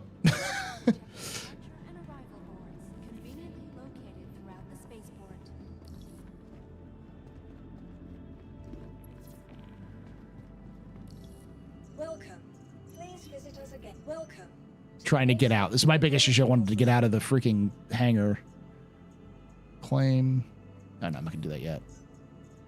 Oh, I have 2. Why do I have 2? Whatever. It takes all of us working together to... Your vehicle has been... Please visit us again. Parking violation? Fuck you. It's my own goddamn hangar.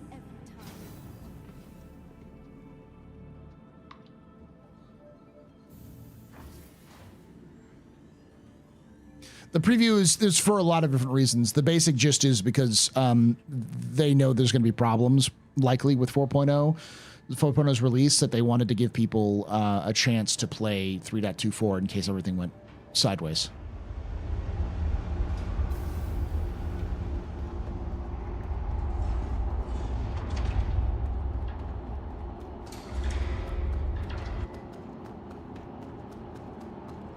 There was a launcher update, yes.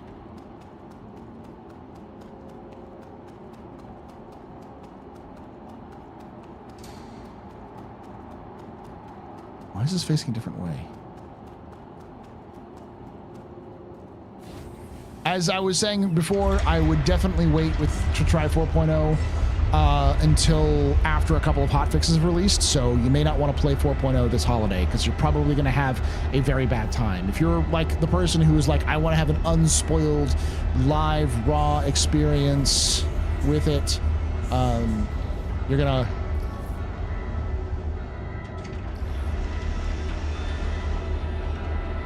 You're gonna probably... Ah, shoot. May have to server hop here. Because this is not going to work.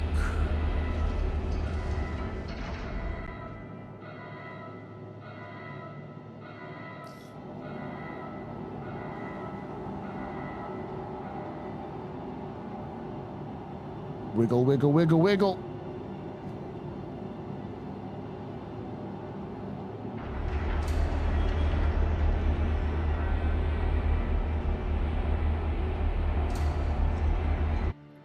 God damn it. Let's try to swap.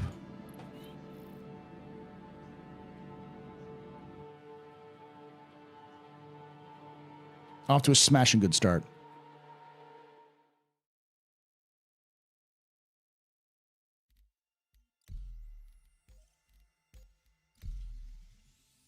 As you're saying, exactly.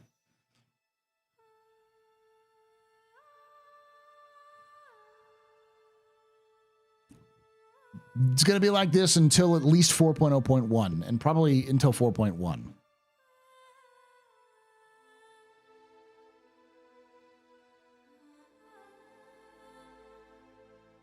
I'm just trying to get out of the hangar so I can leave.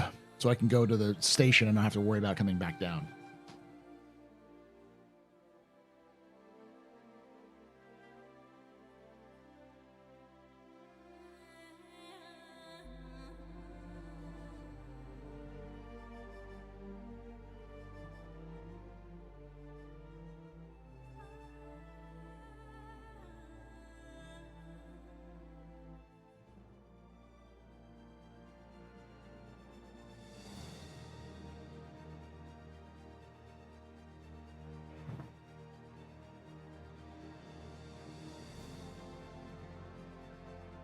4.0 underscore preview. Preview should be in all caps.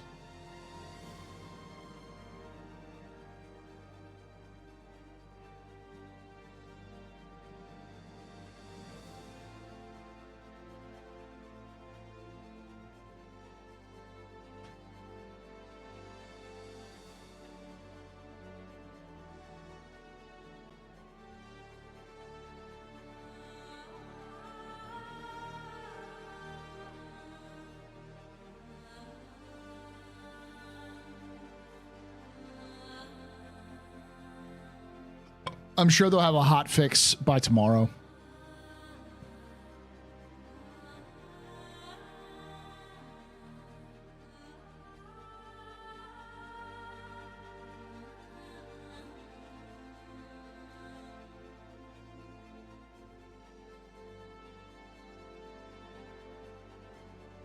I love how CR message is simple. Hey, they're both live, and folks are like, wait, what? Does this mean mean it's live though? Yes, it's live. It's released. 4.0 is released. Have a night there. Good night there, Risky.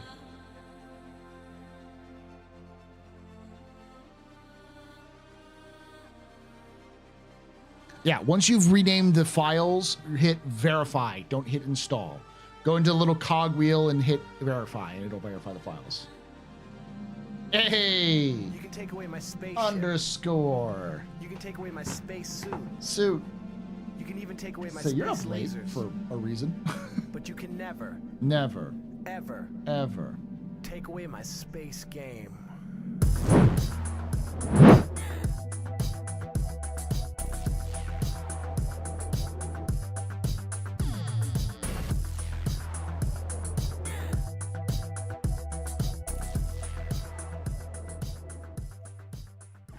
Undisk Zero just resubscribed for 96 months. Pub cheers.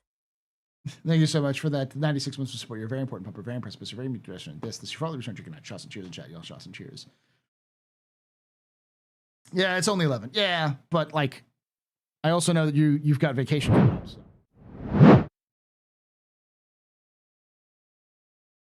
So. wait. Underscore. Oh yeah. Okay, I get it. I was gonna say, wait, did underscores in the was referenced? Sure. Yeah, I get it. I get underscore. I understand.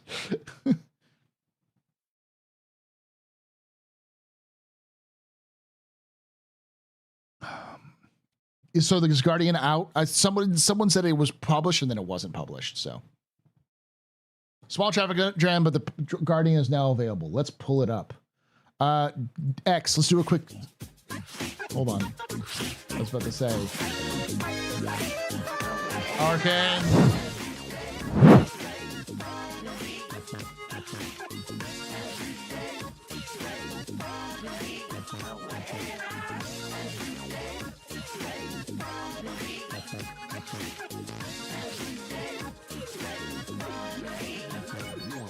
Arkihan just gifted 5 subs. Thank you so much for those 5 subs there, Arkian. You're very important, Pumper. Very impressive. Pennsylvania, TheAstroPub, you rock. Shots and cheers in chat, y'all.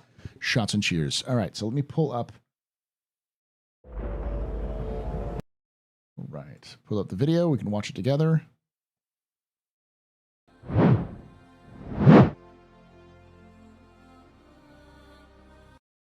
Okay.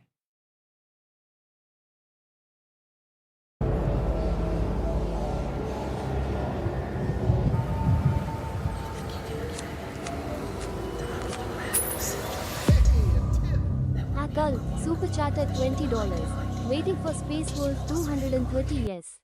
Nice. Thank you so much, Ackland, for that $20 of super chat. I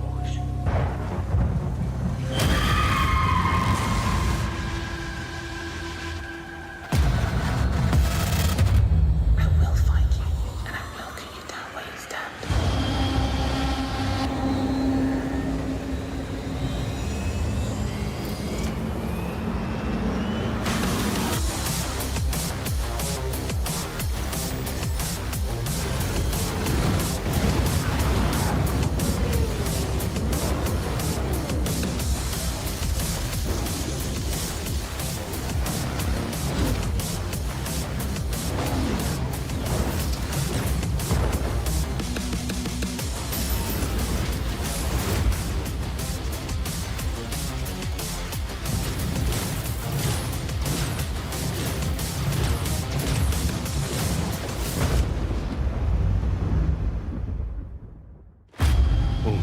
from Mirai.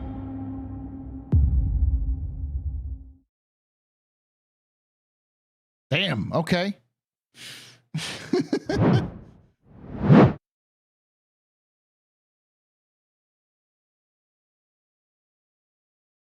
All right, let's pull it up. X, if you want to talk real quick. I'll give you a call real quick.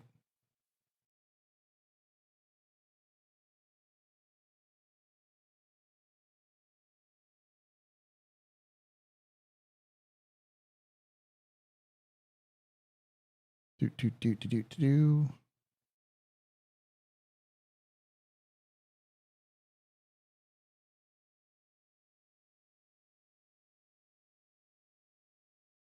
So they have the Mirai Guardian, the Guardian Kui.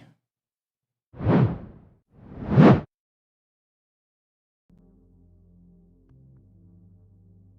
I in?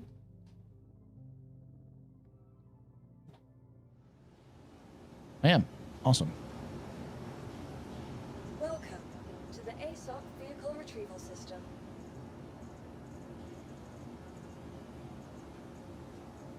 I've got a cutter. I'll just use this. I've got a black. Deliver the black. Your vehicle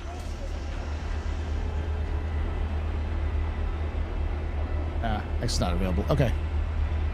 Quantum interdiction. Oh. Okay.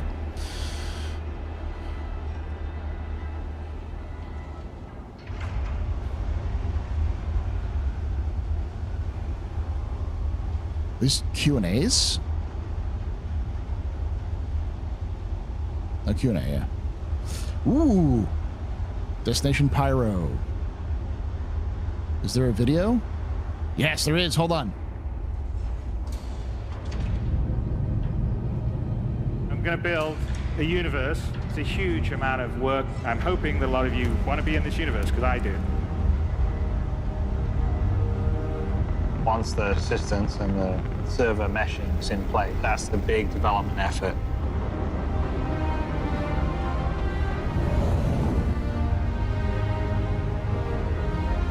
Where we're going in the future, we're going to need a bigger universe that you can just escape into.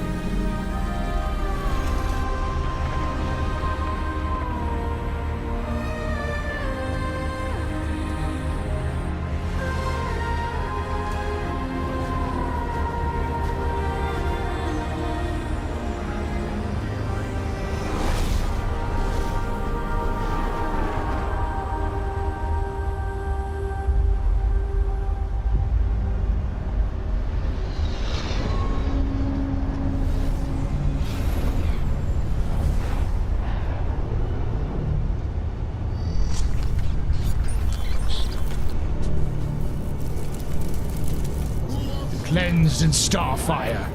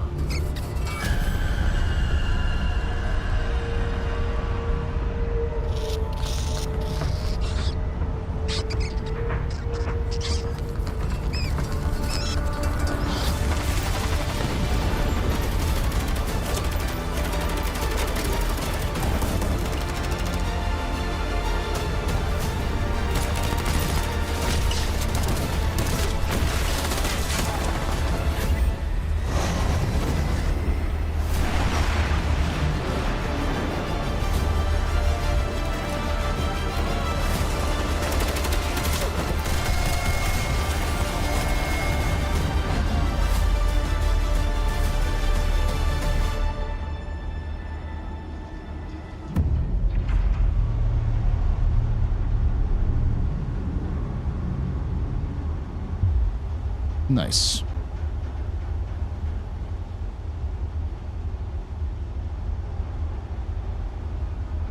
All right.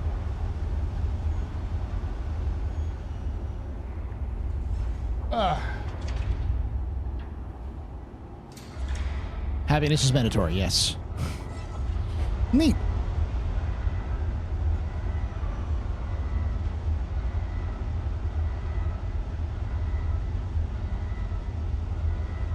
Raylan the Guardian is $5. Not bad.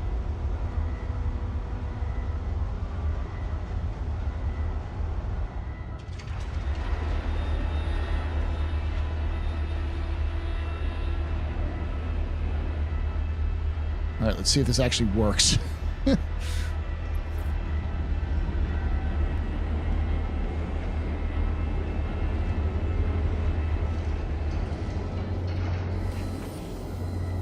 All right, Drake, don't fail me now.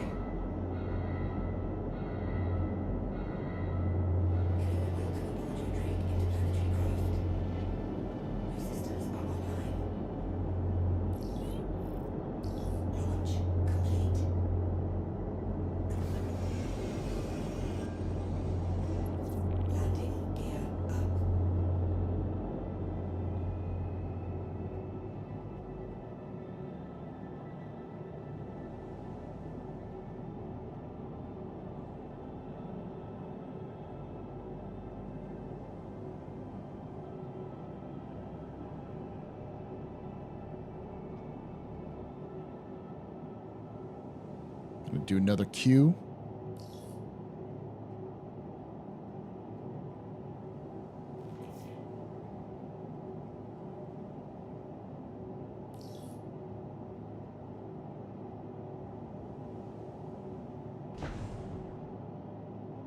Yeah, we watched it a little earlier.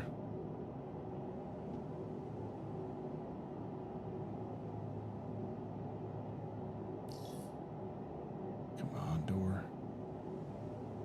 I believe in you, door. I believe in you. Please open.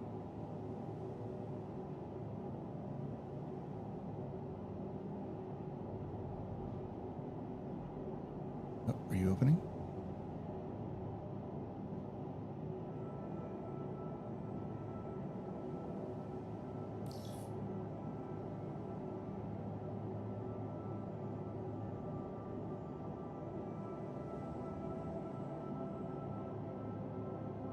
I may be stuck in here.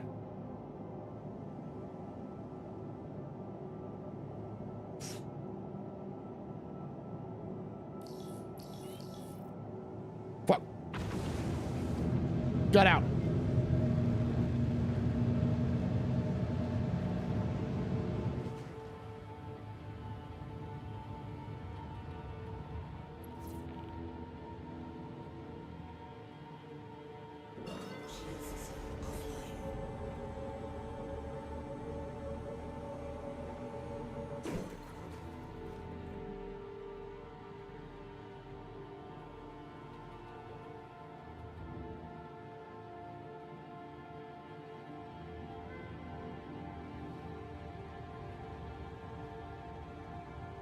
So 45 FPS, that's pretty on par for what I had before.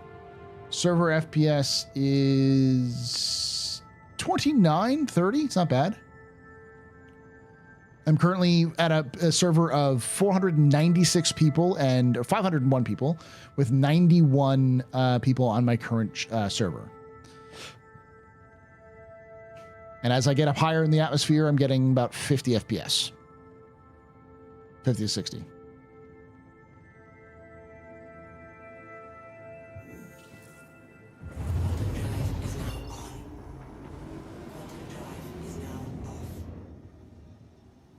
So where's Bacini? There it is.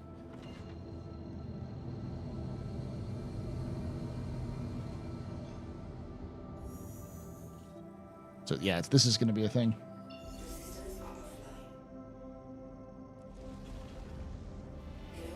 So, just so you all know,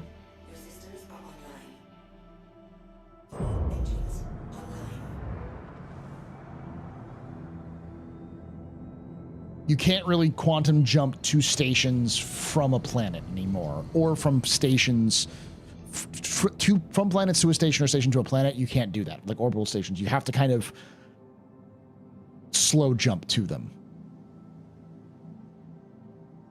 It's 600 is the full read out. So 10 servers per shard, with a total of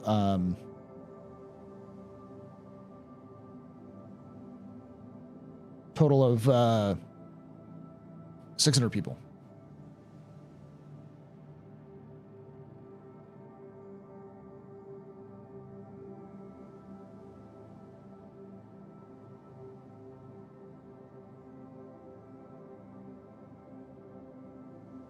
Paul, the Guardian's bed is made by Misk. It's an escape pod. Yeah, because they're the same company. It's just different brand.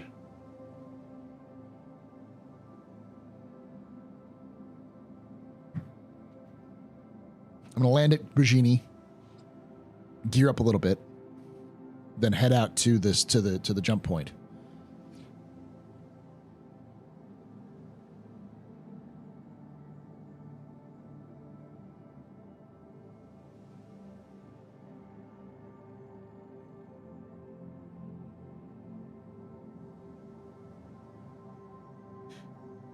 It's more like, how dare they get Toyota in my Lexus, but yeah.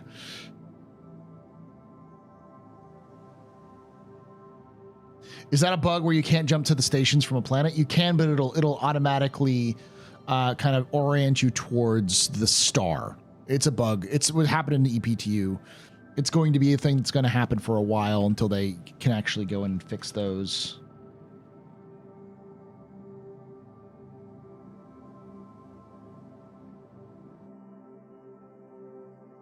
I'm getting like 60 FPS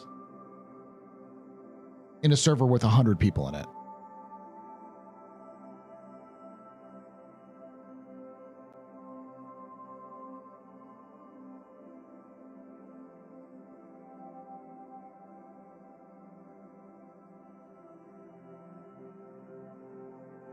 Only one size 2 for the Guardian? One size 2 shield, you mean?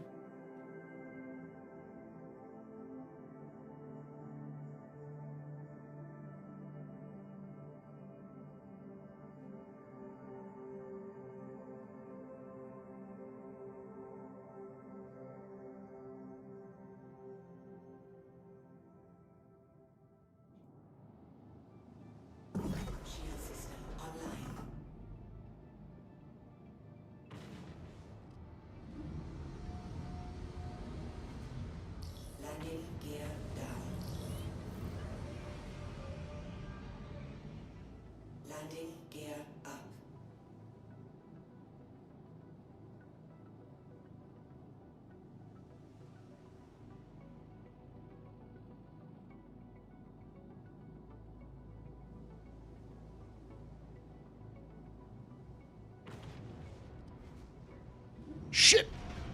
Engines destroyed. Weapon system destroyed. Weapon system destroyed. Landing. God damn it. I didn't see him there. I was trying to like angle myself properly.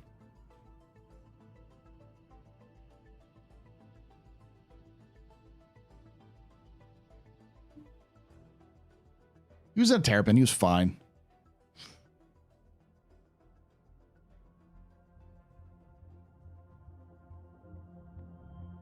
I'm just griefing people. That's all.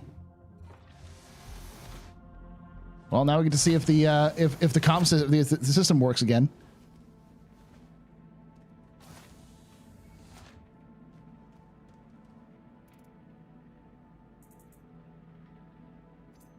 Let's see what the fine is.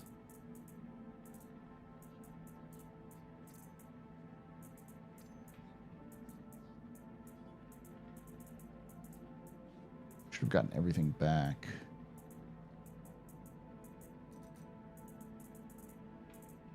Yeah, there's...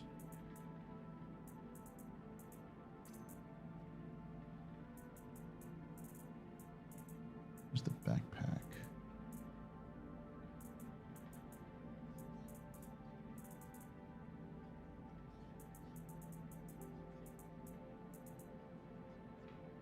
Let's use this. Same thing. Utility.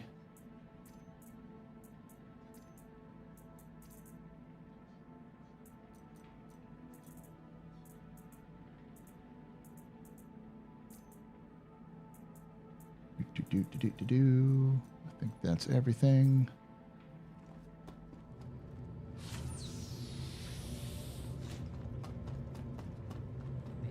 Later, Commander Shadowstalker. I'm gonna try to get through Pyro at the very least.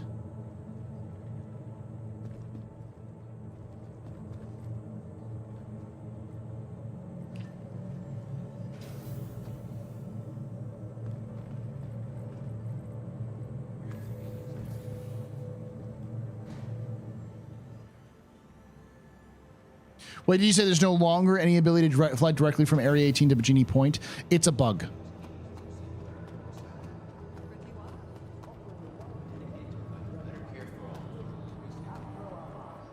Isn't there a security desk right over here somewhere? There's the bank.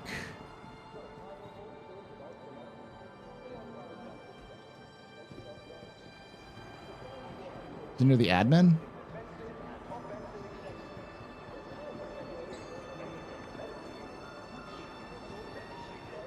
Gotta pay my fine real quick.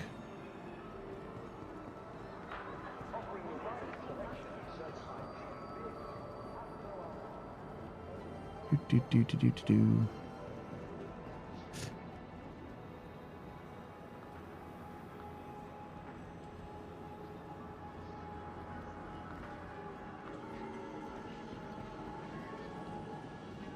Is it here? Yeah, here it's here.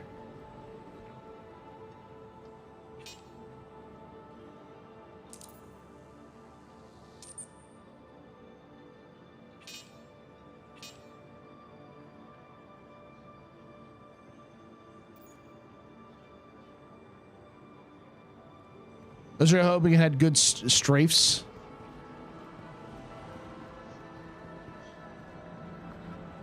How did I end up getting out of my hangar? The doors opened and I got out.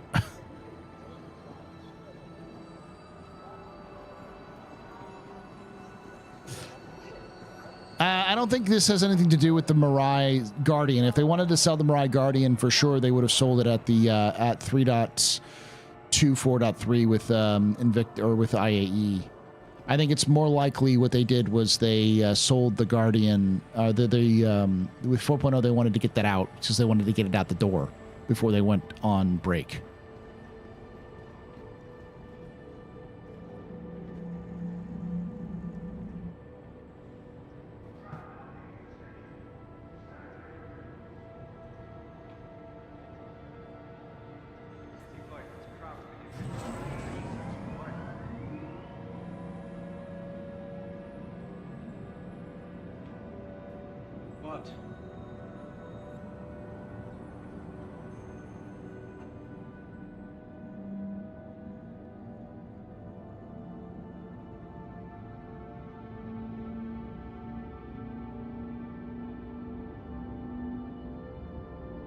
Thank you, Pete. I know you tried to help me out here. I just saw that.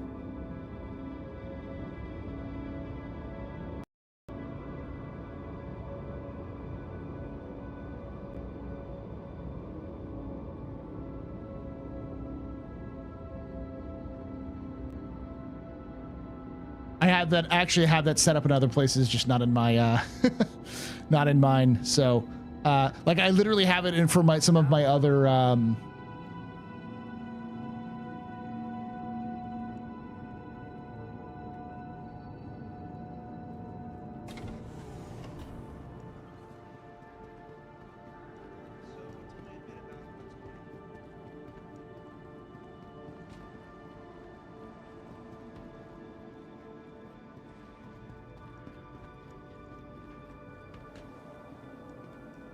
I agree with what you said, but also it seems like Guardian was held back to piggyback on the 4.0 release hype. Yeah, it's definitely it's more of CIG has more ships that are released than you think.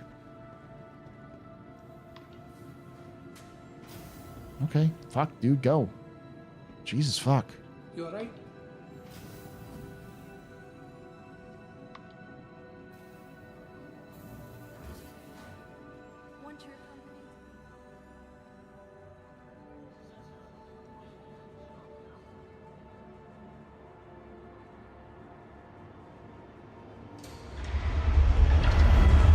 No, they just didn't put it in 3.2.4.3. There's no reason to put it in 3.2.4.3 when you weren't anticipating 3.4.3 even being out. Let's just do a quick.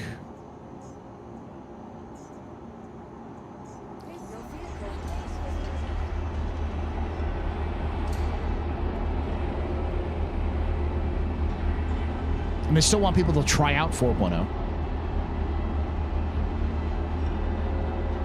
Remember, not everything that CIG does is somehow tied to like wanting to extract money from your wallet. If they did, they would have already sold the bangle.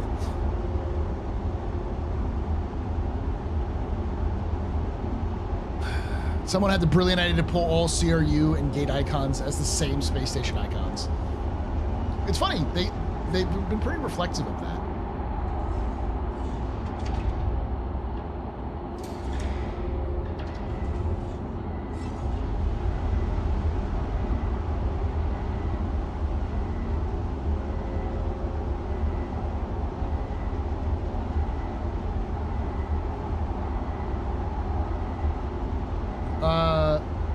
More Star Citizen videos have released more tonight. Yeah, they've released the 4.0 video and the Morai Guardian. What else have they released? That does not look good. That does not look good.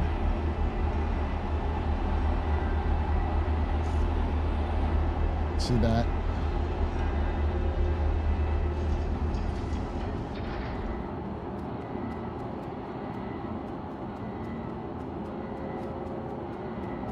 What planet show closest to jump chart? ArcCorp.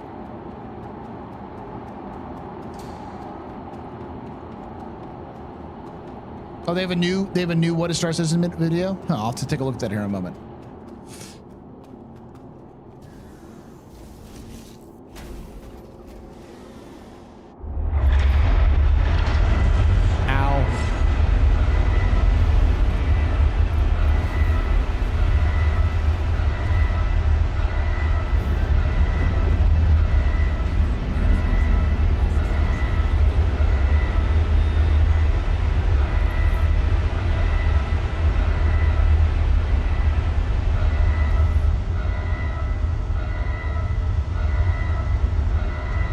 Do I mount my Corsair for the Guardian? Why would you want to get... Do you plan on having, to be doing combat?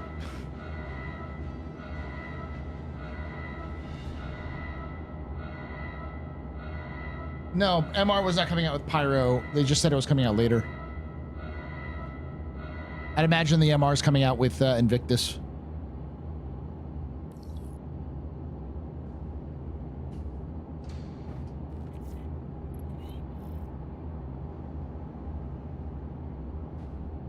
Has anyone chosen to make their base in Pyro? I'm sure they have. I'm just not... I'm going to be setting everything up here in Stanton first. I'm wanting Pyro until it's more fleshed out. Yeah.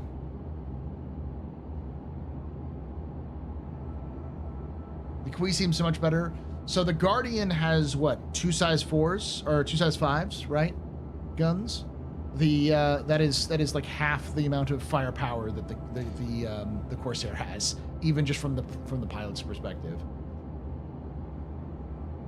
You can set your home base to Pyro stations, yes.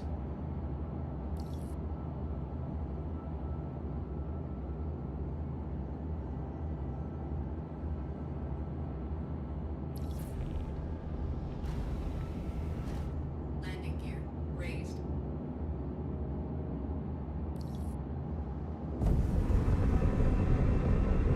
That animation is broken.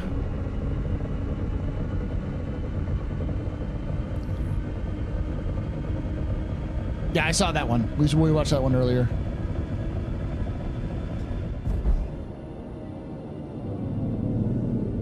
Shields offline.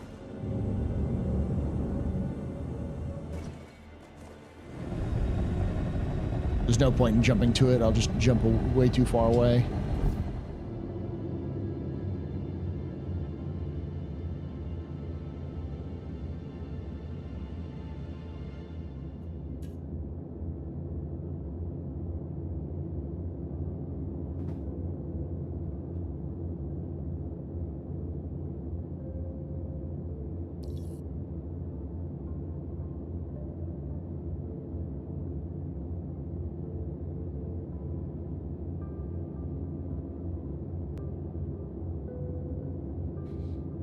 3 good videos from just 30 minutes. Yeah, it's because 4.0 just was released, and then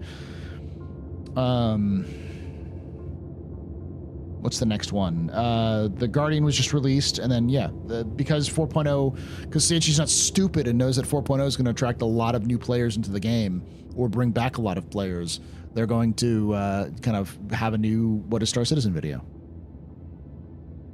Hey, General Major Crapshot, how you doing, buddy? Speak of the Devils, you're not the first one, Crapshot, to come in to be like, hey, it's been a while since I've seen you. Execute is flying the Guardian. Nice.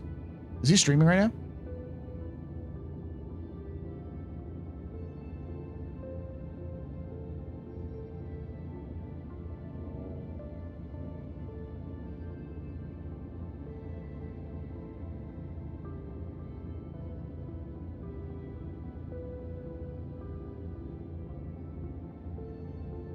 Randy, you got to remember it's going to get nerfed in 4.0.1.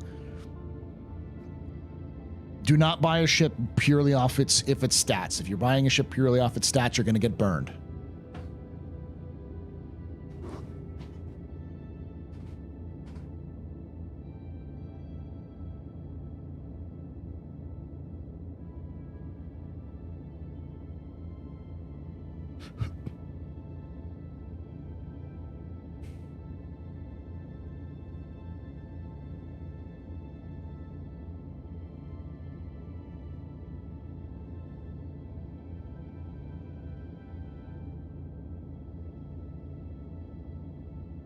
I just like the way it looks and feels very TIE Fighter. That's fine. Like, if you're buying something for aesthetics, that's probably the best option.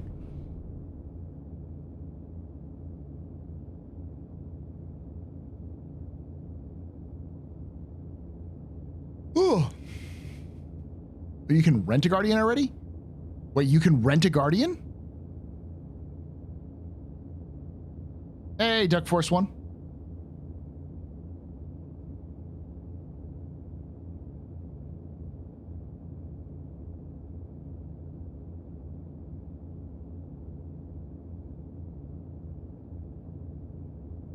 Did CIG hear my prayers?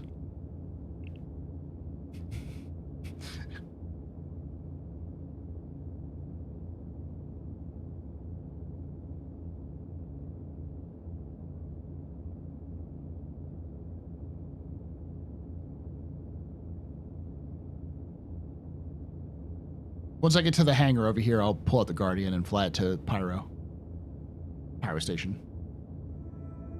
Must be that time of year again, holiday season. New big patch from Star Citizen releasing literally tonight.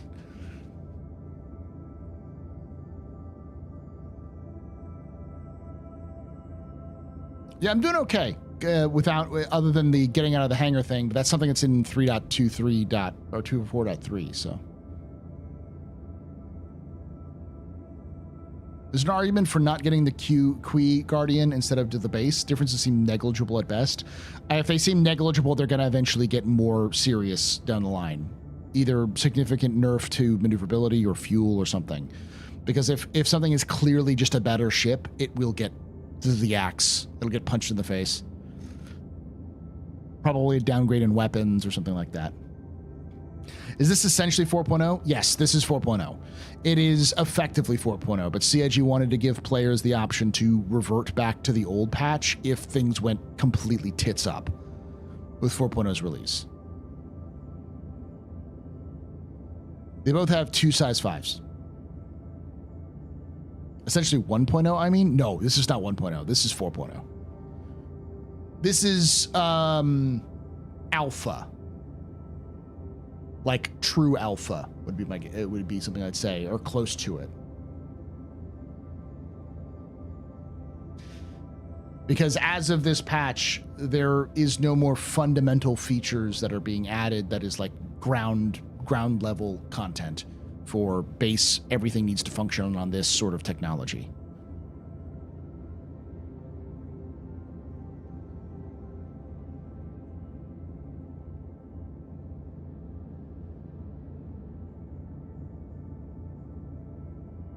Ooh.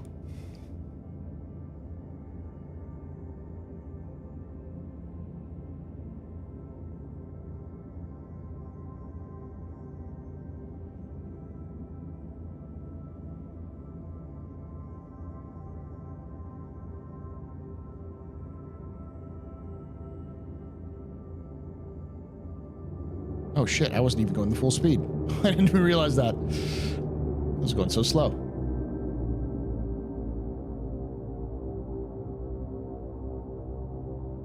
One of the few issues is like this, where like you can't quite quantum to the station because there's some issues with it.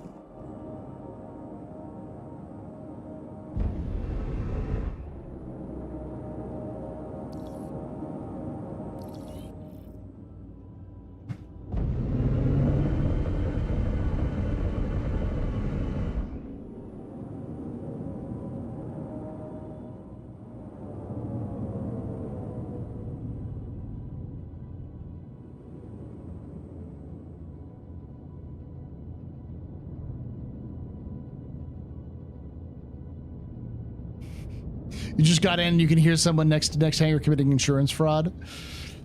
Report them. Report them to the space police. The advocacy must know.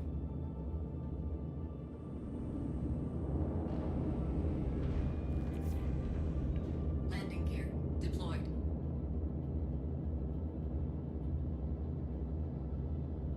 I'm gonna leapfrog here a little bit.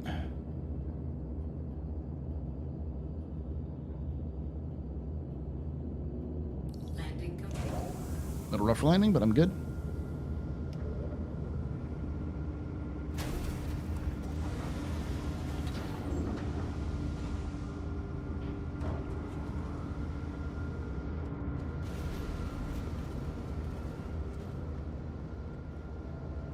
Welcome to the ASOC vehicle retrieval system. Your vehicle has been moved to our space visitors.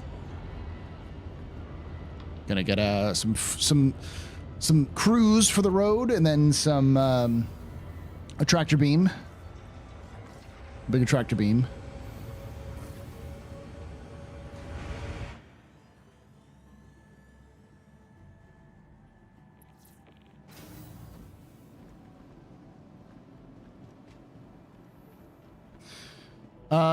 Wait a few days, anyways, because there a lot of issues are going to start popping up with 4.0 in a few days. So.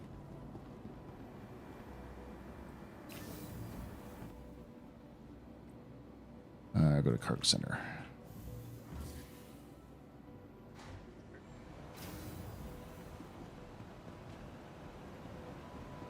You all right?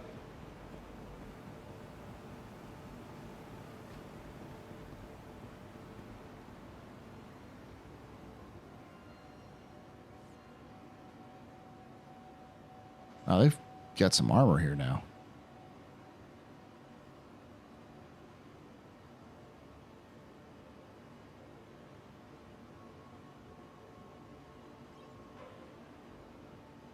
Jesus. That is expensive.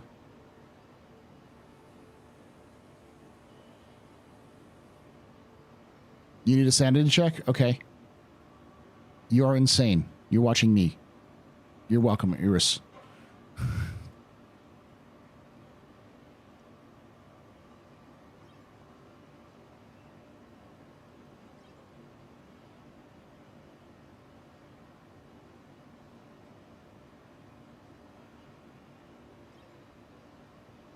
I can upgrade my Vulture to my Terrapin and my Terrapin to Guardians, one of each. Why would you want to do that? Do you use your Vulture and Terrapin? I mean, Terrapin might be a good idea, but Vulture actually has use and money-making potential.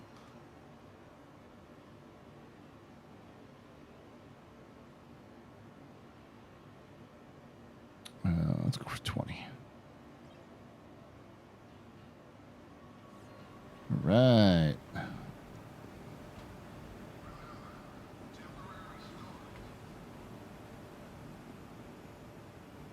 It's over here.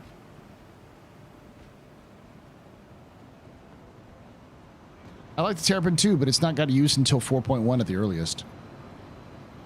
How goes the fight, by the way, Celine? I've been following a lot of people who are doing the fight against the Thargoids on Earth. I've heard it's all but over.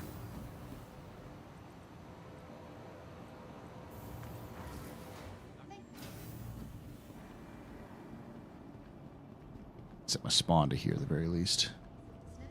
So I don't have to go back to that hellscape. We saved Earth. The Titans are dead. Is it like you actually saved Earth, or is it like we saved the city, Patrick? Because I've heard Earth is basically abandoned now in Elite.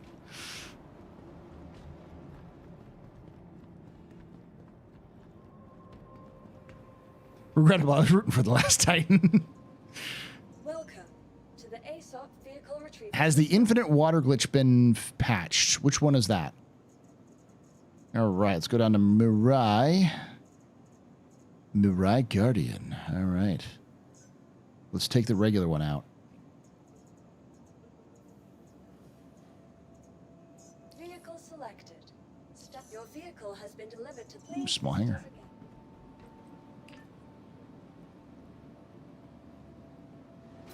As far as I know, we did actually save Earth, even if it's just a vacation spot.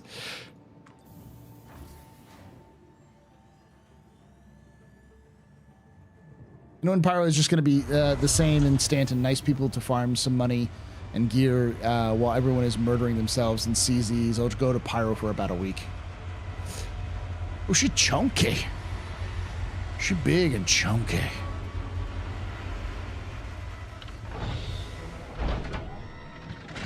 She's got a little elevator.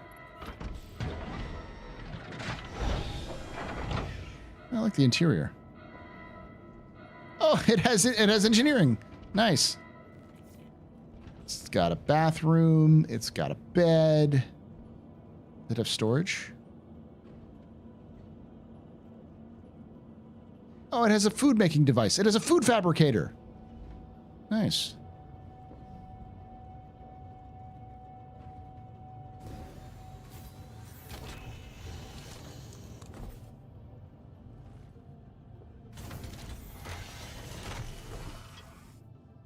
Let's hit the power on.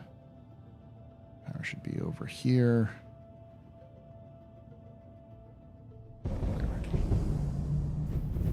Hello, how can this help you today? Ooh, she's zippy.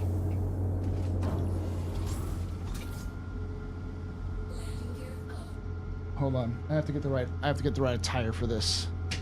I'm gonna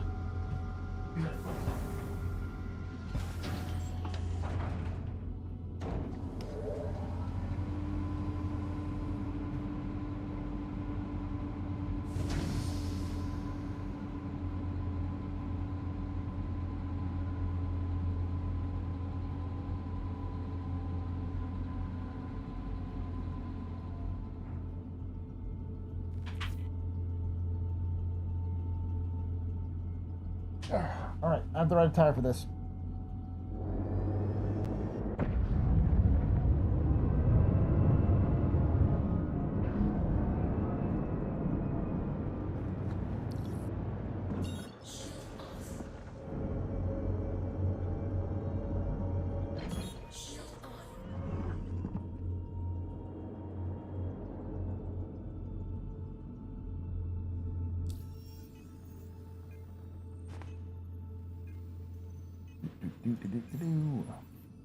Pyro station we go.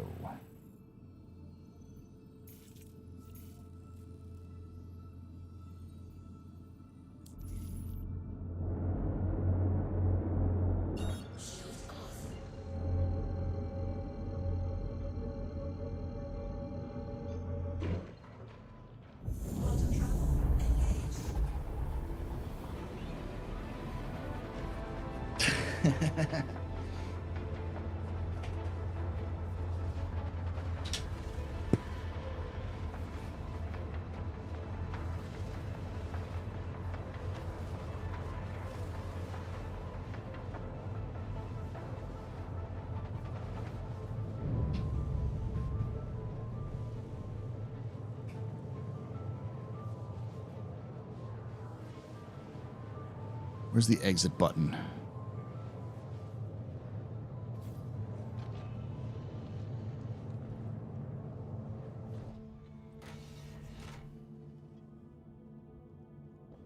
Oh, yeah, it's got some storage here.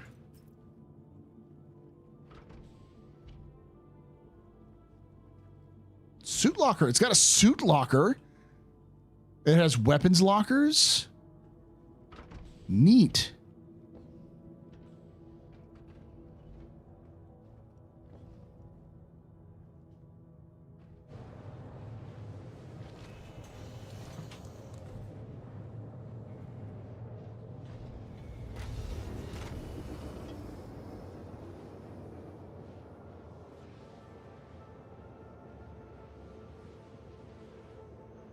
I like it. The aesthetics are pretty cool, and I think it's pretty good for like solo combat. The HUD's really nice.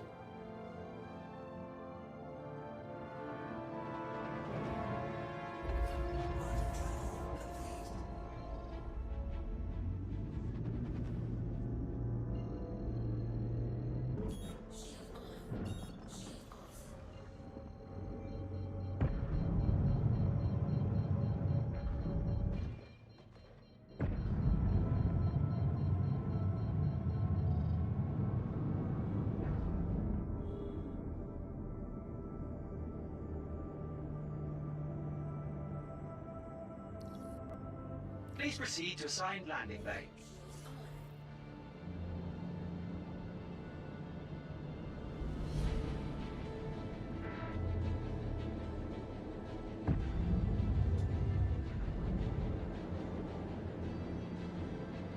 This is the Mirai Guardian.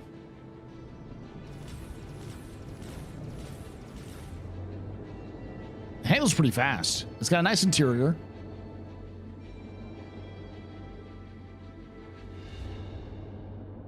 I think honestly the Kui is probably the best version of this, but like that's probably going to end up getting nerfed because as a result of that.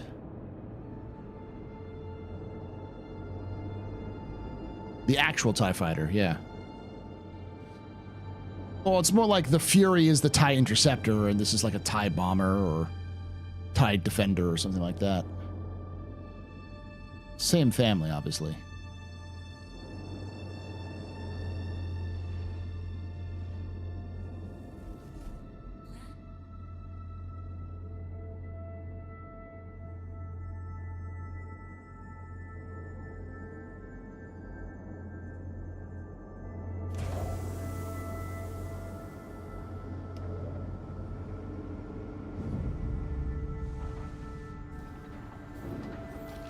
All right.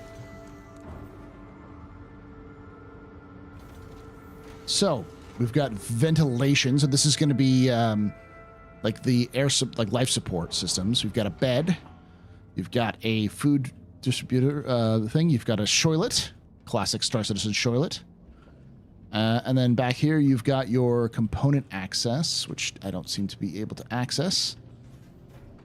That is a, what is that? Like life support, I'm guessing, and this is probably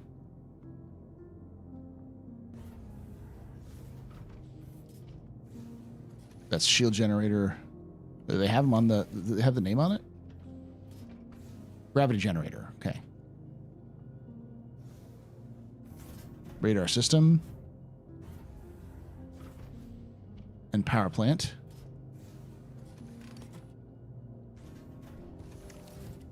A size 1 power plant. Might be a size 2. Power plants. It's got 2 power plants, 2 life support, relay computer, cooling system. And then if I wanted to put my weapon in here, for instance.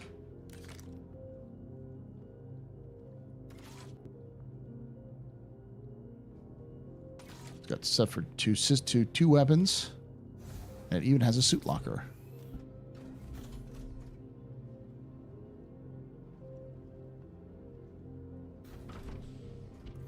Battery system, and quantum drive, and jump drive because it would be attached. And then we go down. Go up. So that's one way, and there's actually another entrance from the front. I believe.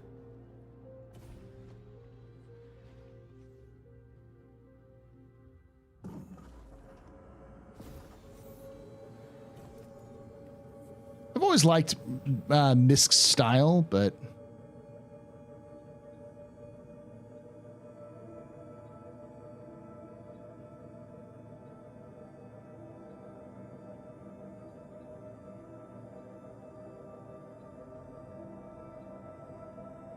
can't seem to leave.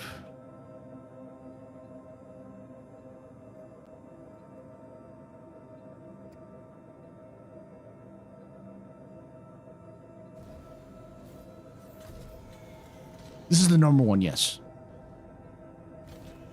The non-Qui. I don't know if there's an exit button for the front. I couldn't find one. There probably is, but I just didn't see it. All right, let's store this bad boy. It's good right now. Performance is pretty good. I haven't had many issues. To the ASOP vehicle retrieval system. I'm going to store this. It does have some personal storage as well, yes.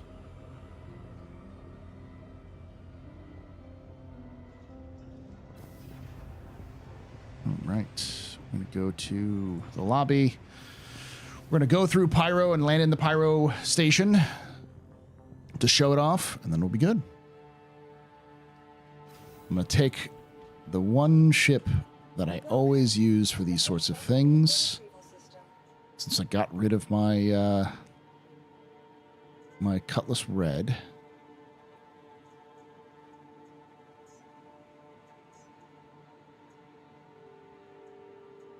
Vehicle selected.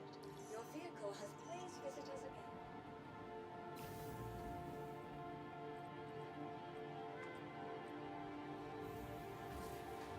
I want to say something positive, but I have a good feeling I'll jinx it. Good to know, though. I would give it a couple of days, because right now it is past midnight here in the Central Time Zone, and a lot of the issues that were present in the EPTU are still here. So there's just like issues with things like quantum jumps and all of the it is just the EPTU build that we just had. And so far it seems to be standing up, but we will see when the community takes a collective baseball bat to it in the morning.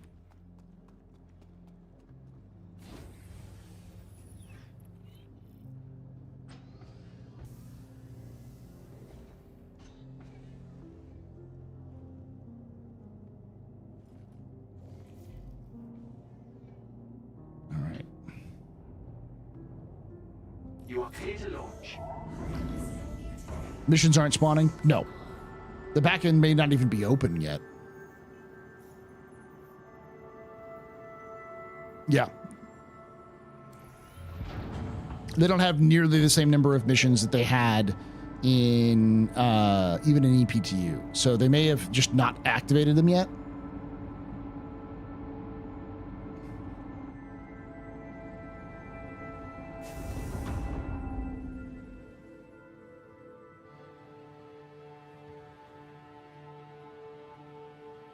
Thank you, and please visit again. There it is.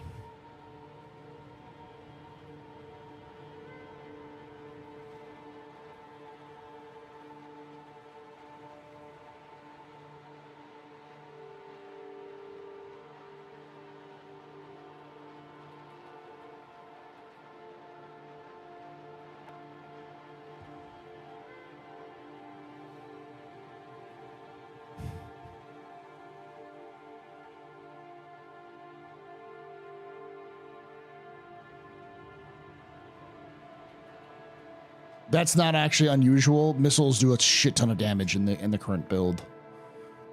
They've been doing shit tons of damage since like 3.23.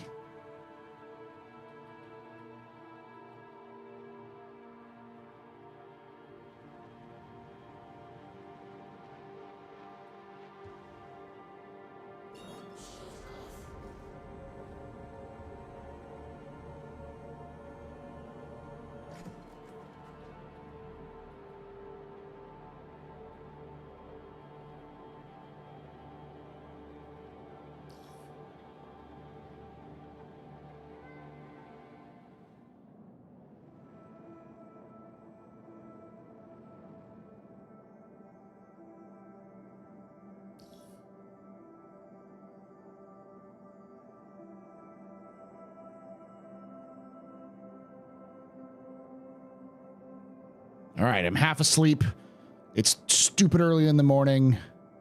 Let's do the first official jump I've done in Star Citizen.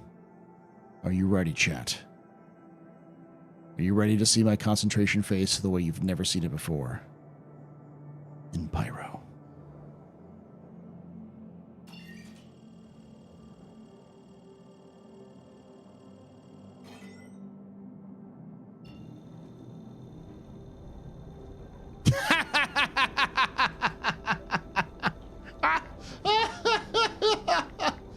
Oh, good thing it happened now.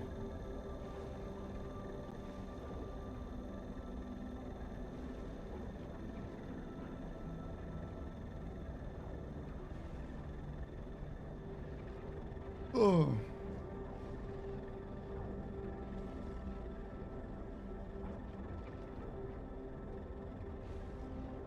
This is why I said do not play this game right now. Because you're going to have this sort of issue pop up a lot as things start to happen. But we'll see how bad this is. Oh, we're back. Tuning complete. Activate jump point.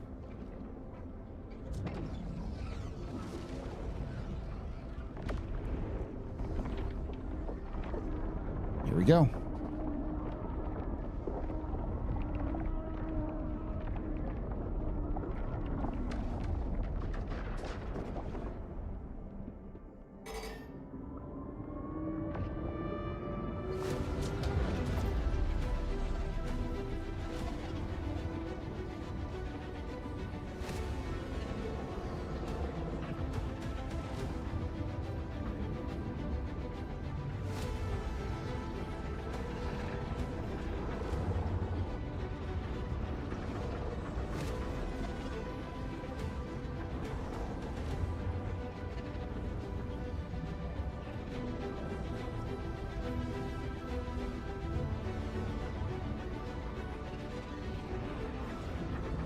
Shoot. Shoot.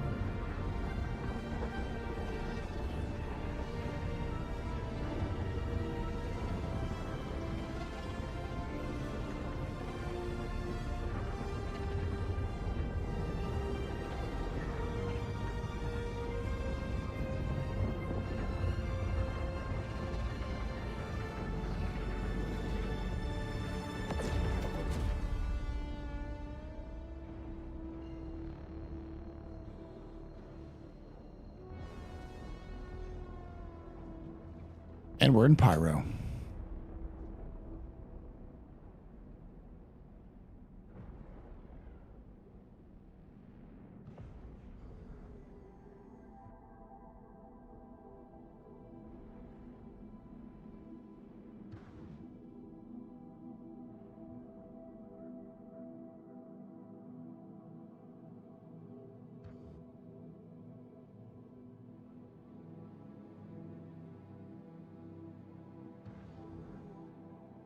I can fly. I'm a pilot.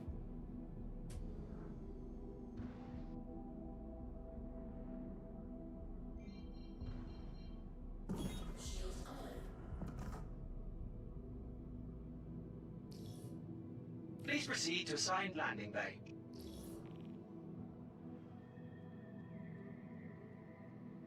$512, yeah. The maximum upper limit is 600, but it's basically 500 with some buffer, is what it is.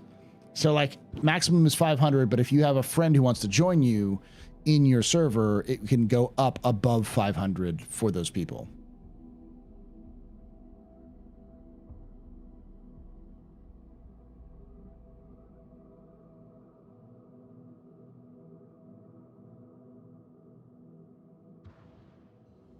The real game begins here.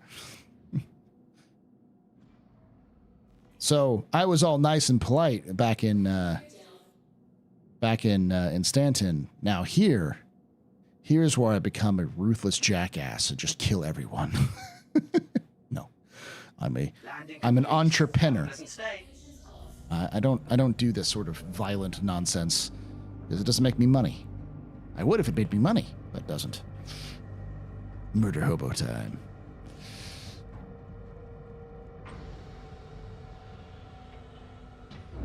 Yeah, I'm like 90% sure this is already a full server.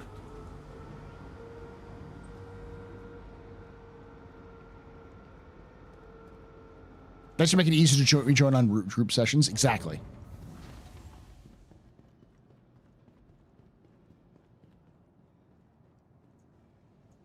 Welcome. Money if there are citizens for Hurston. And that's an organization we should start, is Citizens for Hurston. All right. Mishk store. Vehicle has been moved to our storage facility. I'm going to claim. Your insurance claim has been sent. Going to claim. Your insurance claim has please visit us again. All right. Pyrat? Oh no, it's pyrite.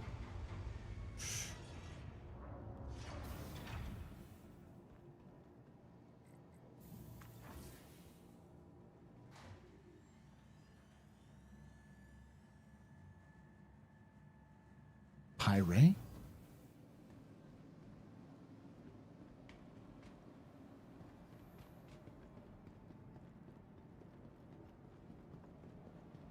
Pyrite. You know, in Austin, we call people who live in Austin Austinites. So people who live in Pyro are pyrites. Please contact the frontal list. You wanted in recovery. Dr. Bolin, you're needed in recovery.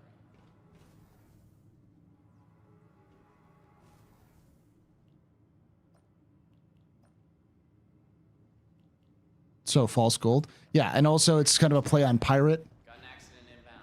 It's a pretty big one. Listen, I think the people of Pyro would find that reasonably funny. Yeah, because it's also a mining facility, so pyrite mining, you know? You get it? Ha.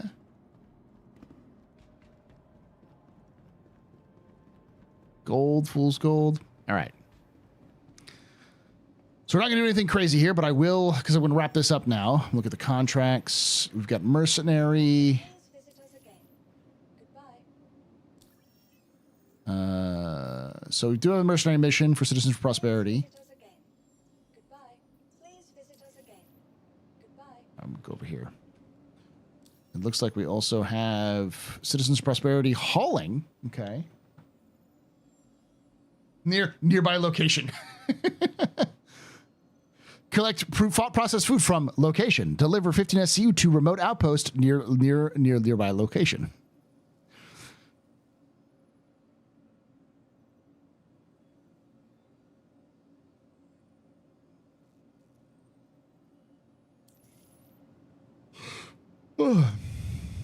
Magnesians, yes, 100%.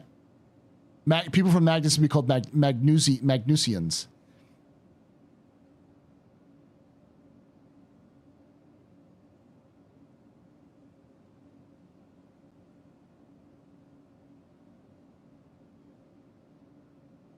All right. Thank you for joining us tonight here at the AstroPub. If you have the stomach for possible incendiary stuff with lots of bugs, check out 4.0. The performance is actually really good for the number of people. It may have some more problems going in, but I was very impressed with its performance stability when it was up for long soak periods. So I imagine it's still going to be doing pretty good. For those of you who don't know, 4.0 is live right now. It's in preview, but also in live. It's effectively everything you do within 4.0 preview will carry on. Nothing you do in 3.24.3 will carry on. So you can still play 2.3.4 if you wanted to, but you know, you won't do progress. So if you want to progress, you can play 4.0. It will be live. It's live now, and it'll be live probably for the rest of the break. Now, the one thing I will say is that when you start getting people together, things break a lot easier. So big groups may not be an option, and not all of the missions seem to be populated yet. That's also probably just a hybrid service being slow because it's being absolutely slammed. And for it being slammed, it's doing pretty well. Even that server restart was pretty quick and pretty efficient. So it's not bad. Thank you for hanging out. Thank you for watching. And like I say every time, hope to see you someday in the black. Oh, and before we go, tomorrow I'll be playing 4.0 with Loken and the Imperial Arms. We're going to be doing some contested zones and see if we can't survive those contested zones. Thank you again. Love your faces. And like I say every time, hope to see you someday in the black.